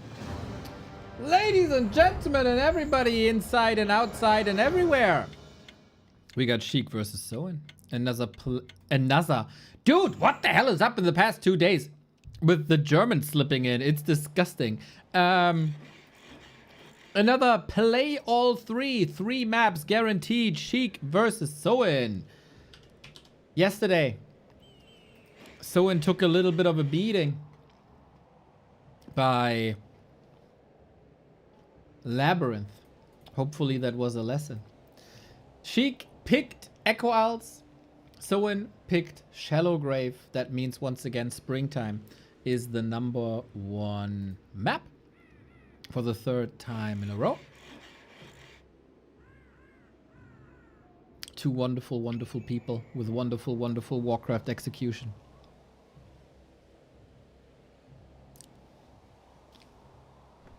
And Sheik probably saw those games as well, right? Who didn't see the Korean barbecue tournament?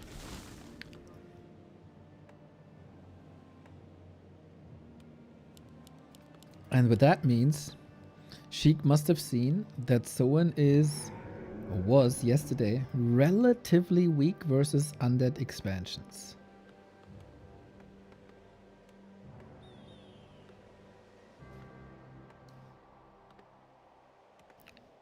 Picking Echo Owls is an indicator that Sheik might play Undead expansions, but in general, I haven't seen Sheik too much versus Undead. I don't really know what he's playing.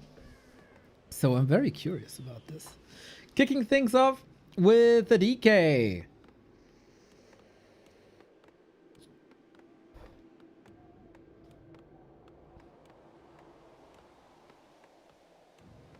And Blade Master on the other side. With grunts, with creeping. Since this is Sheik, this could be an everything follow-up. There was a show match series, also by Young Feng and Revan, for Hitman, where Sheik also challenged Hitman. And against Hitman, there was a nasty outside-the-box tower push that surprised Hitman, and Sheik got the dubs. So is that maybe part of the play? I would love to see that. That was a phenomenal day indeed. And look at that, dude. We got a sacrificial skull in the inventory. Going for the lab creep. What the hell? That is...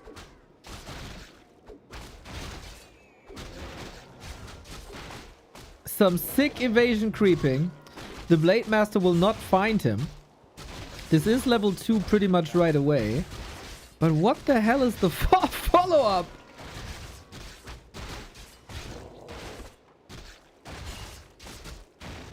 So, I'm 1000% sure that had he tried, Soin would not have found him. This will take time. Sheik is an FFA player, of course, as well. FFA players can creep a lot of things with very little. It just takes a lot of time. Boom, Pendant of Vanity at 3 minutes 20. At level 2 guaranteed. So, do you need more evidence why if I had one Undead player to watch for the rest of my life, it would be Sheik? Do you need more evidence?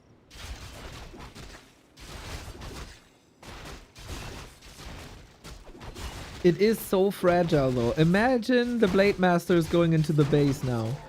Soin is checking the expo. It's untouched. Like, what are you doing, bro? A player's forces are under attack.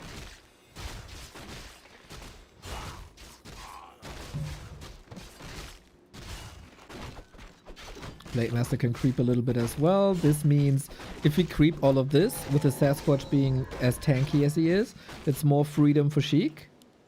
He got cannibalized early.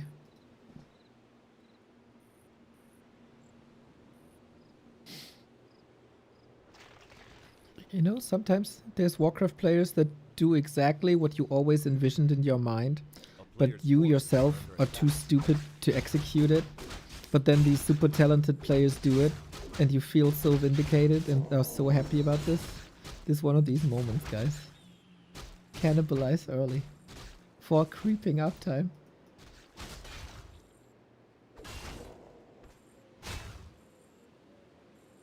I'm a very happy person now. So we got level 3 at the 4-minute mark. That is insane. We talked a little bit about how the meta is developing in a way that you at all costs try to prevent the enemy level 3. And usually a Blade Master is insanely good at that, and the Blade Master in the hands of Soin is also insanely good at that. And Sheik says, yo, if you want to contest me, bro, I'm running from one spot to the next where you don't expect me, and I'm gonna get my level 3. You can try whatever. It's getting Wand of Negation now. Slot starved actually. Big mana pot, pendant. This is freedom for the Blade Master as well. Tier 3, Beastery, probably a switch to Headhunters, I'd imagine.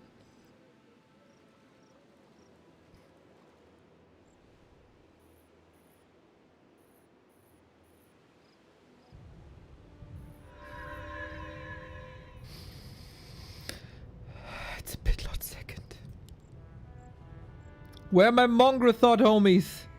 A player's forces are under attack. Pitlord, Cleave, DK, support. If he now, late game, slaps Unholy Frenzy on that beast, I might cry in my pants. I'm not gonna lie to you guys. I'm gonna need a box of tissues.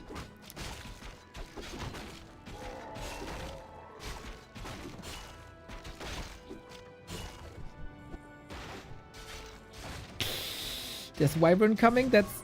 Oh! Here we go! Yeah! Let's go, dude! Mr. Neolu. Mr. Backhead, thank you very much. That is your 2-year anniversary. Thank you, Mr. Backhead.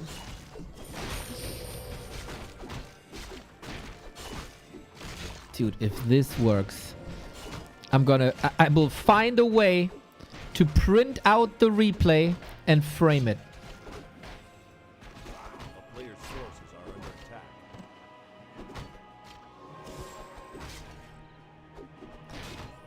Bit of a problematic situation is that this DK might be dead. Okay, little setback. We still believe. We're not giving up. Oh, that was a bit of a nasty damage boost here. Hex is pretty good when not contested. Solo experience for the Pit Lord is what I call that. It's a bit of a bad timing because you kind of probably want that Lich third. So we're not going Necro Wagons, right? We go Ghouls, we go Necros, but we're not going Necro Wagons. It's a Necro support build.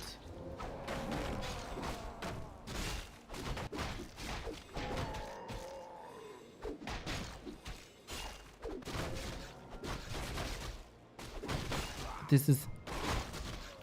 Eric, I'm not shitting you. This is exactly what I played on with my 1200 MMR games. It's so... Oh, it is No, it's not Necro Wagons. He cancelled again.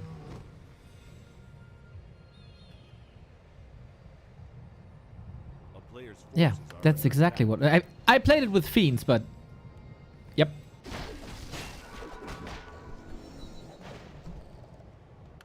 So... DK is a supporter to heal the Pit Lord. Pit Lord needs level 3 and ideally more items. He's using skeletons for creeping. This is what Mr. Apeman did also. It can be very good.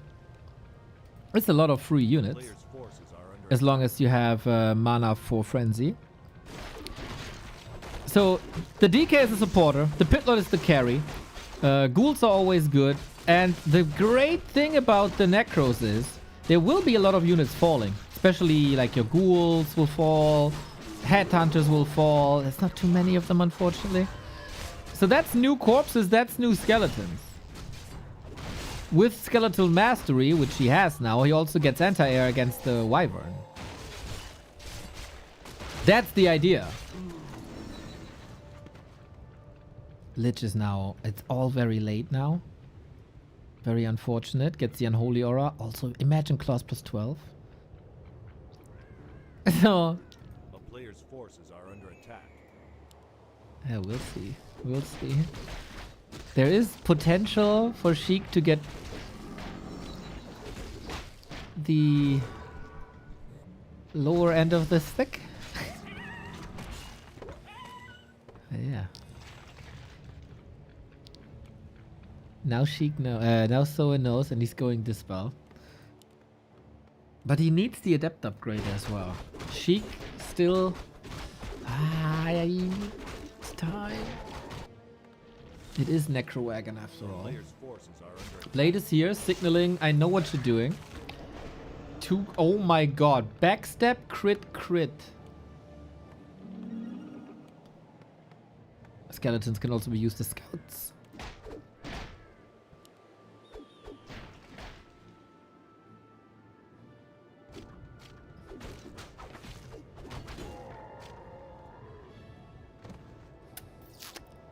Pretty amazing items for Soin.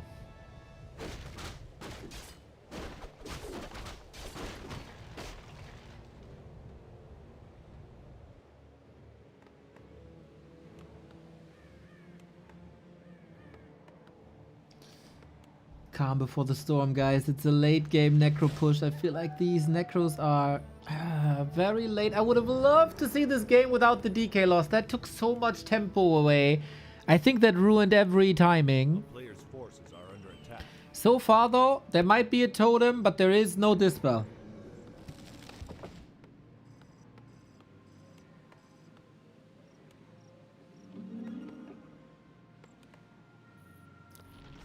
Sheik is getting a good image out of what's happening. Scans again. Where are you? What are you doing? Is there an expo? Blade Master is not like critting like crazy. It's not insane number of Wyvern.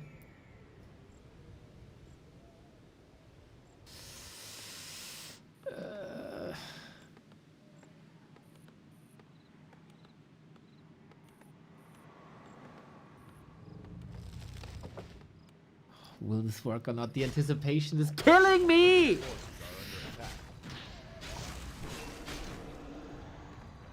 We do have Cripple also, which is fantastic against the Blade Master. People sleep on Cripple, by the way.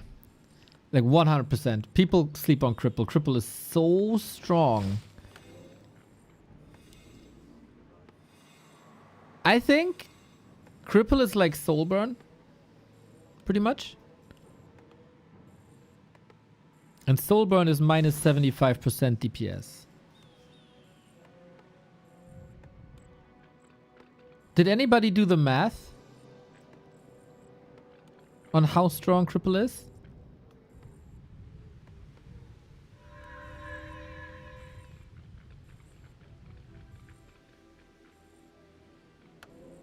Let's go. One Walker. How expensive is the Walker Dispel in mana?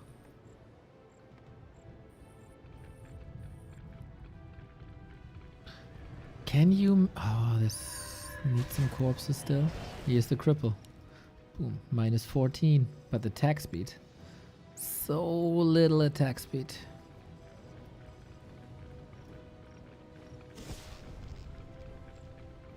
We got the frenzy on the lich. We got the frenzy on the pit lord. Oh no, that meat wagon gets sniped. Goddamn blade masters. Okay, here's the push. But we only have one set of corpses.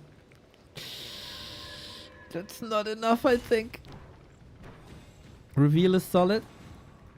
When are we getting more corpses? We need more corpses. Necro Wagon versus Orc. Sheik played this a lot in FFA. Will this somehow work? Cripple! But we have no repair here. That's a bit problematic. TC level 3 is also problematic. Soin is 20 food up. That's also problematic. But at least the Blade Master isn't doing too much. But Soin played this so well, man. Sniping the DK in the middle. And then sniping the wagon late. Cripple in. Stomp was good though. Oh, damn. Pit Lord finally where it's supposed to be. But what a split by Soin that is. So the cleave can't really target you. Frenzy Pit Lord. So awesome. But I don't think it's enough, man. I don't know. I don't think so.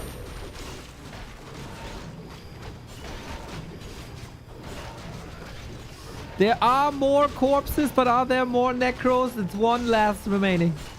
One last one remaining. Frenzy Pitlord hacking, slaying away with the goddamn Shadow Hunter. Had quite some mana and quite some heal, and that hurt. That was a bit too late. I think the DK loss ruined the strategy. A beautiful, awesome strategy. But the DK unfortunately ran into Hex, and Soin counterplayed this beautifully. Like textbook. Very, very well done. I don't think you can defend this better.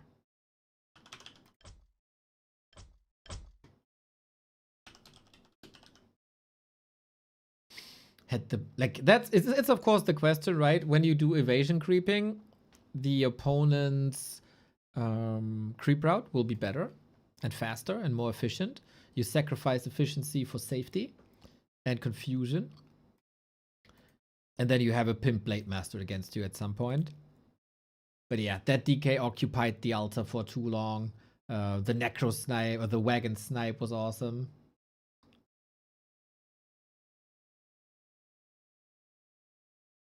And then he sniped one Necro after the next. That was also pretty good.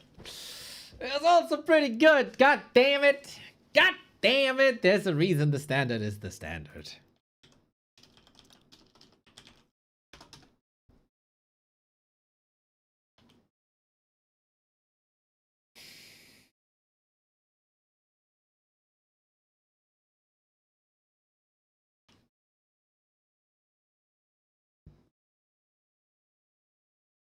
Meta slaves win again. But not our hearts. Not our hearts.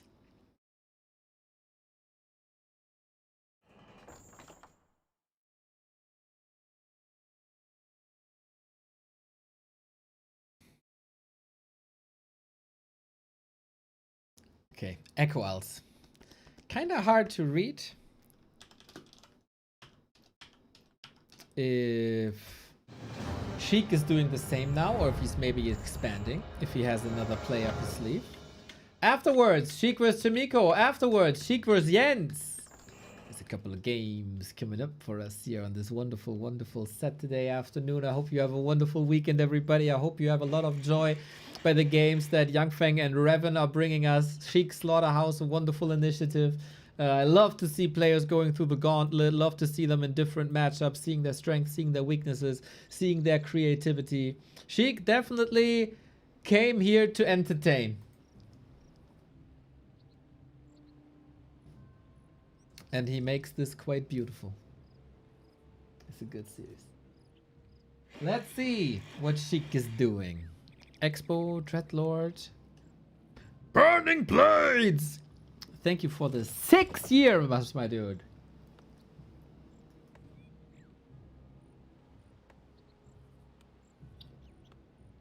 Neo was the world when? Mr. Burning Blades, I did 2 ladder streams. I got 3 to 12 stats. I feel like the world fucked me in every opening I had and created new openings that I didn't know existed.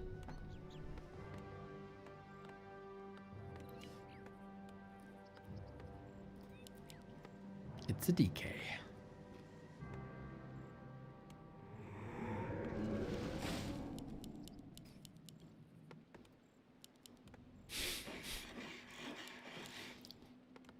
And the Blade Master again. Okay. Soin has found his go-to style.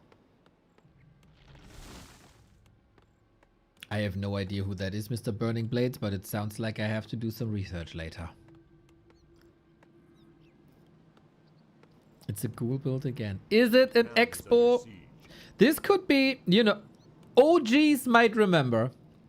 In like 2015, 2014 or something, Remo was always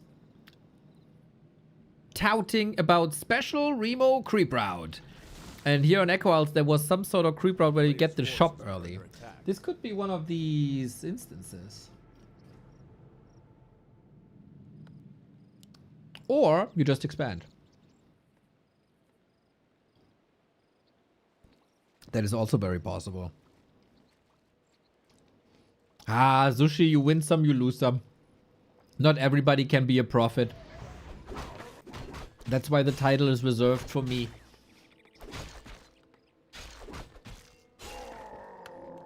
Blade starts with a claw. But yeah, looks like an Expo. I think Soin surely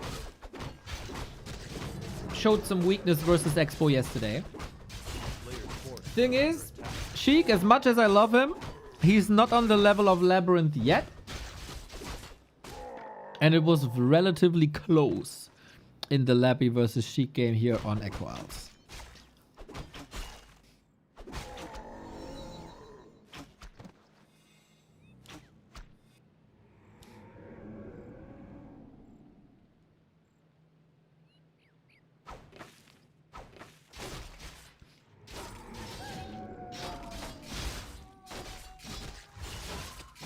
Blade well equipped, goes for the shop. Everything's poisoned here.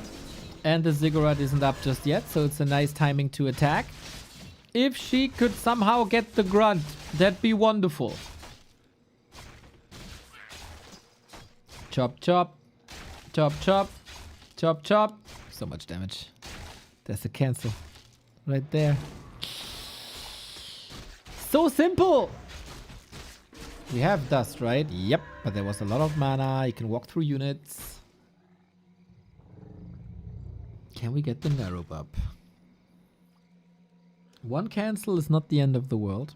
If he loses the Acolyte here, that's problematic.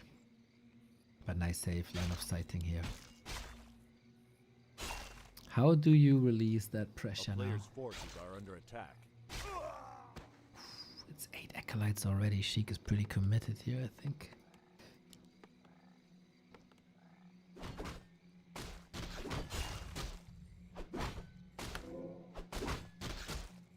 It's attack now.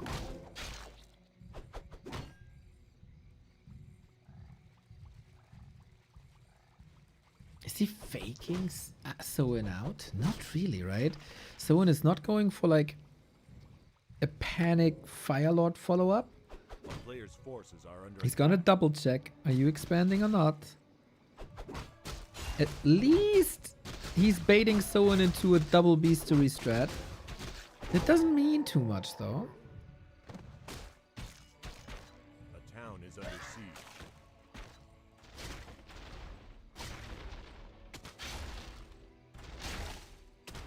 He's just trying again.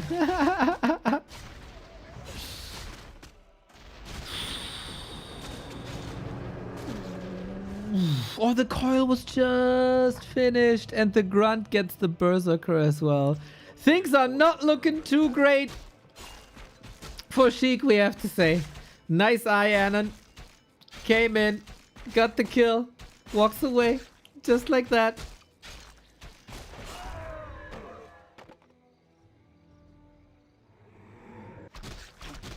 Yeah, it's a bit problematic, that's for sure. But we keep on cheering. This expo might still work. It might just be a distraction. Might just lure Soin into a false premise. I don't know if he checked the main, that there's an expo up.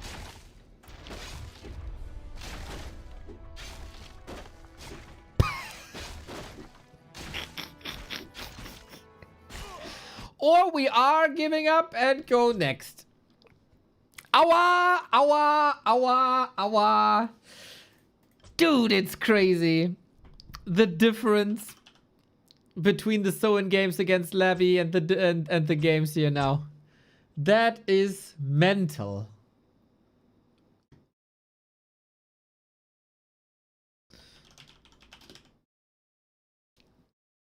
Yeah, that was one-sided, eh? Soin again did his homework, knows how to beat the cheese.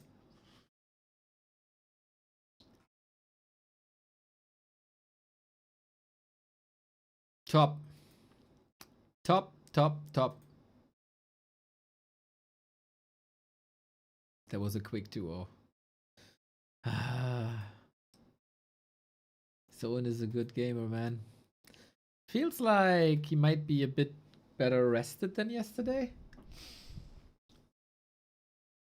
What people can do with the Blade Master, man. What people can do with the Blade Master. Soin is robbing us of game time. Love the dude, but I would have loved to see a late game as well.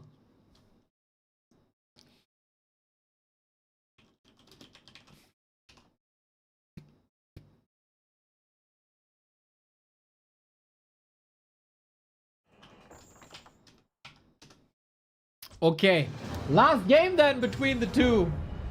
Soin wins the series, but can Sheik win a map? Is the question. Soin probably one of the stronger players here. What's left in the tank, Sheik? Is it one of your legendary tower pushes? I would love to see that. It's probably a great call against the big favorite. Go for a strat that's out there that you brought to the Hitman Challenge and that was so successful.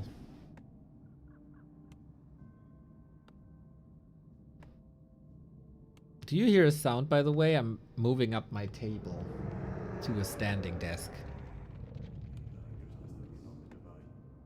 We need 5 more centimeters. That's what she said.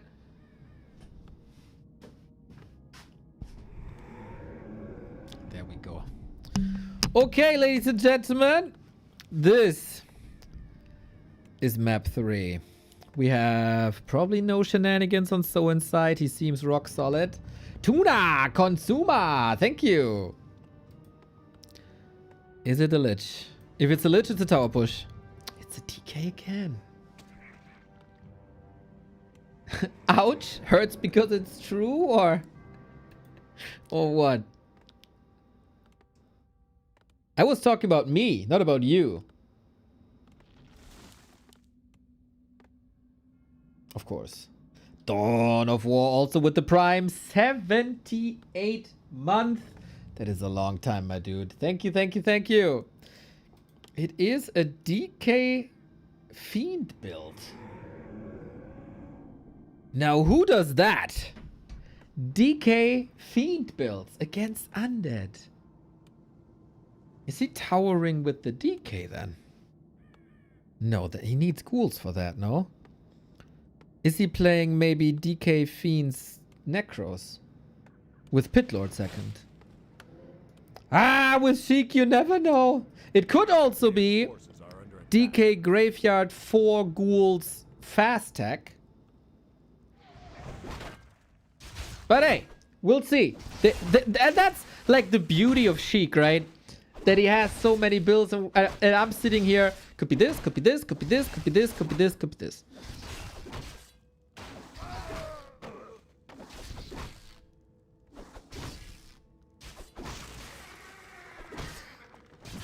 Claws, nice. Player's forces are under attack.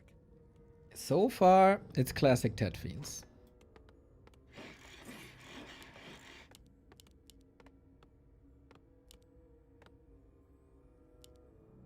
But Tet Fiends versus Orc, you must be mad. Sometimes 120 is playing this. Did he deny the ogre?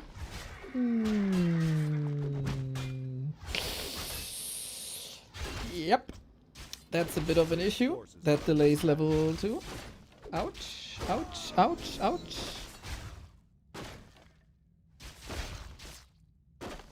This is the third series. Maybe slowly but steady we're running out of breath. Maybe we need a break. Games against Chemico still coming up, and the big game against Jens. For me, the game against Jens is the main event. These guys fight each other every 2 weeks or so in the Fig Cups. It's one of my absolute favorite Night Elf players against one of my absolute favorite Undead player. I think on a good day, they're both evenly matched. They have produced trilogies better than the Matrix trilogy that doesn't exist. There's only the one movie. Better than the what's the solid trilogy? Better than the Star Wars prequel trilogy. Yeah, that's something.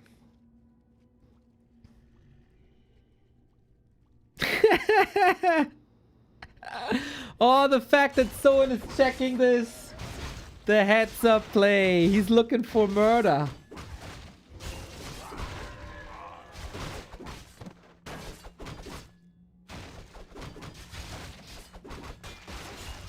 Blade is in.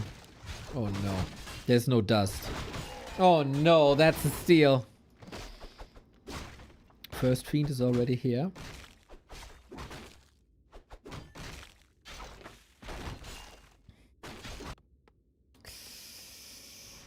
It's again not going too well for Sheik, I want to say. A player's forces are under attack. Someone is just everywhere, man. He's checking everything. What a gamer.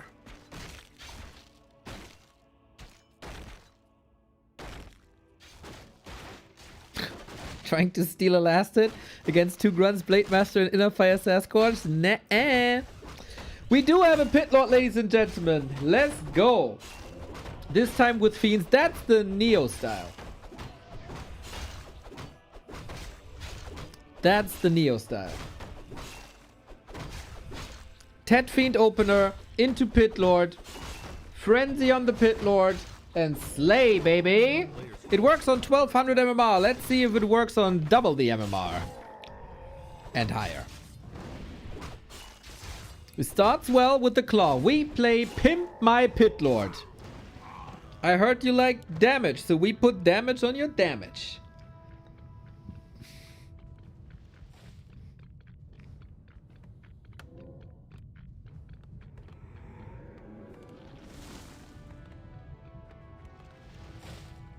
For lower tier MMR players, right?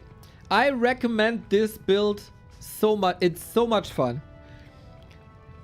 It works because you have more time to unfold this strategy. And there's this time we saved the DK. Good improvement. There's few things better in low level Warcraft than seeing a Pit Lord slice and dice through everything there is. So play it. A player's forces are under attack.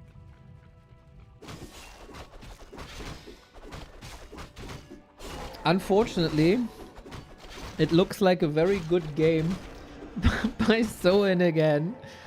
He got the levels, he got the technology, he got the everything, and Sheik is very much under leveled because Soin contested him pretty much everywhere he went.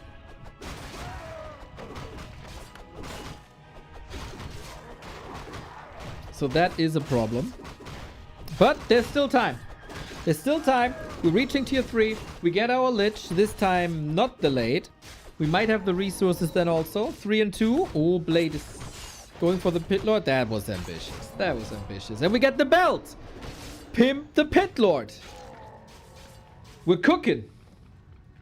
A player's Temperature is rising. We got the belt, we got the claw, we got the circlet. Ooh, but we got the hex, we got the feed, we got the kill. Soin has some very, very sweet surgical strikes with great map awareness. Always has a feeling of where the opponent is, where you can intercept. It's very easy to get a kill, right? As Orc, you go hex, you go crit, you kill. Just doesn't need much time. And Sheik, unfortunately, very low supply. What kind of pit lord do we got? Gogonash. Faith in Gogonash is not that high for me personally. I mean, he has GG in the name. That's not what you want to see.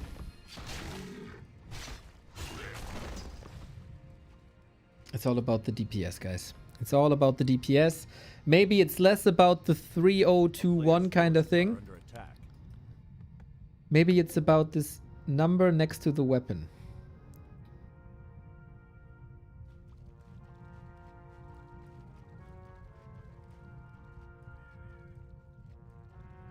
So, after map 1, I asked I would love to see this game play out without the DK kill. We got that now. What?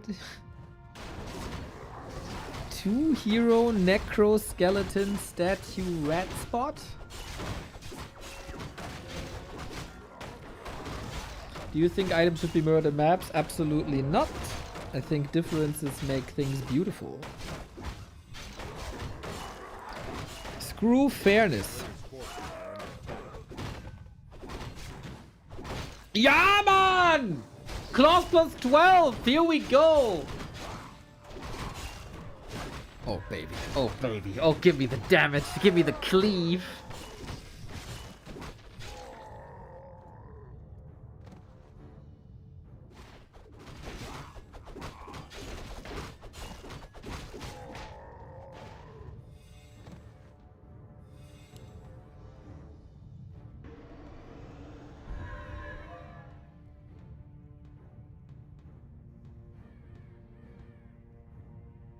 Now we only have to keep him alive and we need level 2 for the cleave.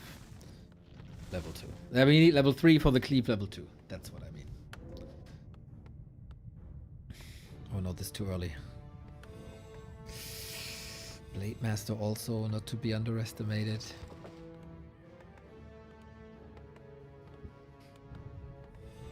A player's forces are under attack. Sack Pit? Only against the blade. I feel again Sheik is giving Soin a lot of time. This is very much an FFA build, by the way. Necro Wagon Rush.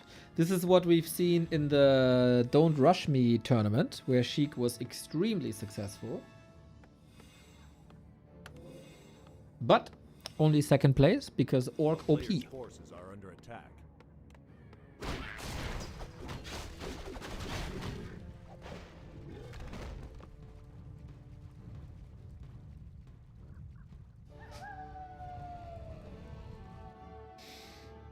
So Soin wants to expand, huh? Tiny Great Hall. He had so much time.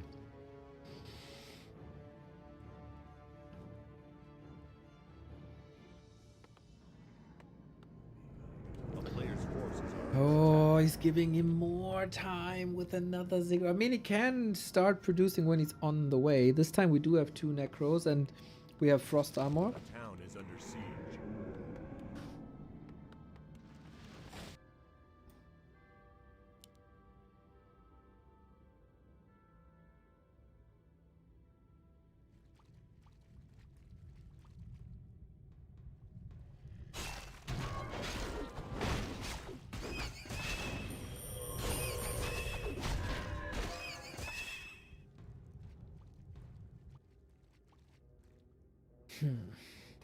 It is a very similar situation to Springtime. Can the execution be better? Can the wagons be saved? The problem, Springtime, was of course that one of the wagons got sniped we only had one pile of corpses. And there's undeads. We need more of that. We need more corpses. We need more bones.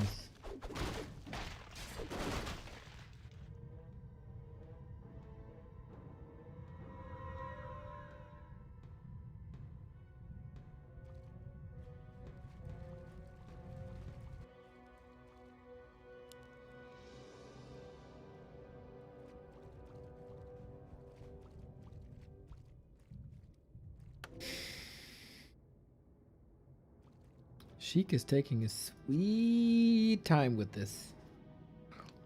And the expo is starting to pay off.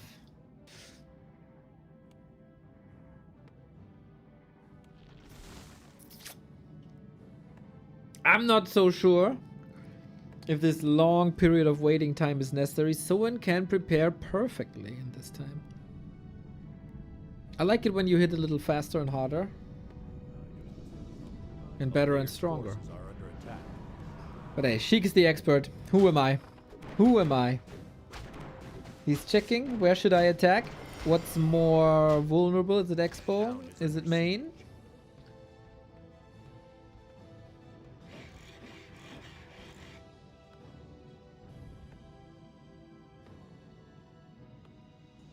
And that's one of these things, right? Like, on paper, this might all work. But if you don't hit the timing and your opponent is super fast, he will have the answers ready. And now he knows that there's a shade.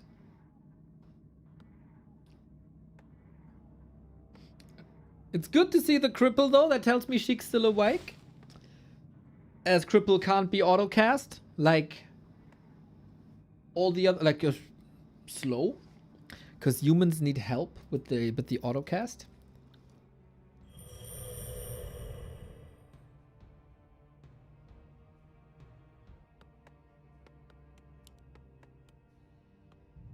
Ja, und sonst so.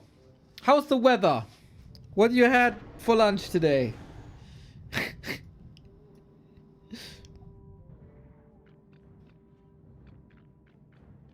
A girl gave me a kiss on the cheek once. I doubt that. But nice head cannon you got there.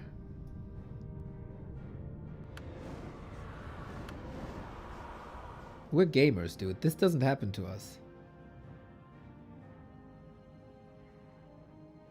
Okay, that's peak army. I love that Sheik is pushing with 69 food. If not for the win, then for the memes.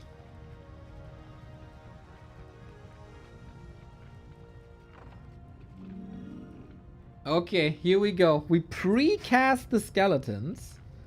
So the wagons can already generate more corpses.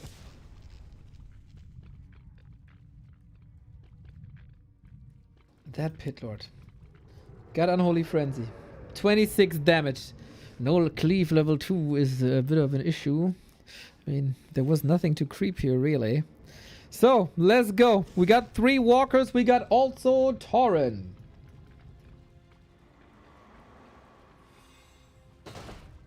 And we got 4 wagons.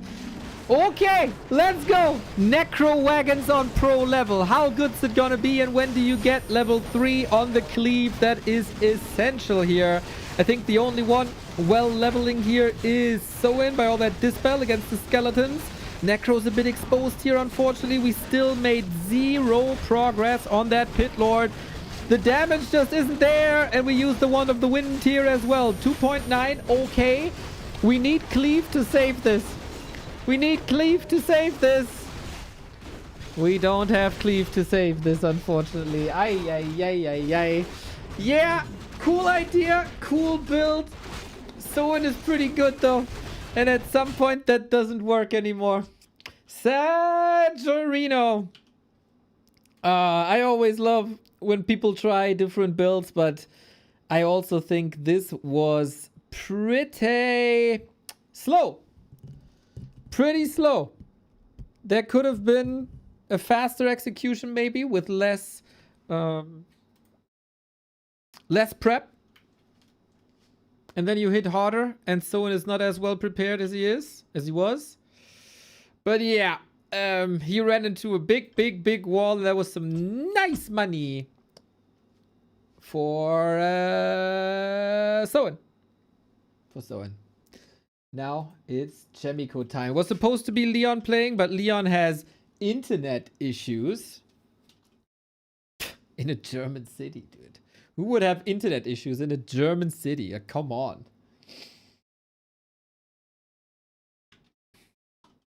Now Chemico is up. We'll have to do the map picks and bans. Time for you to check if your Prime sub is available, and of course to download the application of our partner OperaGX. Wonderful product for gamers. Comes with all the features. Comes with built-in VPN, built-in adblock, everything you need. It's been a long time since I casted standing. Feels freer. Feels nicer. Feels righter. But yeah, it doesn't feel that free for Sheik here today. I feel like he shall take all the time in the world. This Sheik guy. If you need breaks, it's totally fine. I need breaks too. We don't want to rush things like we're on the BBC broadcast.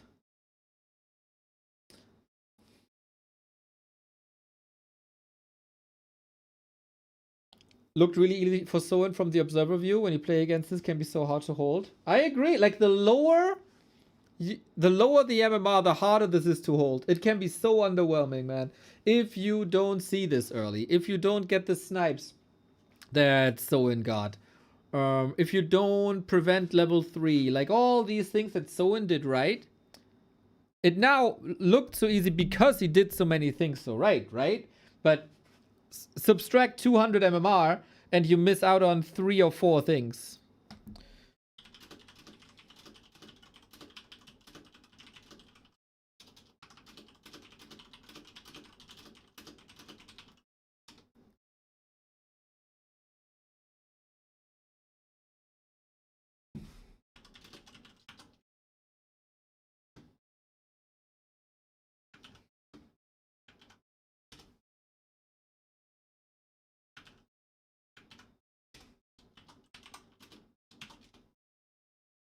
Sheik is up.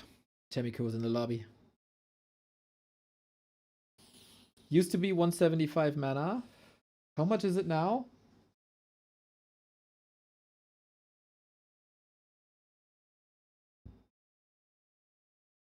$90. Yep. It's a good spell. It's a good spell. I fell in love with Cripple when Vortex played it versus Hawk Blade? One of the humans. DreamHack 5 years ago or so. So good against Griffins.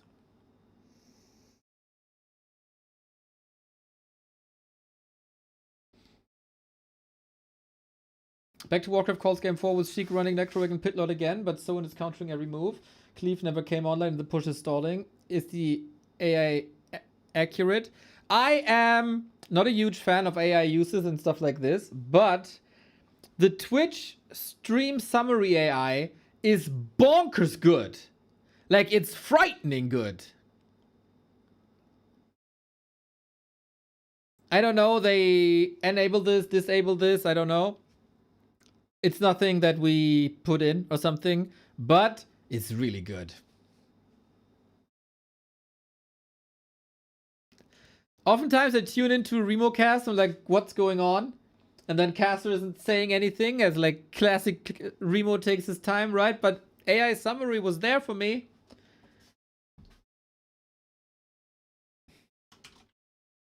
Joking, Remo Demo is top.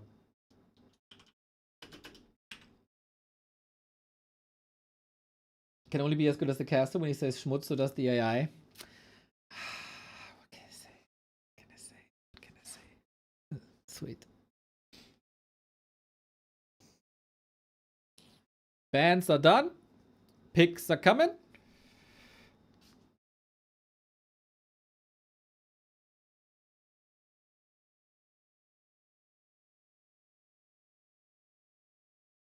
Oh, I can queue in that now.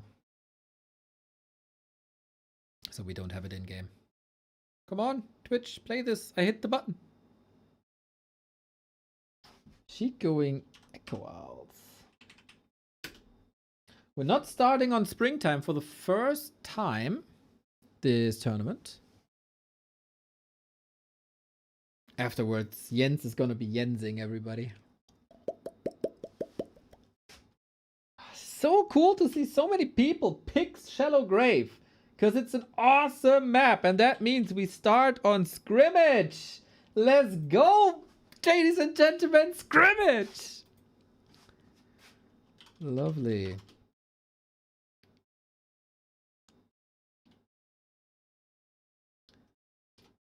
Let's go.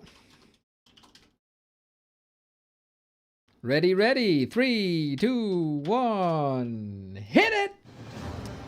Sheik versus Chemico. It is again. It kind of feels like this tournament is made for me, by the way. It's again one of my favorite undeads because he's playing here all the time. He's one of my favorite undeads. This won't change. But he's up against one of my favorite humans. And god damn is Chemico hot right now. You look at the Super B Cup and he ended up second last.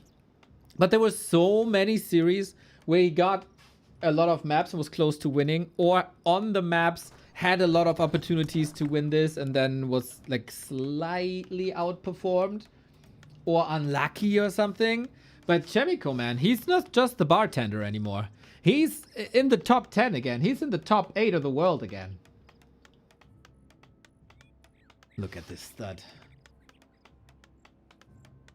Whiskey, movies, and Warcraft 3. That's Chemico. They met each other once this patch.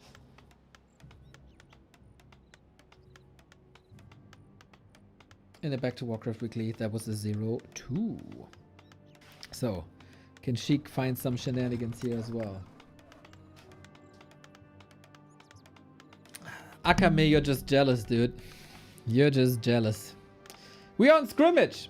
Chemico, left-hand side. Sheik, right-hand side.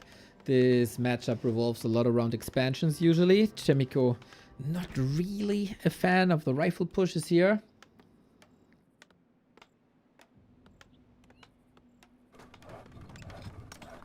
If you're into AI and problem solving, I highly suggest watching some talks with the head of AI department at Fraunhofer.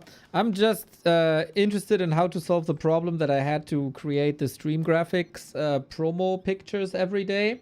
And that problem for me is solved. So for me, the development of AI can stop here.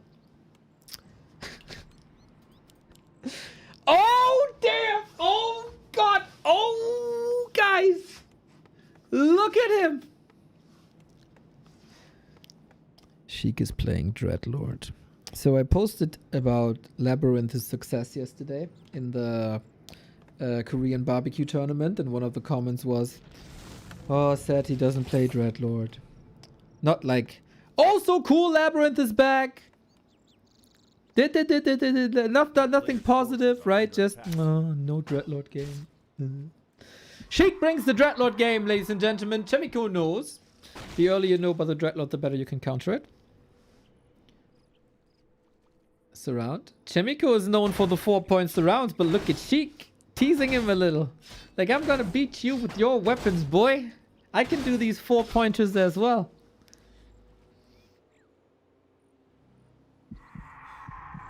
Sleep on the High Priest is really, really freaking good because the High Priest casts Inner Fire that adds 5 armor to the target, and especially on that big fat ogre. Inner Fire is really good. Oh, no, we have Inner Fire on the big fat guy now.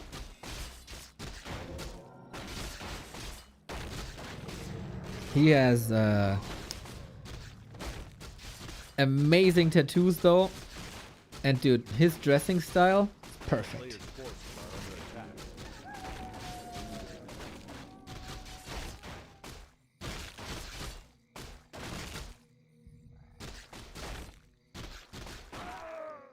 Sweet. Sleep, Expo. On the other side, humans are oftentimes, always, creeping faster because of Militia. Militia really good. Who has the better follow-up, though, is the question. Going for Water Elementals. Big mana! Oh! under Oh, attack. yes, please. Into my Dreadlord veins. Amazing butt and belly jiggle physiques. Right, the clay? Especially the belly jiggle. Like, the belly jiggle. I don't know what I like better, actually. It's both amazing. Oh, classic Blizzard, guys. That was peak Blizzard. When they had the butt jiggle physiques right.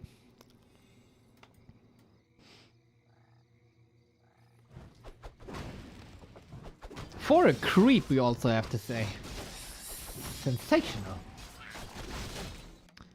Just like the ghoul run by. Got a little sacrifice there for the greater good. And we got level 3. This can be quite terrifying for Chemico. Dead or Alive Volleyball. Oh my god, you're one of the people who remember Dead or Alive Volleyball. I had the demo of that game. I played it a lot in my youth.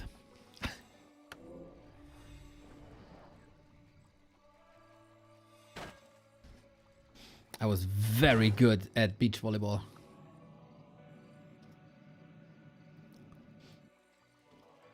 On an Xbox. A player's forces are under attack. Yo, Is under siege. DD.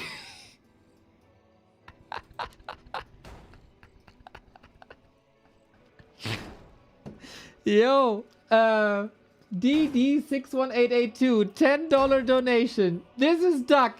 I will not be silenced because I'm Neo's #1 fan. On YouTube, that's totally fine, Mr. Duck. Welcome back to the stream. Just not on Twitch, you know? Just not on Twitch. Here is a pretty sweet push. Off we go. Hadouken! Speaking of Dead or Alive, we get some nasty damages in. We get a Berserker kill. We almost got a Shadow Priest kill. Chemico, is he crumbling under the pressure? There's hopefully going to be more Carrion Swarm. The ghouls are ravaging the Arcane. Shadow Priest going down. Nice Archmage counter here. Big mana. Hadouken for 2 kills again. Arcane Tower going down. Sheik is cooking.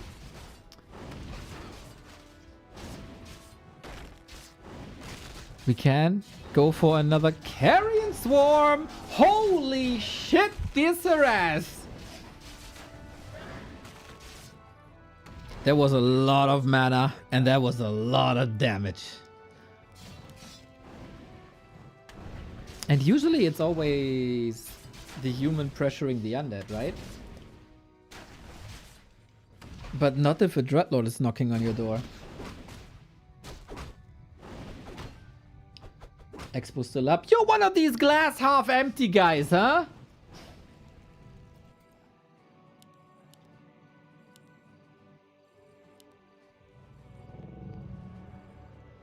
That was a sick moment. This is maybe a little bit of momentum that Sheik needed after a rather frustrating series versus Soin. A player's forces are under attack. We have a run by Chemico now. This is what makes scrimmage so great. Deny! Ah. That hurt. And now we got Footman here.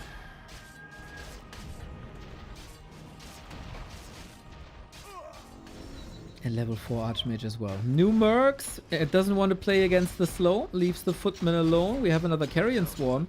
The least thing you want, boom, is to donate XP to the Dreadlord.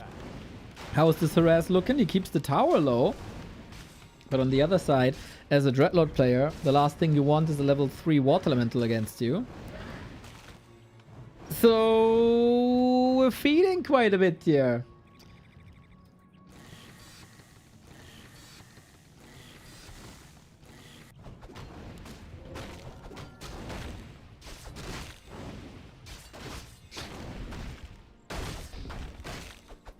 Where do they go for tier 2? Battle it out. Because bonus experience, Mr. Quertzler. On tier 2, tier 3, you get bonus experience.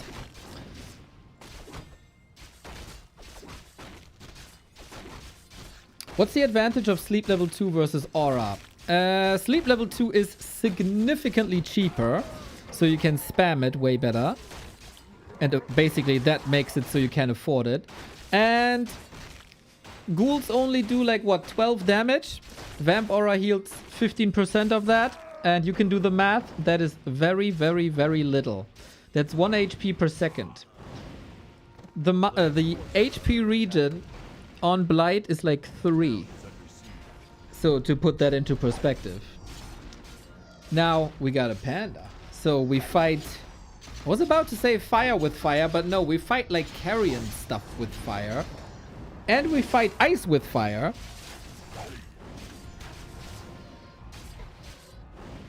Oh, we can't lose the towers. Everything started so well. We got another ghoul run by. It's pretty hectic. Duck, I see you. I see you. It's game. Oh man, we got a Dreadlord. We had a big mana potion. We had so many awesome things. And then there's an Archmage, and then there's Footman, and then it's over. And people say, I shall not call it Humba anymore. Chemico is a very good gamer.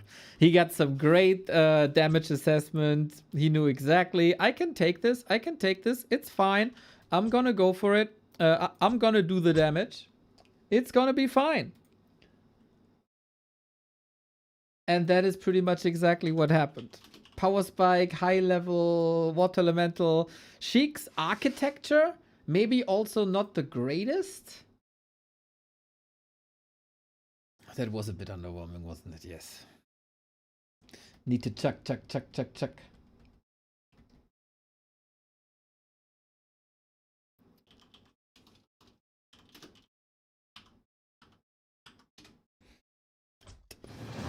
We got a $20 super chat by Duck. I'm not leaving. I'm not leaving. I'm not fluffing leaving. The show goes on. I ain't going nowhere. They are going to need the National freaking Guard to drag me out of here. I think you're very welcome on YouTube, Mr. Duck. I think you're very welcome. Lovely, lovely super chats. I love the enthusiasm. Love the enthusiasm. I don't know why this is not read out, but I feel the passion, Mr. Duck. Thank you, thank you, thank you. That's very, very cool. 1-0 for Chemico. This is 4 losses in a row now for Sheik. That's a bit painful. You gotta do what you gotta do. There's still the big battle with Jens coming up. You gotta stay in shape. And of course, you know, if the Koreans are knocking on your door, chances of you winning an esports game is rather low.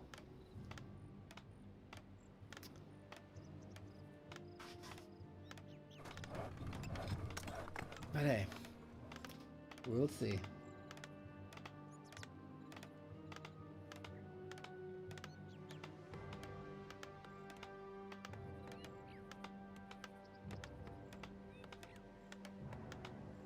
Easy to say afterwards, but maybe using the mana pot for the last 25% damage wasn't worth it.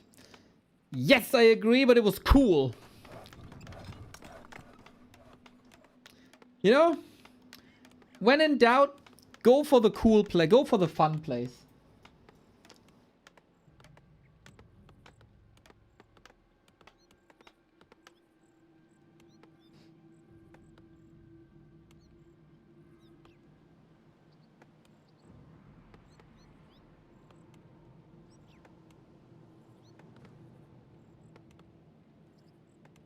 Why is that a weird summary? That is pretty accurate of what happened. It misspelled Soin. And it misspelled Chimico a little bit, but that's about it. Rest is fine. A player's forces are under attack. I know there's a lot of like AI haters out there, but you can tear and feather me. The Twitch AI stream summary is freaking great.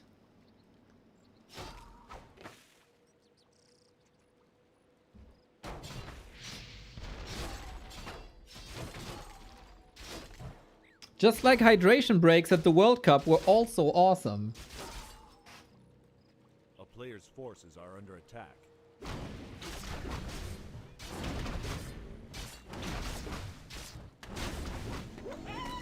We got an Archmage and we got a Lich. That is currently the meta.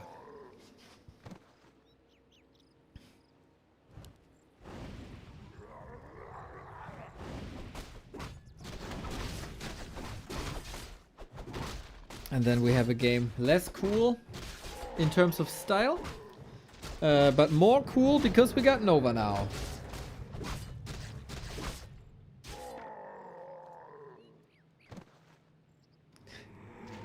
Can we discuss Infantino's plan for the next World Cup? Dude, I stopped following literally everything football related after that red card overturn. I'm done.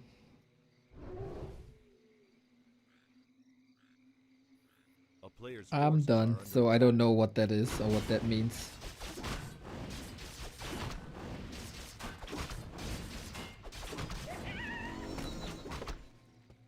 I just don't understand what the AI stream summary is trying to accomplish. So, you, Mr. Colgate Dead, you're here for hours. You know what's up. But I seriously had this a lot. Like, I tune in to a stream and I don't know what's happening at all. And it helps me to understand what's up at the stream right now. What's the context of the game, etc. So, this is rather terrible again, as we just walk over with an Archmage, go for the Haunted, go for the Nerup. Counter damage, of course. Come. It doesn't go for the Nova. Boom! Do we keep the Ziggurat up? No, we got the Ziggurat. Sheik is kind of supply blocked. He's switching into a tech right now.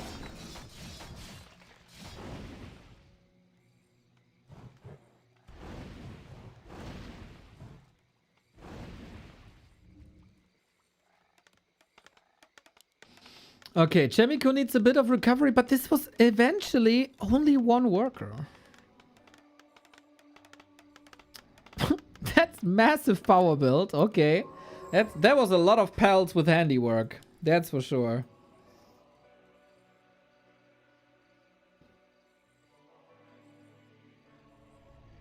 I feel he has a lot of time for that expo. I feel like I do.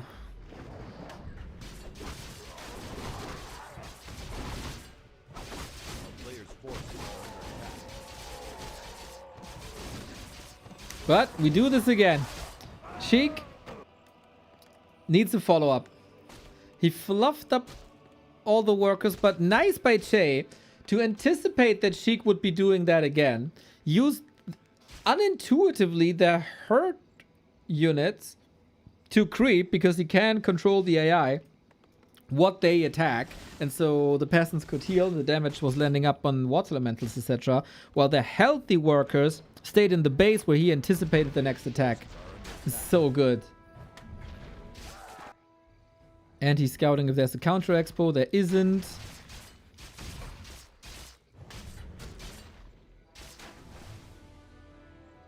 A town is under siege.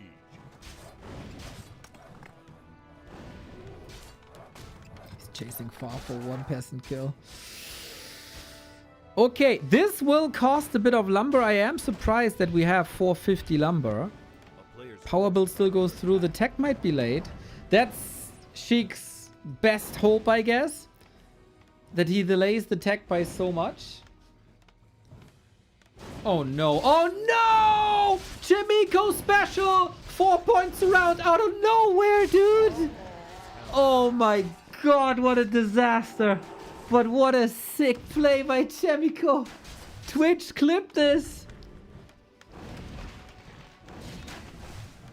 A player's forces are under attack. Yo, Chimico and Soin both, like, they are seemingly having a lot of fun. Destroying the poor up-and-comer Sheik.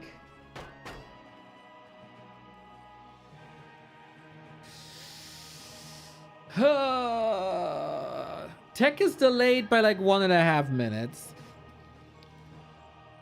And we go for a Lich Destroyer push. Low key, I love Lich Destroyer pushes. It's so powerful A town is under siege. when played correctly. Chimico is still scouting if there's an expansion or not. There shouldn't be. But if he kills that Ziggurat again, that's such a nice point of attack. There's no Gegenwehr, as we say in German. And then he needs to invest 150 and time into another Ziggurat. But yeah, Sheik's play is clearly designed around keeping economy low, When it doesn't work against the expansion, you go for the lumber. And try to keep the towers low. That's what you gotta do.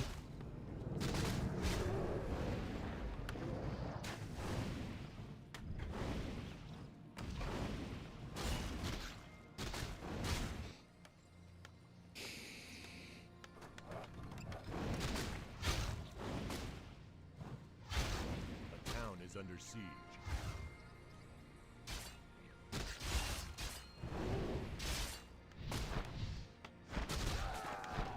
Get some kills. Slow and steady might win the race.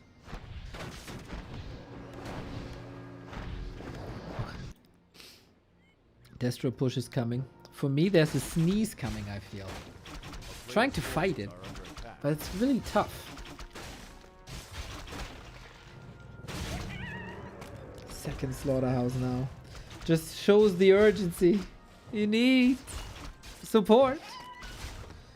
I hope that she can, like, after losing maybe 5-6 games in a row, he can still play his A game versus Jens. It's not easy.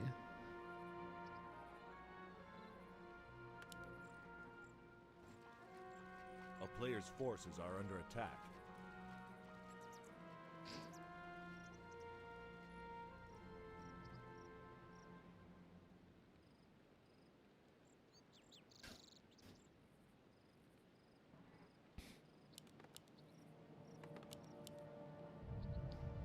Pit Lord, let's go. Destrometh. Man, he's not lucky with his Ascalor rate today. But yeah. It's a Lich Destroyer push. The Lich is unfortunately 2.4.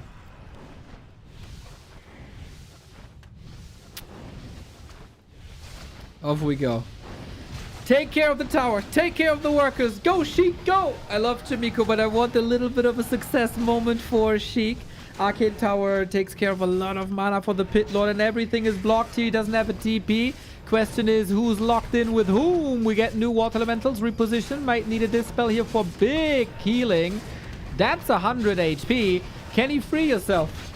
Need a coil? No mana. Oh, there is mana. Boom goes the dynamite. And the coil. Okay. How does the Pit Lord fit there, but the Lich does not? There we go.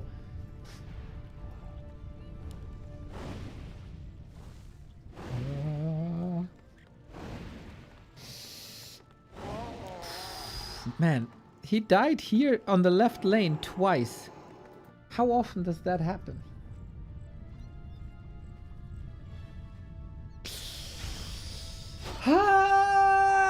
It's problematic.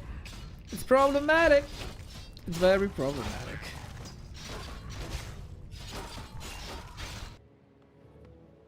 We have one more destroyer push, maybe. So I think we just give up on that Lich now. He was under-leveled anyway. A player's forces Chemico is going for Gyrocopters now.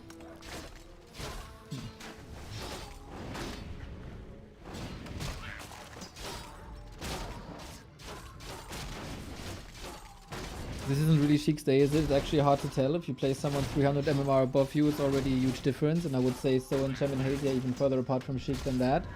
I would tend to agree. But there's also very little in between, right? Like, he's probably most competitive with Jens. But then also, Jens has taken competitive maps off of Lin, Fortitude. So on good days, man, everything is possible. But it's also like, you play these guys not with like a day of preparation with tailor-made strategies against it, but you play them in a gauntlet. Back to back to back to back to back. Or whatever this is now. We're all human. We might cosplay as a Night Elf, Orc, Undead, whatever, but deep inside we're all human.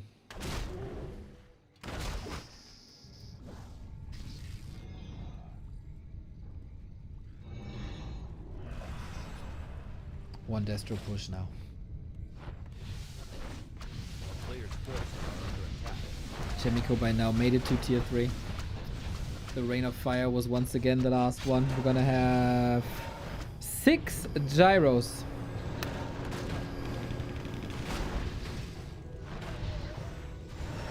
Oh, they're not willing to take the fight here though. It is the last chance for Sheik on this map.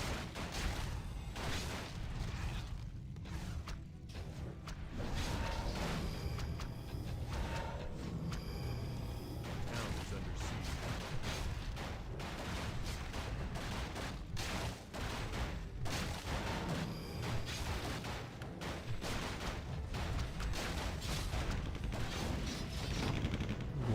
siege. Ooh, clap is good. Destroyer damage is not good enough. 2-0 for Chemico. That was mostly a very well pressured Undead Expo. And then you walk into a 4-point surround on the left-hand side lane. That was terrible. That was terrible for Sheik's game, unfortunately. It was a great, great moment for Chemico, though, who played this so sexy. Every human player should, micro-wise, look to Chemico, what he's doing and how he's doing this. You might not be able to explain how he's doing this, but what's possible? He's so crazy good, dude. Shallow Grave next, and Shallow Grave. We play Shallow Grave for a long time in our German leagues. I have a soft spot for it. I'm the tournament organizer. So when I do a map pool, bam, Shallow Grave is in there. And it has produced so many awesome games, especially in this matchup. So, very much looking forward to it.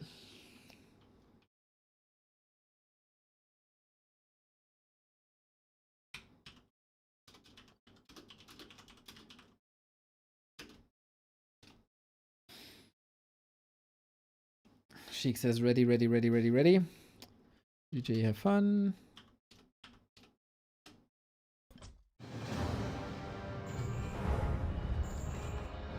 Time for a nap at 6:20. Who naps at 6:20? You probably have to... Wait, do you have to work late at night then? I'd be so destroyed if I wake up from a nap at like 8 or so. But, Mr. Crestfallen, you are an animal of the night. Maybe by choice, maybe not. I don't know. But I'm with you.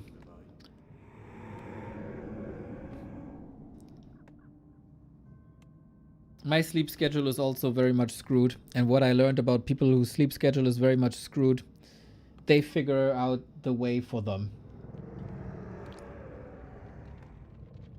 It's a good night, sweet prince. Like Amiro, thank you for the tier 1. Much love. Okay. Any believers that Sheik has a pocket strat that works now? I want to believe. I'm Fox Mulder, looking at the skies. I'm here.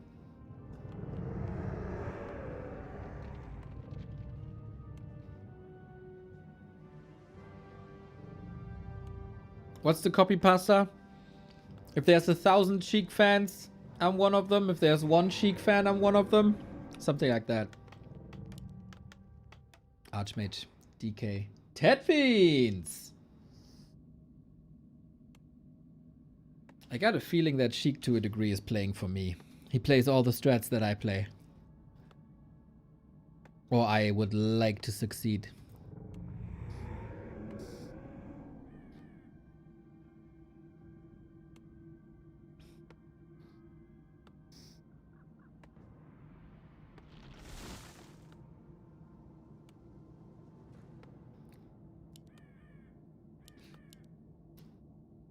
It is a powerful strat, just very, like, no margin for error, really. You try to get as much damage done as possible early with the coils and the right clicks. Chemico will be expanding and the Sasquatch is rather tanky, so you have some time to walk over.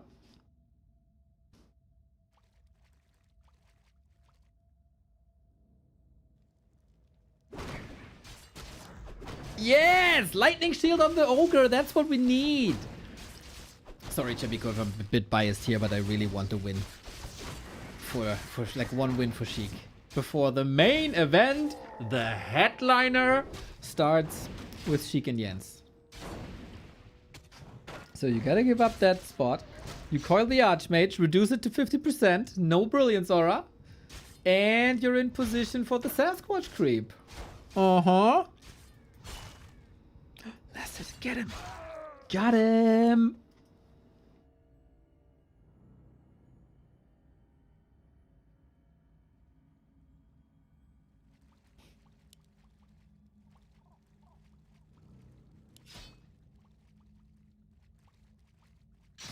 Success, Sheik.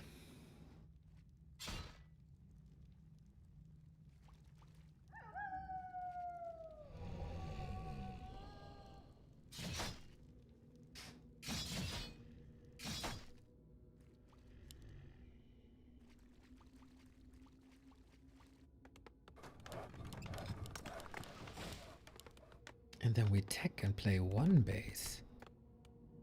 Damn. Okay. So with that, there's not too much point of attack Are under attack. for Sheik at the moment. Usually you want to apply pressure with Skeletons, Fiends. You might be able to creep now. Hopefully no deny here. Trying to... Oh.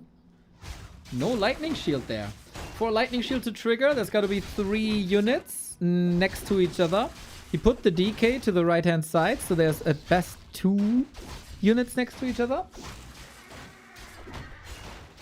A player's forces are under attack. Oh, we woke up the creeps here a little bit.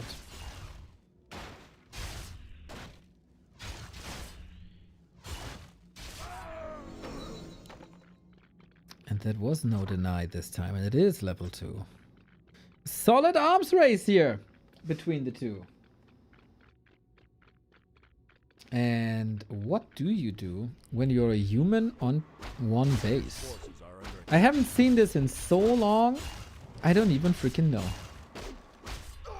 One base on even tech, human is losing.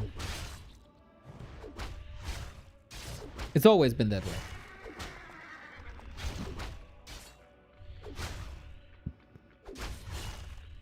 There's some timing exceptions. Chimiko doesn't strike me as a rifle pusher. A player's forces are under attack.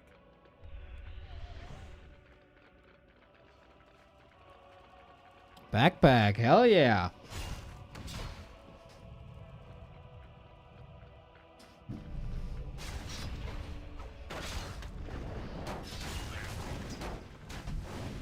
You can go straight to Griffins?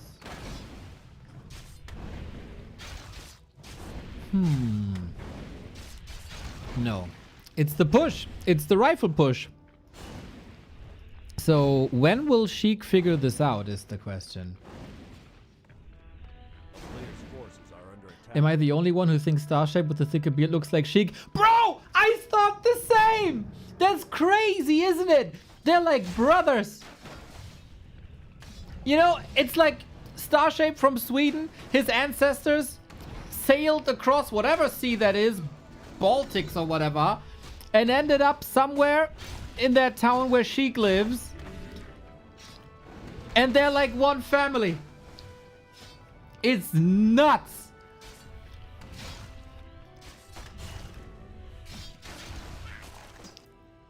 A player's forces are under attack. Maybe we can do some AI shenanigans with that. But yeah, I saw Starshaped at the Swedish land. It's so similar.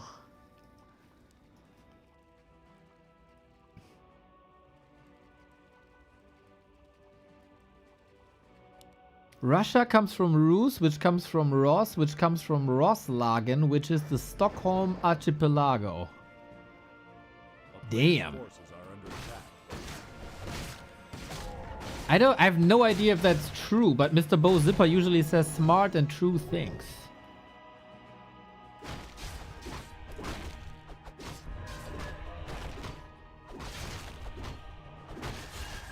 The plot thickens, everybody.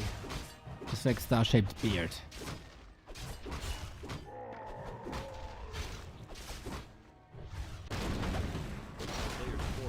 So Chemico is not pushing.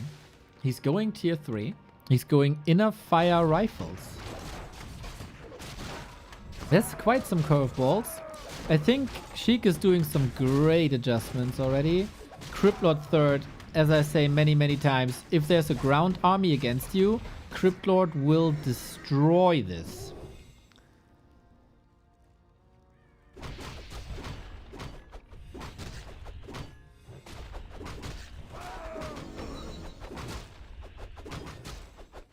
A player's forces are under attack.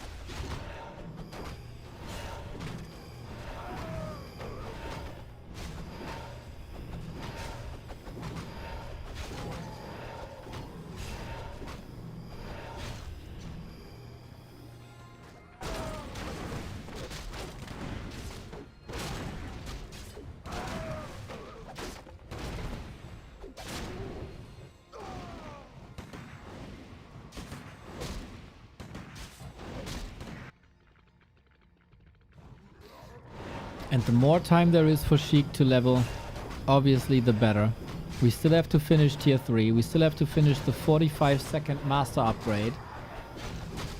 It's all a bit fragile. Sheik is taking some risks here. He's losing some HP, but all for the levels of the Lich and the Crippy.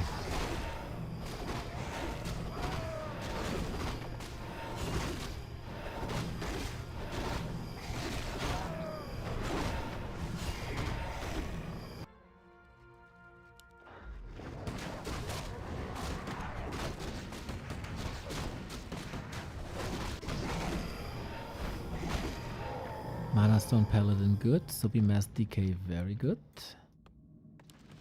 Double Slaughterhouse again. A player's forces are under attack.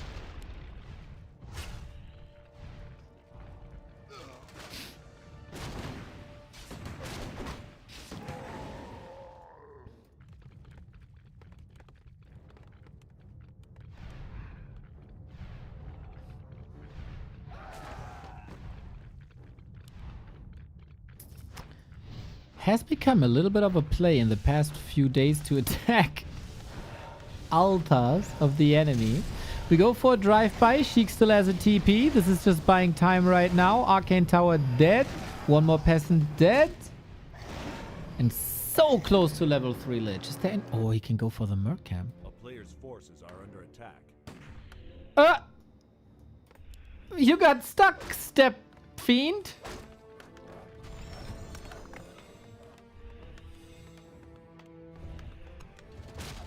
That's unfortunate. Okay, a little bit of a dono. But time to creep, time to creep, time to creep.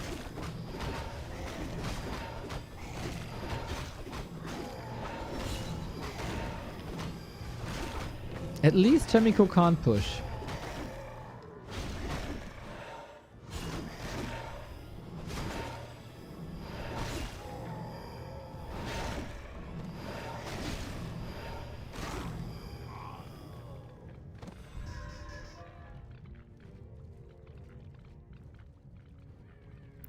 Fighting again. Is this time already for Sheik? He's moving into a bombs.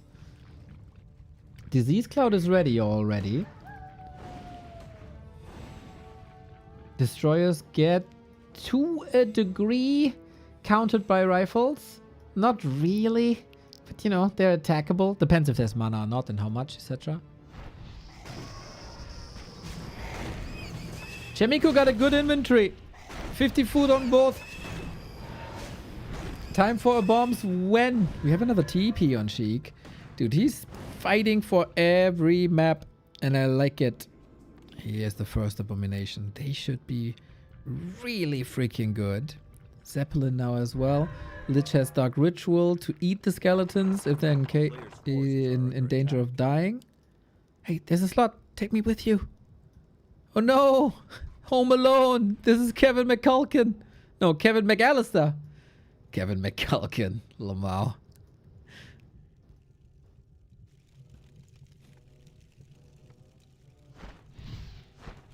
Zeppelin drop into a human base. When did you ever see that? The A-bomb just walks in like it's nothing. Town portal onto the DK Impale. Oh snap. Wand of the Wind kinda nice. Can't go for any calls right now. Trying to take out the priest. Town portal out. Damage done.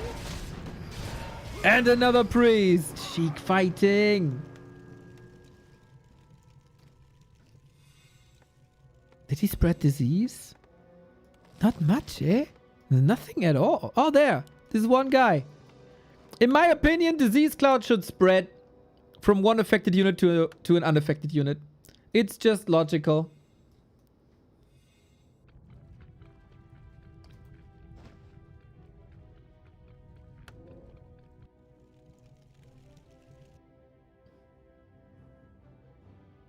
Nobody disagreeing? Good. Blizzard, you know what to do. Master of Persia. I played you when you were the prince 30 years ago. Thank you for the support.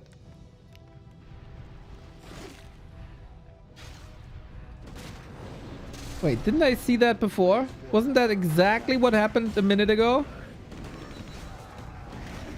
We can dispel that water elemental. Little bit of healing. Impale again. Oh man, when there's no arcade tower in the base, it's so beautiful. A little bit of mana would be nice. Stormbolt Lich, coil ready, TP again, damage done. Is this how you get further and further ahead? It's like a mistake in the Matrix, right? Neo's in humbug mode? What? This was 100% totally serious. I have no idea why you call me out like that. Just because you don't have the brilliant vision that I do. And we get a town portal again. And we go creep a little bit again. And this is like death by not 1,000 cuts, but maybe a dozen.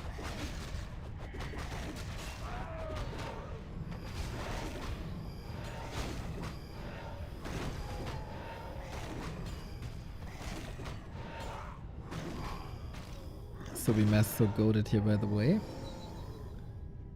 433. The impales are getting even better now. I seriously, I question how Chemico is supposed to fight this.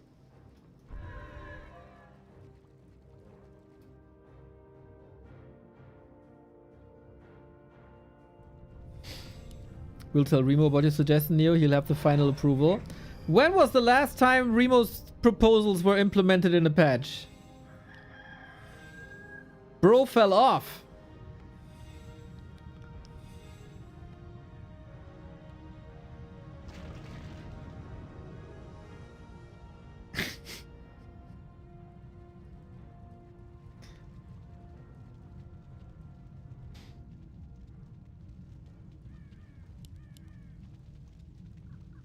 Four air bombs. 5,000 HP. Only piercing damage.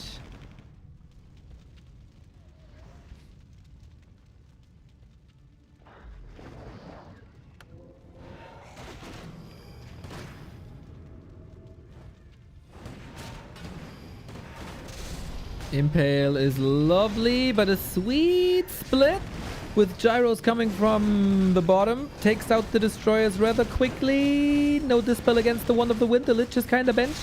Impale! Holy, but the heal scroll is there to rescue this. All the air bombs are mauling away at this poor Mountain King. What did the Mountain King ever do wrong?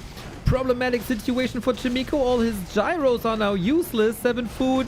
Will the Mountain King finally die? Dude, he's Mr. Unbreakable. What the hell is going on? He tanked so much damage. 3,000 damage tanked by that MK. And Sheik is losing the fight. The Crypt Lord has so much mana. Spam that Impale. Oh no. He's not spamming his spells. Where's the Nova? Where's the Impale? Here we go. Need a coil very soon though. Lich is pretty inactive. It's the longevity with the statues winning the game. Death Pact could be used. So much damage mitigation. Love the reposition of that abomination. Disease cloud everywhere. Dark Ritual, Dark Ritual, Dark Ritual. Or coil. Oh, he has no mana for the Dark Ritual and it's on cooldown. I'm an idiot. Sheik is holding his ground, but he can't break. Chemico not clean enough of an execution. Feels like the Abominations were on a click and got omega baited into attacking the Mountain King.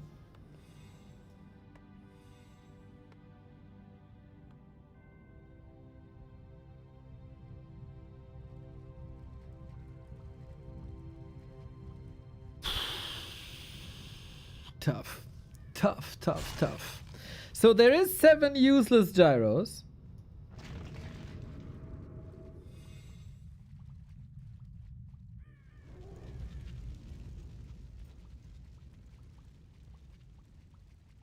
Is that disease cloud running? Not really, right?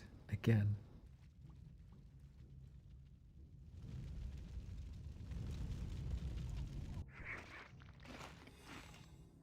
A player's Yum, yum, forces yum, are yum. under We are attack. feast. Winner, winner, chicken dinner, huh? Chemico is going for the push.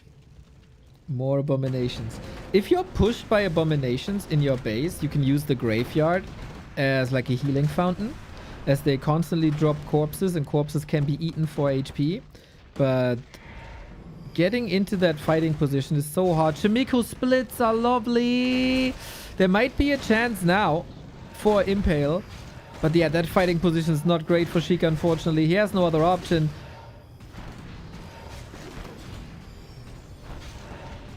They're kind of swapping position. That was a sick Nova. No Impale. No Impale. Feels like Sheik is a bit overwhelmed here. 7 gyros versus 2 destroyers. They are losing this.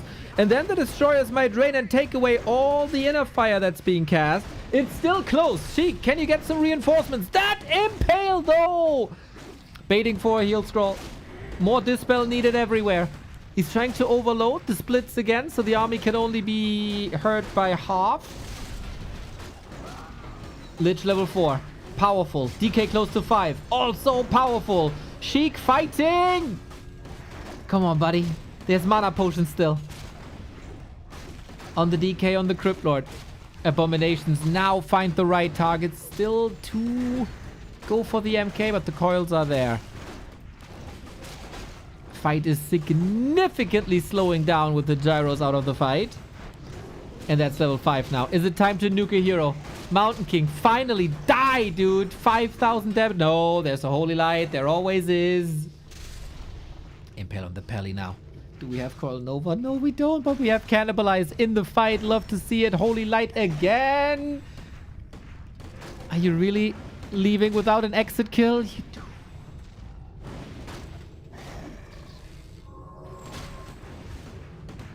Fighting in a choke now. Perfect, perfect, perfect. Coil ready. And that is a lovely Impale. Do we have a Nova? We do! Oh, I used it a split second too late.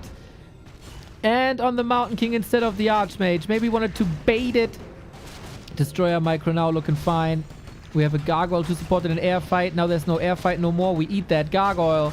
Waiting for another Water Elemental to be summoned to eat. So the Destro. Yeah, the Dispel Destro. Well done, dude. Sheik finding his moments, finding his groove. The fight execution is looking better and better. Spells used as well. We need a coil. We have no coil. Invuln! No! Crypt Lord dead. I praised him too early. Coil Nova is being countered over and over and over and over by Holy Light. The Brilliance Aura, man. Level 3 Brilliance Aura. Freaking goated.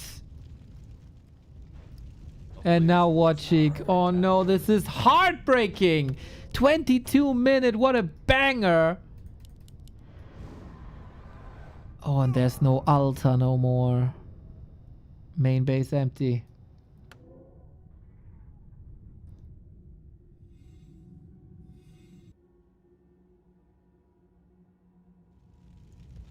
No expo for Che. No lumber for Che. Just a lot of gold. Can convert that into items, of course. That will help in the next fight. He can't get the Crypt Lord back yet. He needs to sell more, and he does. Level 3, what's it? What's the revive cost? A lot. 400 something, huh? Oh no. Oh, that's an A-bomb for free.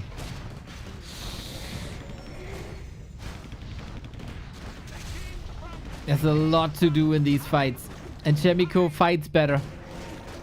Pretty much an all-in. Whoever wins the fight wins the game. We have a statue far in the back. The army is still hurt from the disease cloud. We have 2 heal scrolls though. Against Nova, against Impale, you need the heal scrolls. Destroyer very hurt. Militia coming in as well. Of course, they will probably all die, but until then, they do damage and they soak up the damage. We go for the surrounding classic Chemical fashion. Massive Nova, Holy Light, good night, Sheik. Fight so hard and so brave, but in the end, Chemical, the better gamer today. 3-0 for him here as well after Soin also got a 3-0 here. Tough, tough, tough fight. Very cool game plan. Very nice execution as well. Sheik went into this as the underdog, as Chemico is currently top 8 player, top 6 player maybe. He's like far, far, far up there in the pecking order, and I don't think Sheik shall be blamed for this. Definitely lessons to be learned here. Needs to be a little bit cleaner, needs to be a little bit faster, but goddamn is Chemico a freaking beast.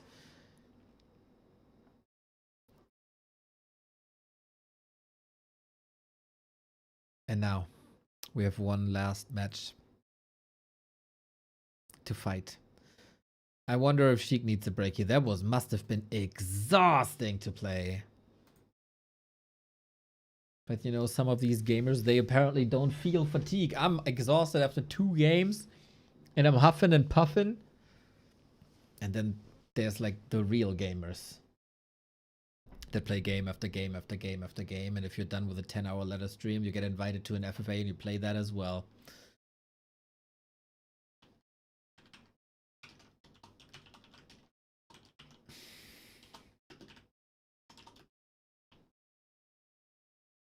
Sick.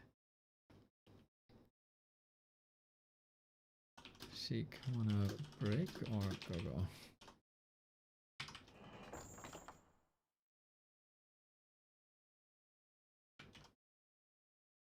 Mr. Jens is already here.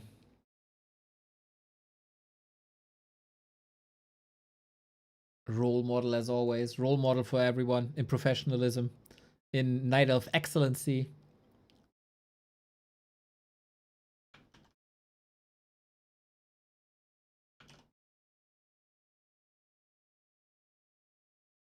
I asked Sheik if he wants a break. Sometimes you just have to offer it. Maybe they think, oh, for the people, we gotta go. I'm totally fine with taking breaks. And I guess everybody can wait a couple of minutes.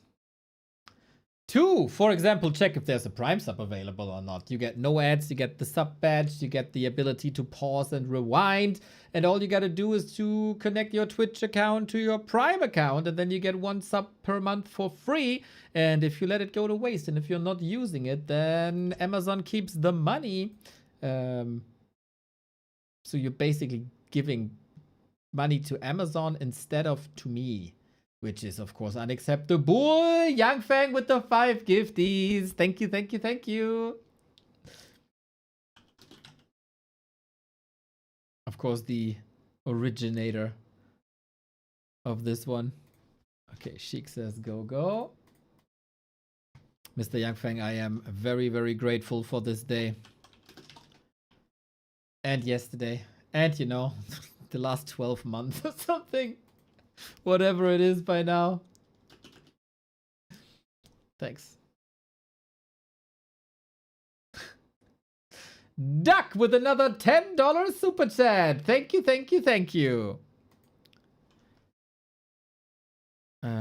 No, he got internet issues, I think. That's why Chemico played.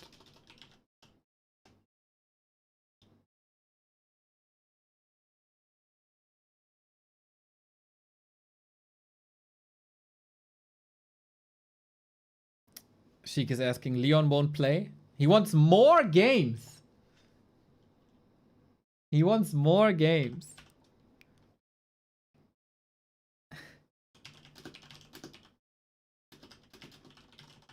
I didn't even notice that Chemical wasn't in the original list.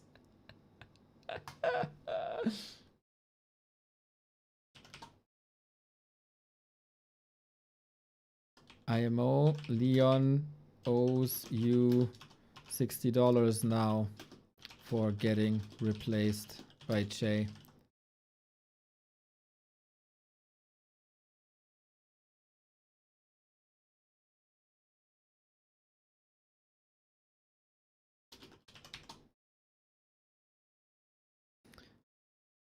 So we start on scrimmage out SG in Turtle Rock.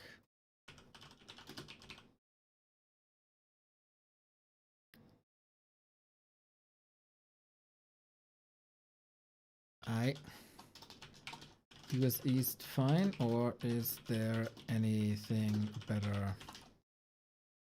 You probably have host experience against each other. Okay, let me know if not. GF1, gentlemen.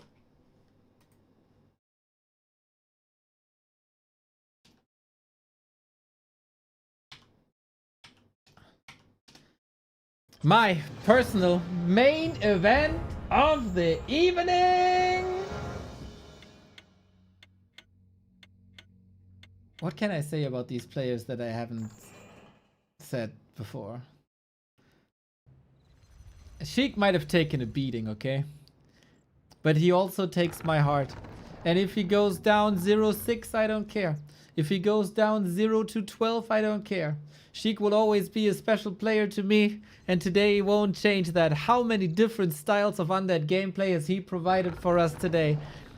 Many, many, many, many, many. And now he's facing a player who is not normal. Coming from StarCraft and Smash Bros. Melee, that's already likable. Coming to Raraland with a Death Haven t-shirt, very likable. And then he plays Night Elf, not so likable, but without Demon Hunter usually, very likable. I've seen these guys battle it out on many, many, many maps, and it can be extremely spectacular. Two of the finest that we have in the Western scene. It's Sheik versus Jens, the last best of 3 in the Sheik Slaughterhouse. Once again, Yangfang, thank you. Revan, thank you for this amazing day of so far 12 Sheik games in a row. He won only one, but against Jens, he might take it home again. So far on this patch, it is 3-7.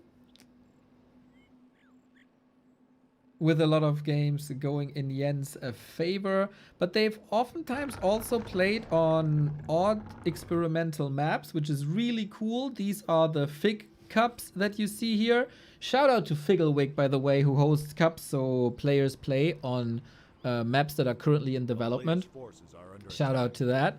And now I'm just gonna throw you into the game. I'm just gonna throw you into the game, guys. Sheik won the last 2 encounters. Now, he's been through 4 series already. I asked him if he needed a break. He says, "Niet, let's go." Thank you, Uber Trooper, for the kind words. Appreciate it a lot. Thank you, thank you.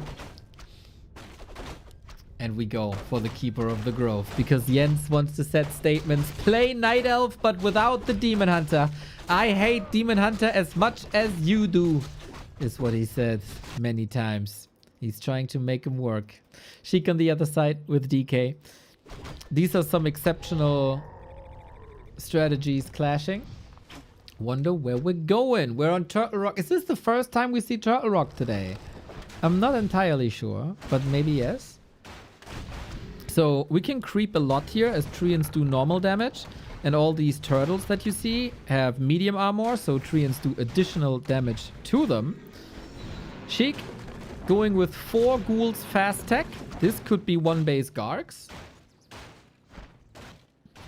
Usually you tech on 3 ghouls. And this also a very early graveyard, so both of that indicators that he wants a lot of lumber early. And not too much presence, because he knows Jens by now. And he knows he gets the level 2 early, and he knows there's gonna be Entangle. And if there's Entangle without tier 2, you're gonna lose units. Whether that's a Ghoul or a Fiend, you're gonna lose them to Entangle. We have a fast expansion coming up, by the way. And we have a second crypt coming up, by the way, deep in Undead territory. So, this Garx. One base Garx. And this reminds me of a series that these two guys played against each other on Scrimmage, where it was mass air and Jens had Keeper, and he skilled from Treant's Entangle to Entangle Thorn's Aura to Treant's Thorn's Aura. Like back, forth, so many skill changes to adapt to the situation, because Thorn's Aura can be insane with Hippos versus Garx. And Duck is coming in again. Neo, this is Duck. What's your favorite hero? Mine is the Mountain King, and my favorite spell is Bolt. Dear Duck, my favorite hero is the Pit Lord. He reminds me of my mother. My favorite spell is Cleave, because I don't have to micro that. Thank you, Duck, for the big super chat. Chats. Multiple.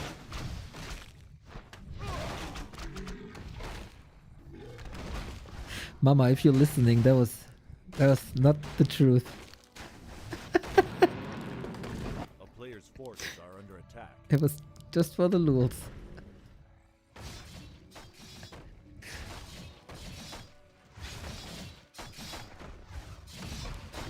My mom is closer to a serpent ward, actually.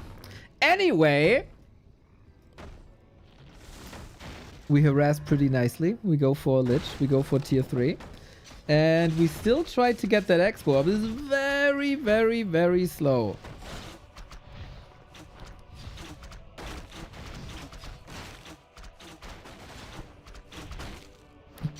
Couldn't you eat through this? Well, well.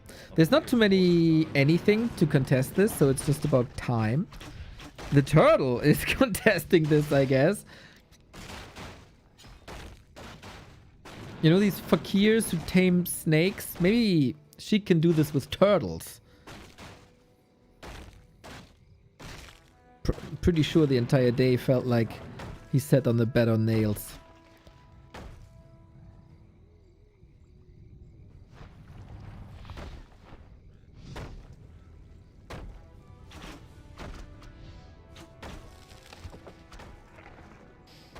Thank you, Selafiela. I hope I named that correctly. Always nice to have you in chat, by the way. Very positive seeing your name. And we go air. We go air. Nice usage of Wand of Negation here. That's the prime example of how to use it against Entangle. It's so good. If you need it, you can use it against Treants as well to get some last hits maybe. But yeah, Sheik is the turtle tamer so far. Super annoying. Now the Demon Hunter has to come in. We are going air, by the way. Did I mention this? Yes. And I think this is a beautiful matchup. Sheik versus Jens, with Garx versus Hippos, with Thorn's Aura, with the Dreadlord third, with maybe Worms later, even though we're on one base and it's hard to afford. This is something that pretty much only these two guys play on the high level. And it got a fascinating dynamic. I said a lot of positive things about Sheik during the broadcast. Here we got a Night Elf opening up with Keeper. Doesn't build a single lore. Goes for wins immediately. Trying to play as cool as possible. Big smile. Big smile on my face.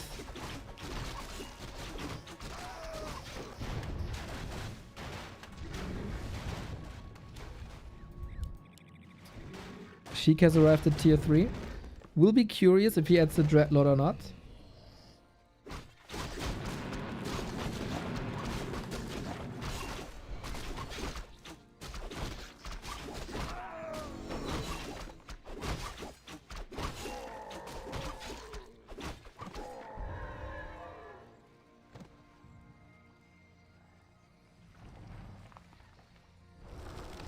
So hippos are solid against Gargs. But there is Nova that changes the equation. Naga third, really? That seems new. It's a high tempo Garg play. Very, very, very little creeping. Sheik is pushing with level 1111.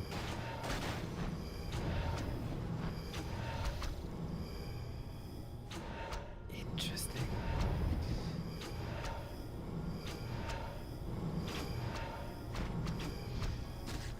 Oh, here's the fight. You don't want to fight without Nova. And the Nova ends up on the Demon Hunter. Really? I wonder how Sheik want to win this fight against the Hippos. 5 versus 4. No mana anymore. And no chance. Yeah, I was wondering the right things here. Ooh, Sheik, the momentum is not with him today. Not at all. Man, feels like we got almost robbed of a cooler late game. But yeah. GG. Sick, man, how this worked.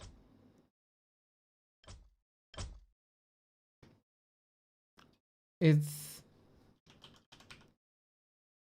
was just hippos. I mean, he had to endure quite a bit of pressure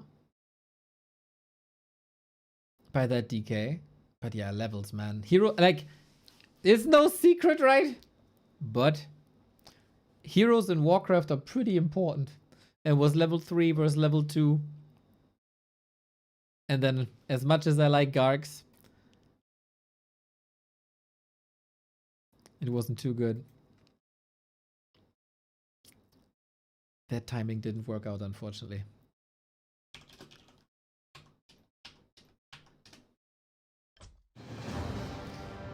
Oh, guys. Hopefully they take a little bit more time here. I don't want this to be over. We just need to last a little bit longer.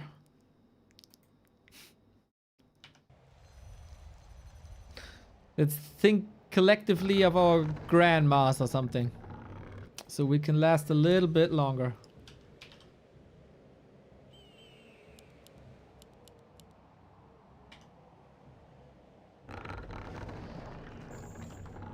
Yeah, levels are good in Warcraft 3, everybody.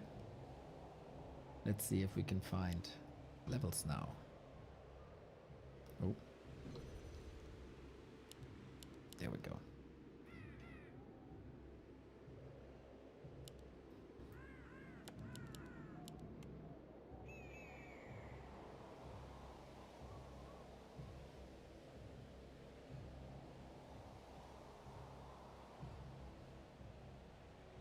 To be fair,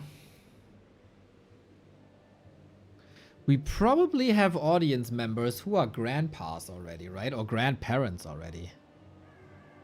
I'm curious, is there a grandparent in the chat?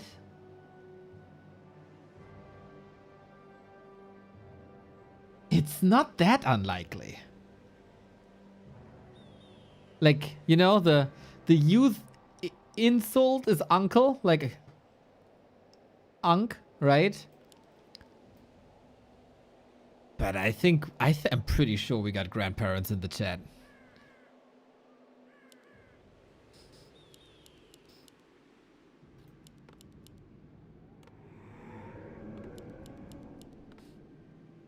We got Jens on the left-hand side, Sheik on the right-hand side. Lich opener. Wasn't there someone who was relatively new to the game and was asking about this? Lich first versus Night Elf. There you go.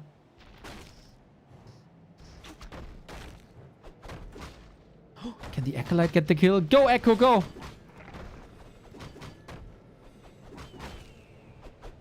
We got a Keeper Huntress. That's a very, very early Huntress haul. When the Huntress received their heavy armor buff, like 2 years ago or whenever that was, my fantasy was just theory crafting for half a day. Huntress and Talons should destroy everything. So somehow this didn't match, but maybe Jens is thinking as I was 2 years ago. Or he knew something that I didn't see coming, and that's a tower push. Yes, it's a Sheik special. He didn't play it. Oh my god, it's countered so hard. We have another skull though, but there's Wisp right there. Oh my god, Jens reads him like a freaking book, dude. This Ziggurat is Sheik's lifeline. He's putting on pressure on the keeper. Drives him out of his own home. Skeleton might be getting a kill here. A town is under siege. Got the kill. If this Ziggurat doesn't come up, this is so big time problematic.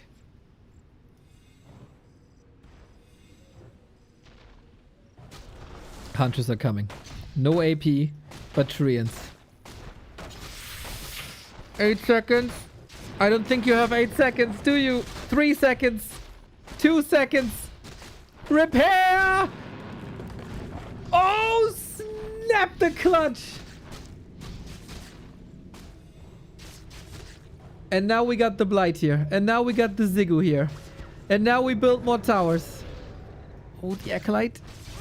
Hunters are kind of solid against towers because they have normal damage type. Oh, no, no, no, no, no. The Acolyte was driven away, so he couldn't repair. There's 2 more, but I think they're only coming now. And we play a bit of whack-a-mole.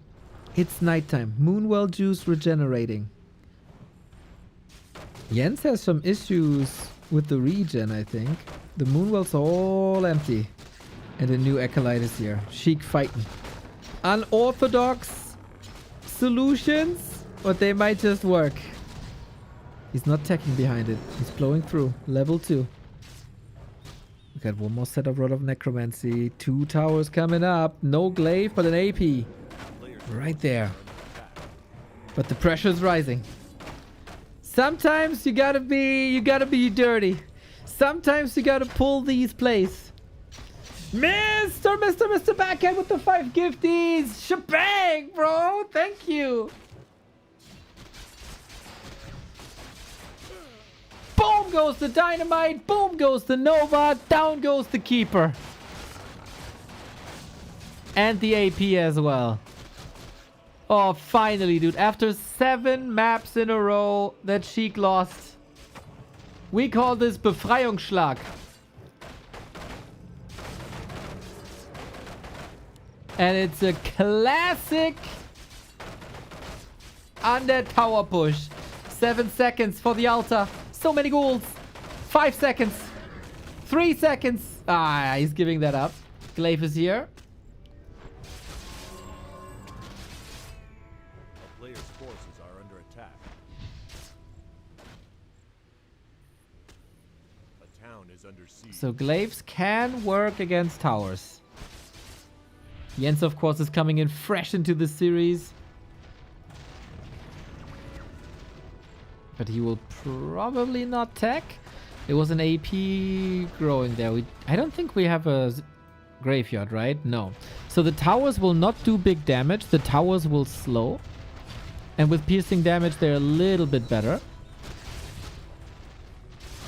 This would be freaking heartbreaking if Sheik is losing this game as well.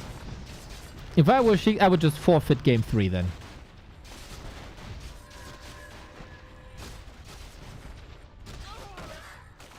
Can you deal with the glaives? Good proxy production though.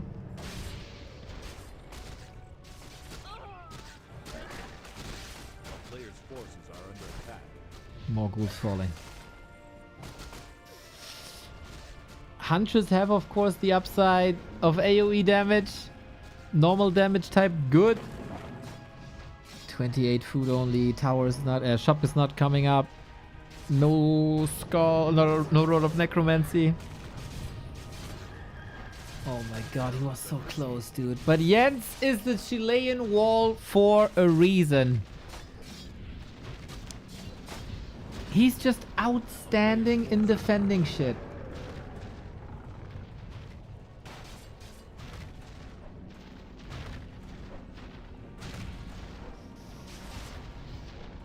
We still have a glaive. It's not contributing much. It's still running for its life, but it got so much attention from the ghouls. And he's running into a huntress trap. At least the glaive goes down. Will that buy a little bit of time? Just a little bit. Level 3 Lich. Don't count the game over before the Lich is dead. New glaive. Oh, he can operate from safety. And a shop coming up for clarities. It is daytime now. So the Moonwell mana is not regenerating.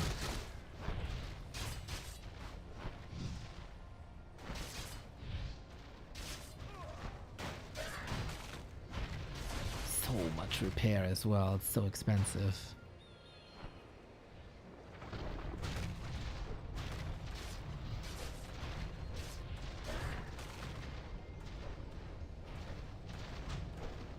A player's forces are under attack.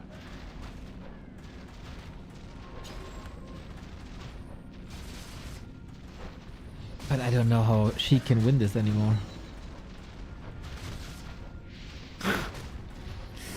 Tech and Tangle. Doesn't even need a surround, does he? He's just running him down. He's just running him down. Dagger. Nothing to sacrifice. Oh, the 9 HP. But the Huntress. Huntress for a reason. They're fast. And they got the scent of the Lich. Probably didn't shower for days. Like half of the audience.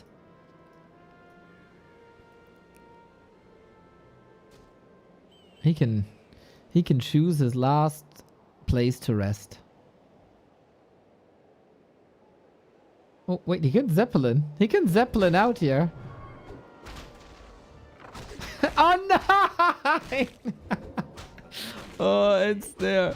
In the main base, the tower's getting cleaned up, and that is the end. GG, Jens 2-0. At least he saved the Lich, okay? He saved the Lich.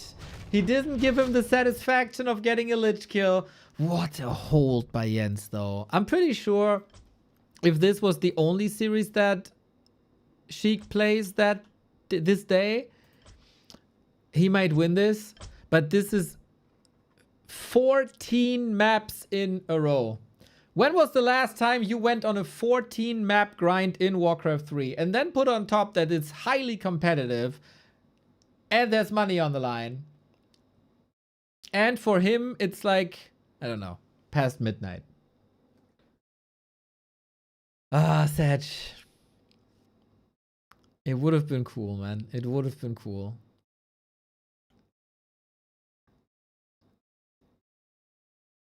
Jens is the wall. Jens is the wall.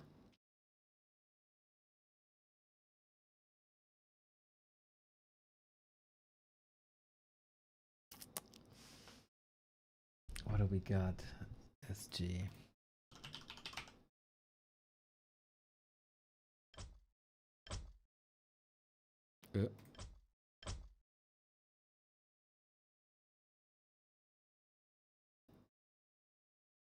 Soin broke him. Look good with Chinese. A little bit.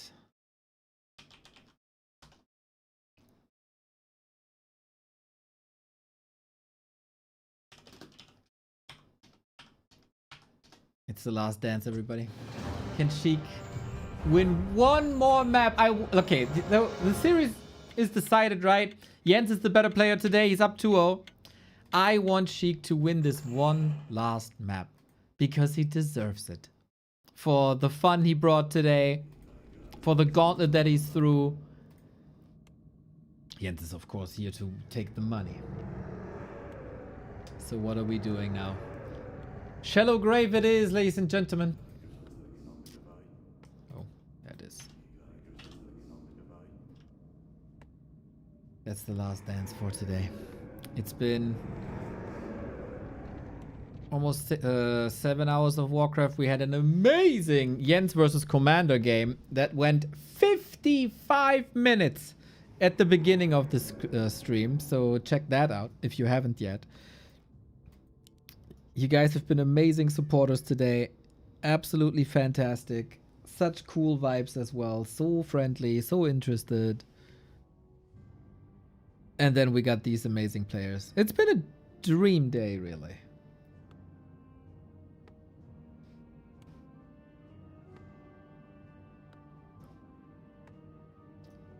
So give me this one more win for Sheik, okay?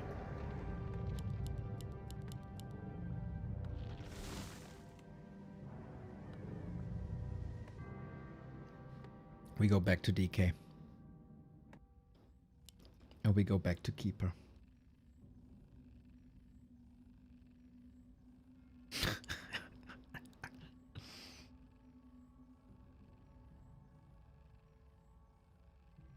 God, those stream summaries make me barf. You know what makes me barf? People without a sub badge! Bah! If you guys have a Prime sub lying around, you can stop me from barfing in my mouth. If you have a Prime sub available, we gladly take it. What do we got? We got a classic ghoul opener so far. Why is Sheik doing this? I think that was in regards to the tower push. Tower pushes versus Night Elf can work really, really well.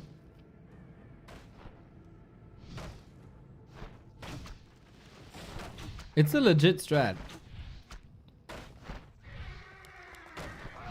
It's been criticized many times how powerful an Undead tower push was. So much that the damage type of the Nerup tower was changed.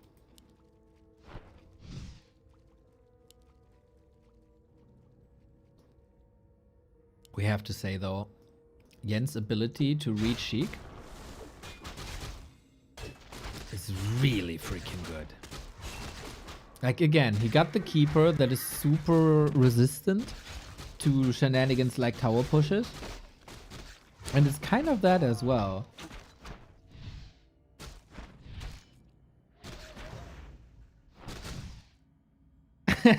Somber, don't feel pressured into anything. Oh my god! It actually worked! Thank you, Somber. Dude, I was just joking, mate. But that is much appreciated. Thank you, mate. Very fair. Now, we can both barf together. No, I'm not barfing. I'm sorry that you're barfing. It will go away. I pat you gently on the back. Yay, Young Feng with the gifts up. Let's go.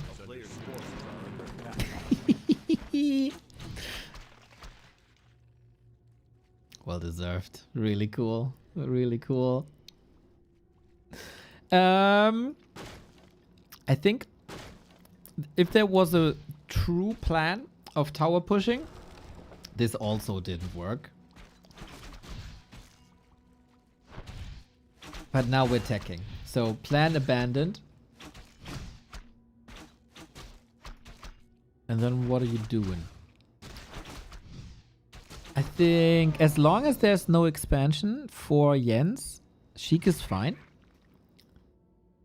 The big, like, you've heard it a million times, probably. Keeper does fall off to a degree in the late game. So you try to maximize the effect in the early game and get an expansion, so that will carry you in the late game. And so far, I don't really see that. But there's, of course, two ways to turn... No.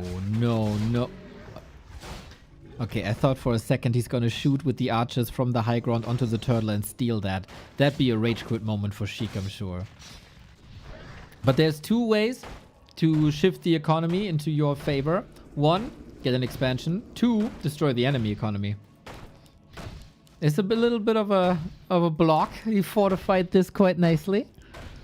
Zigu. Oh. Thankfully, it's only the third ziggurat. But this graveyard cannot fall. Must not fall. The graveyard is dead.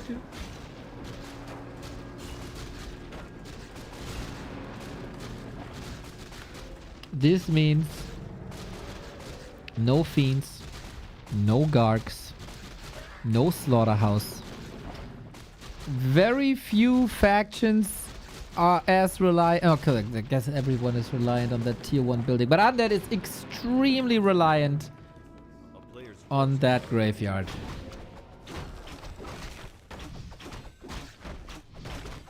Six snipe.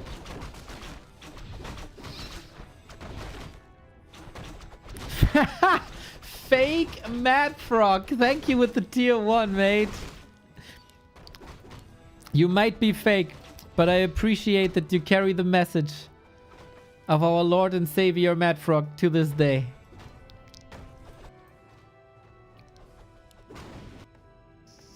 A player's forces are under attack. I'm sitting in front of a 1 times 1.5 meter Mad Frog poster. So, I feel you.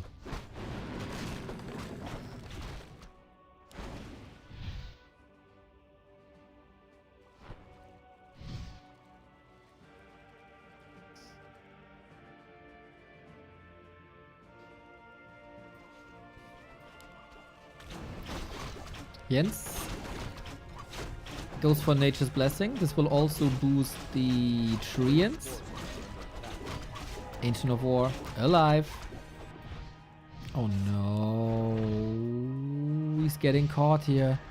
Can he walk out? Line of sight somehow? Did the Blight actually save him, bro? Did the Blight save him there? That's my headcanon now.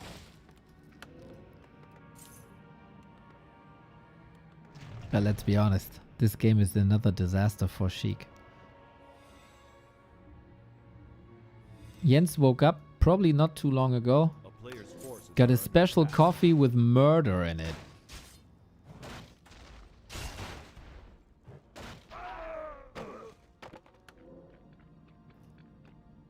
Damn, the special undead got some beatings.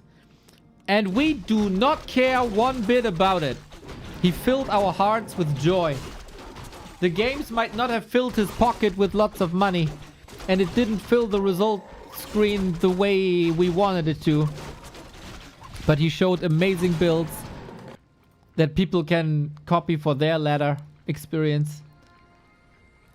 A town is under siege. And it created moments, bro. A player's She forces are created under more moments than Happy did in all of 2026. My take. Fight me for it.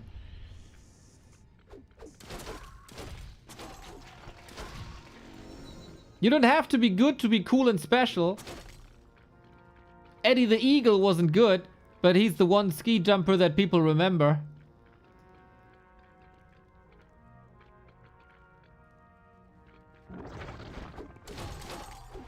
Now you.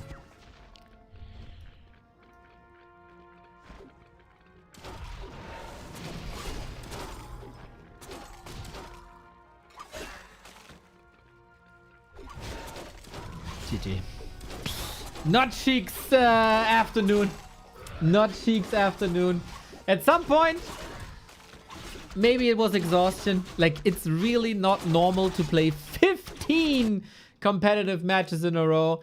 Sheik fell apart a little bit here in the end. And Jens was just... Jens was freaking nasty here, dude. Let's be honest. Jens owned him hard.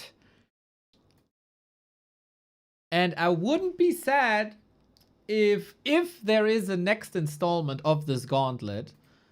Because this is not the first time we had such a gauntlet, right? It was... we had... What do we have? The Hazy is Crazy gauntlet. We had Hitman versus the World gauntlet. We had the Leon Hunter gauntlet for Kevin. We had Slice and Dice for Dice. And now we had the Sheik Slaughterhouse. I wouldn't hate it if the next one is for Jens. I think he made a good case for himself today. Pretty sure. Pretty sure.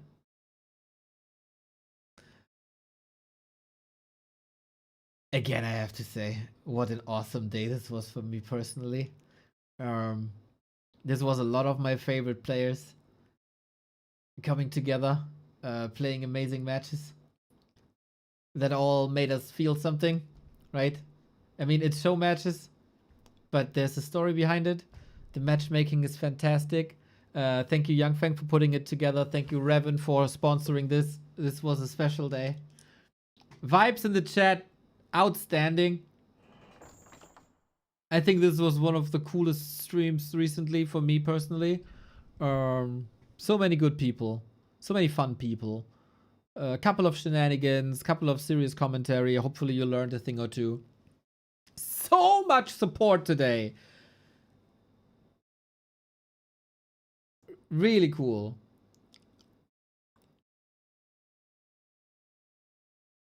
Yeah. I can, like, not every stream was like this in the past couple of weeks.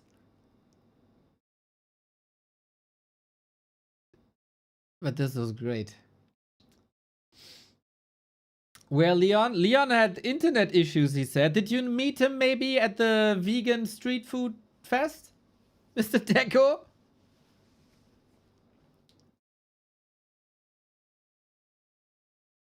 Did you find something new and cool?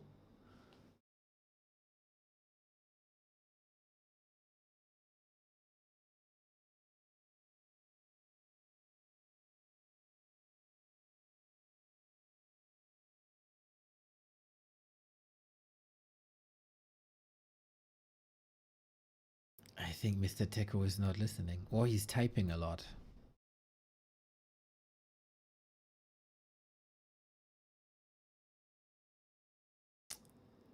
No, but it was full. Many nice things. Cool. It was filled potato balls with toppings.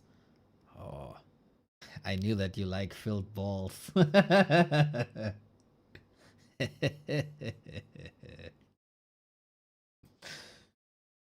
Yes, Sharky. Teco told me it's at Reeperbahn. So, have fun. It's also tomorrow. I work hard to keep him empty. Good for you, buddy. Good for you.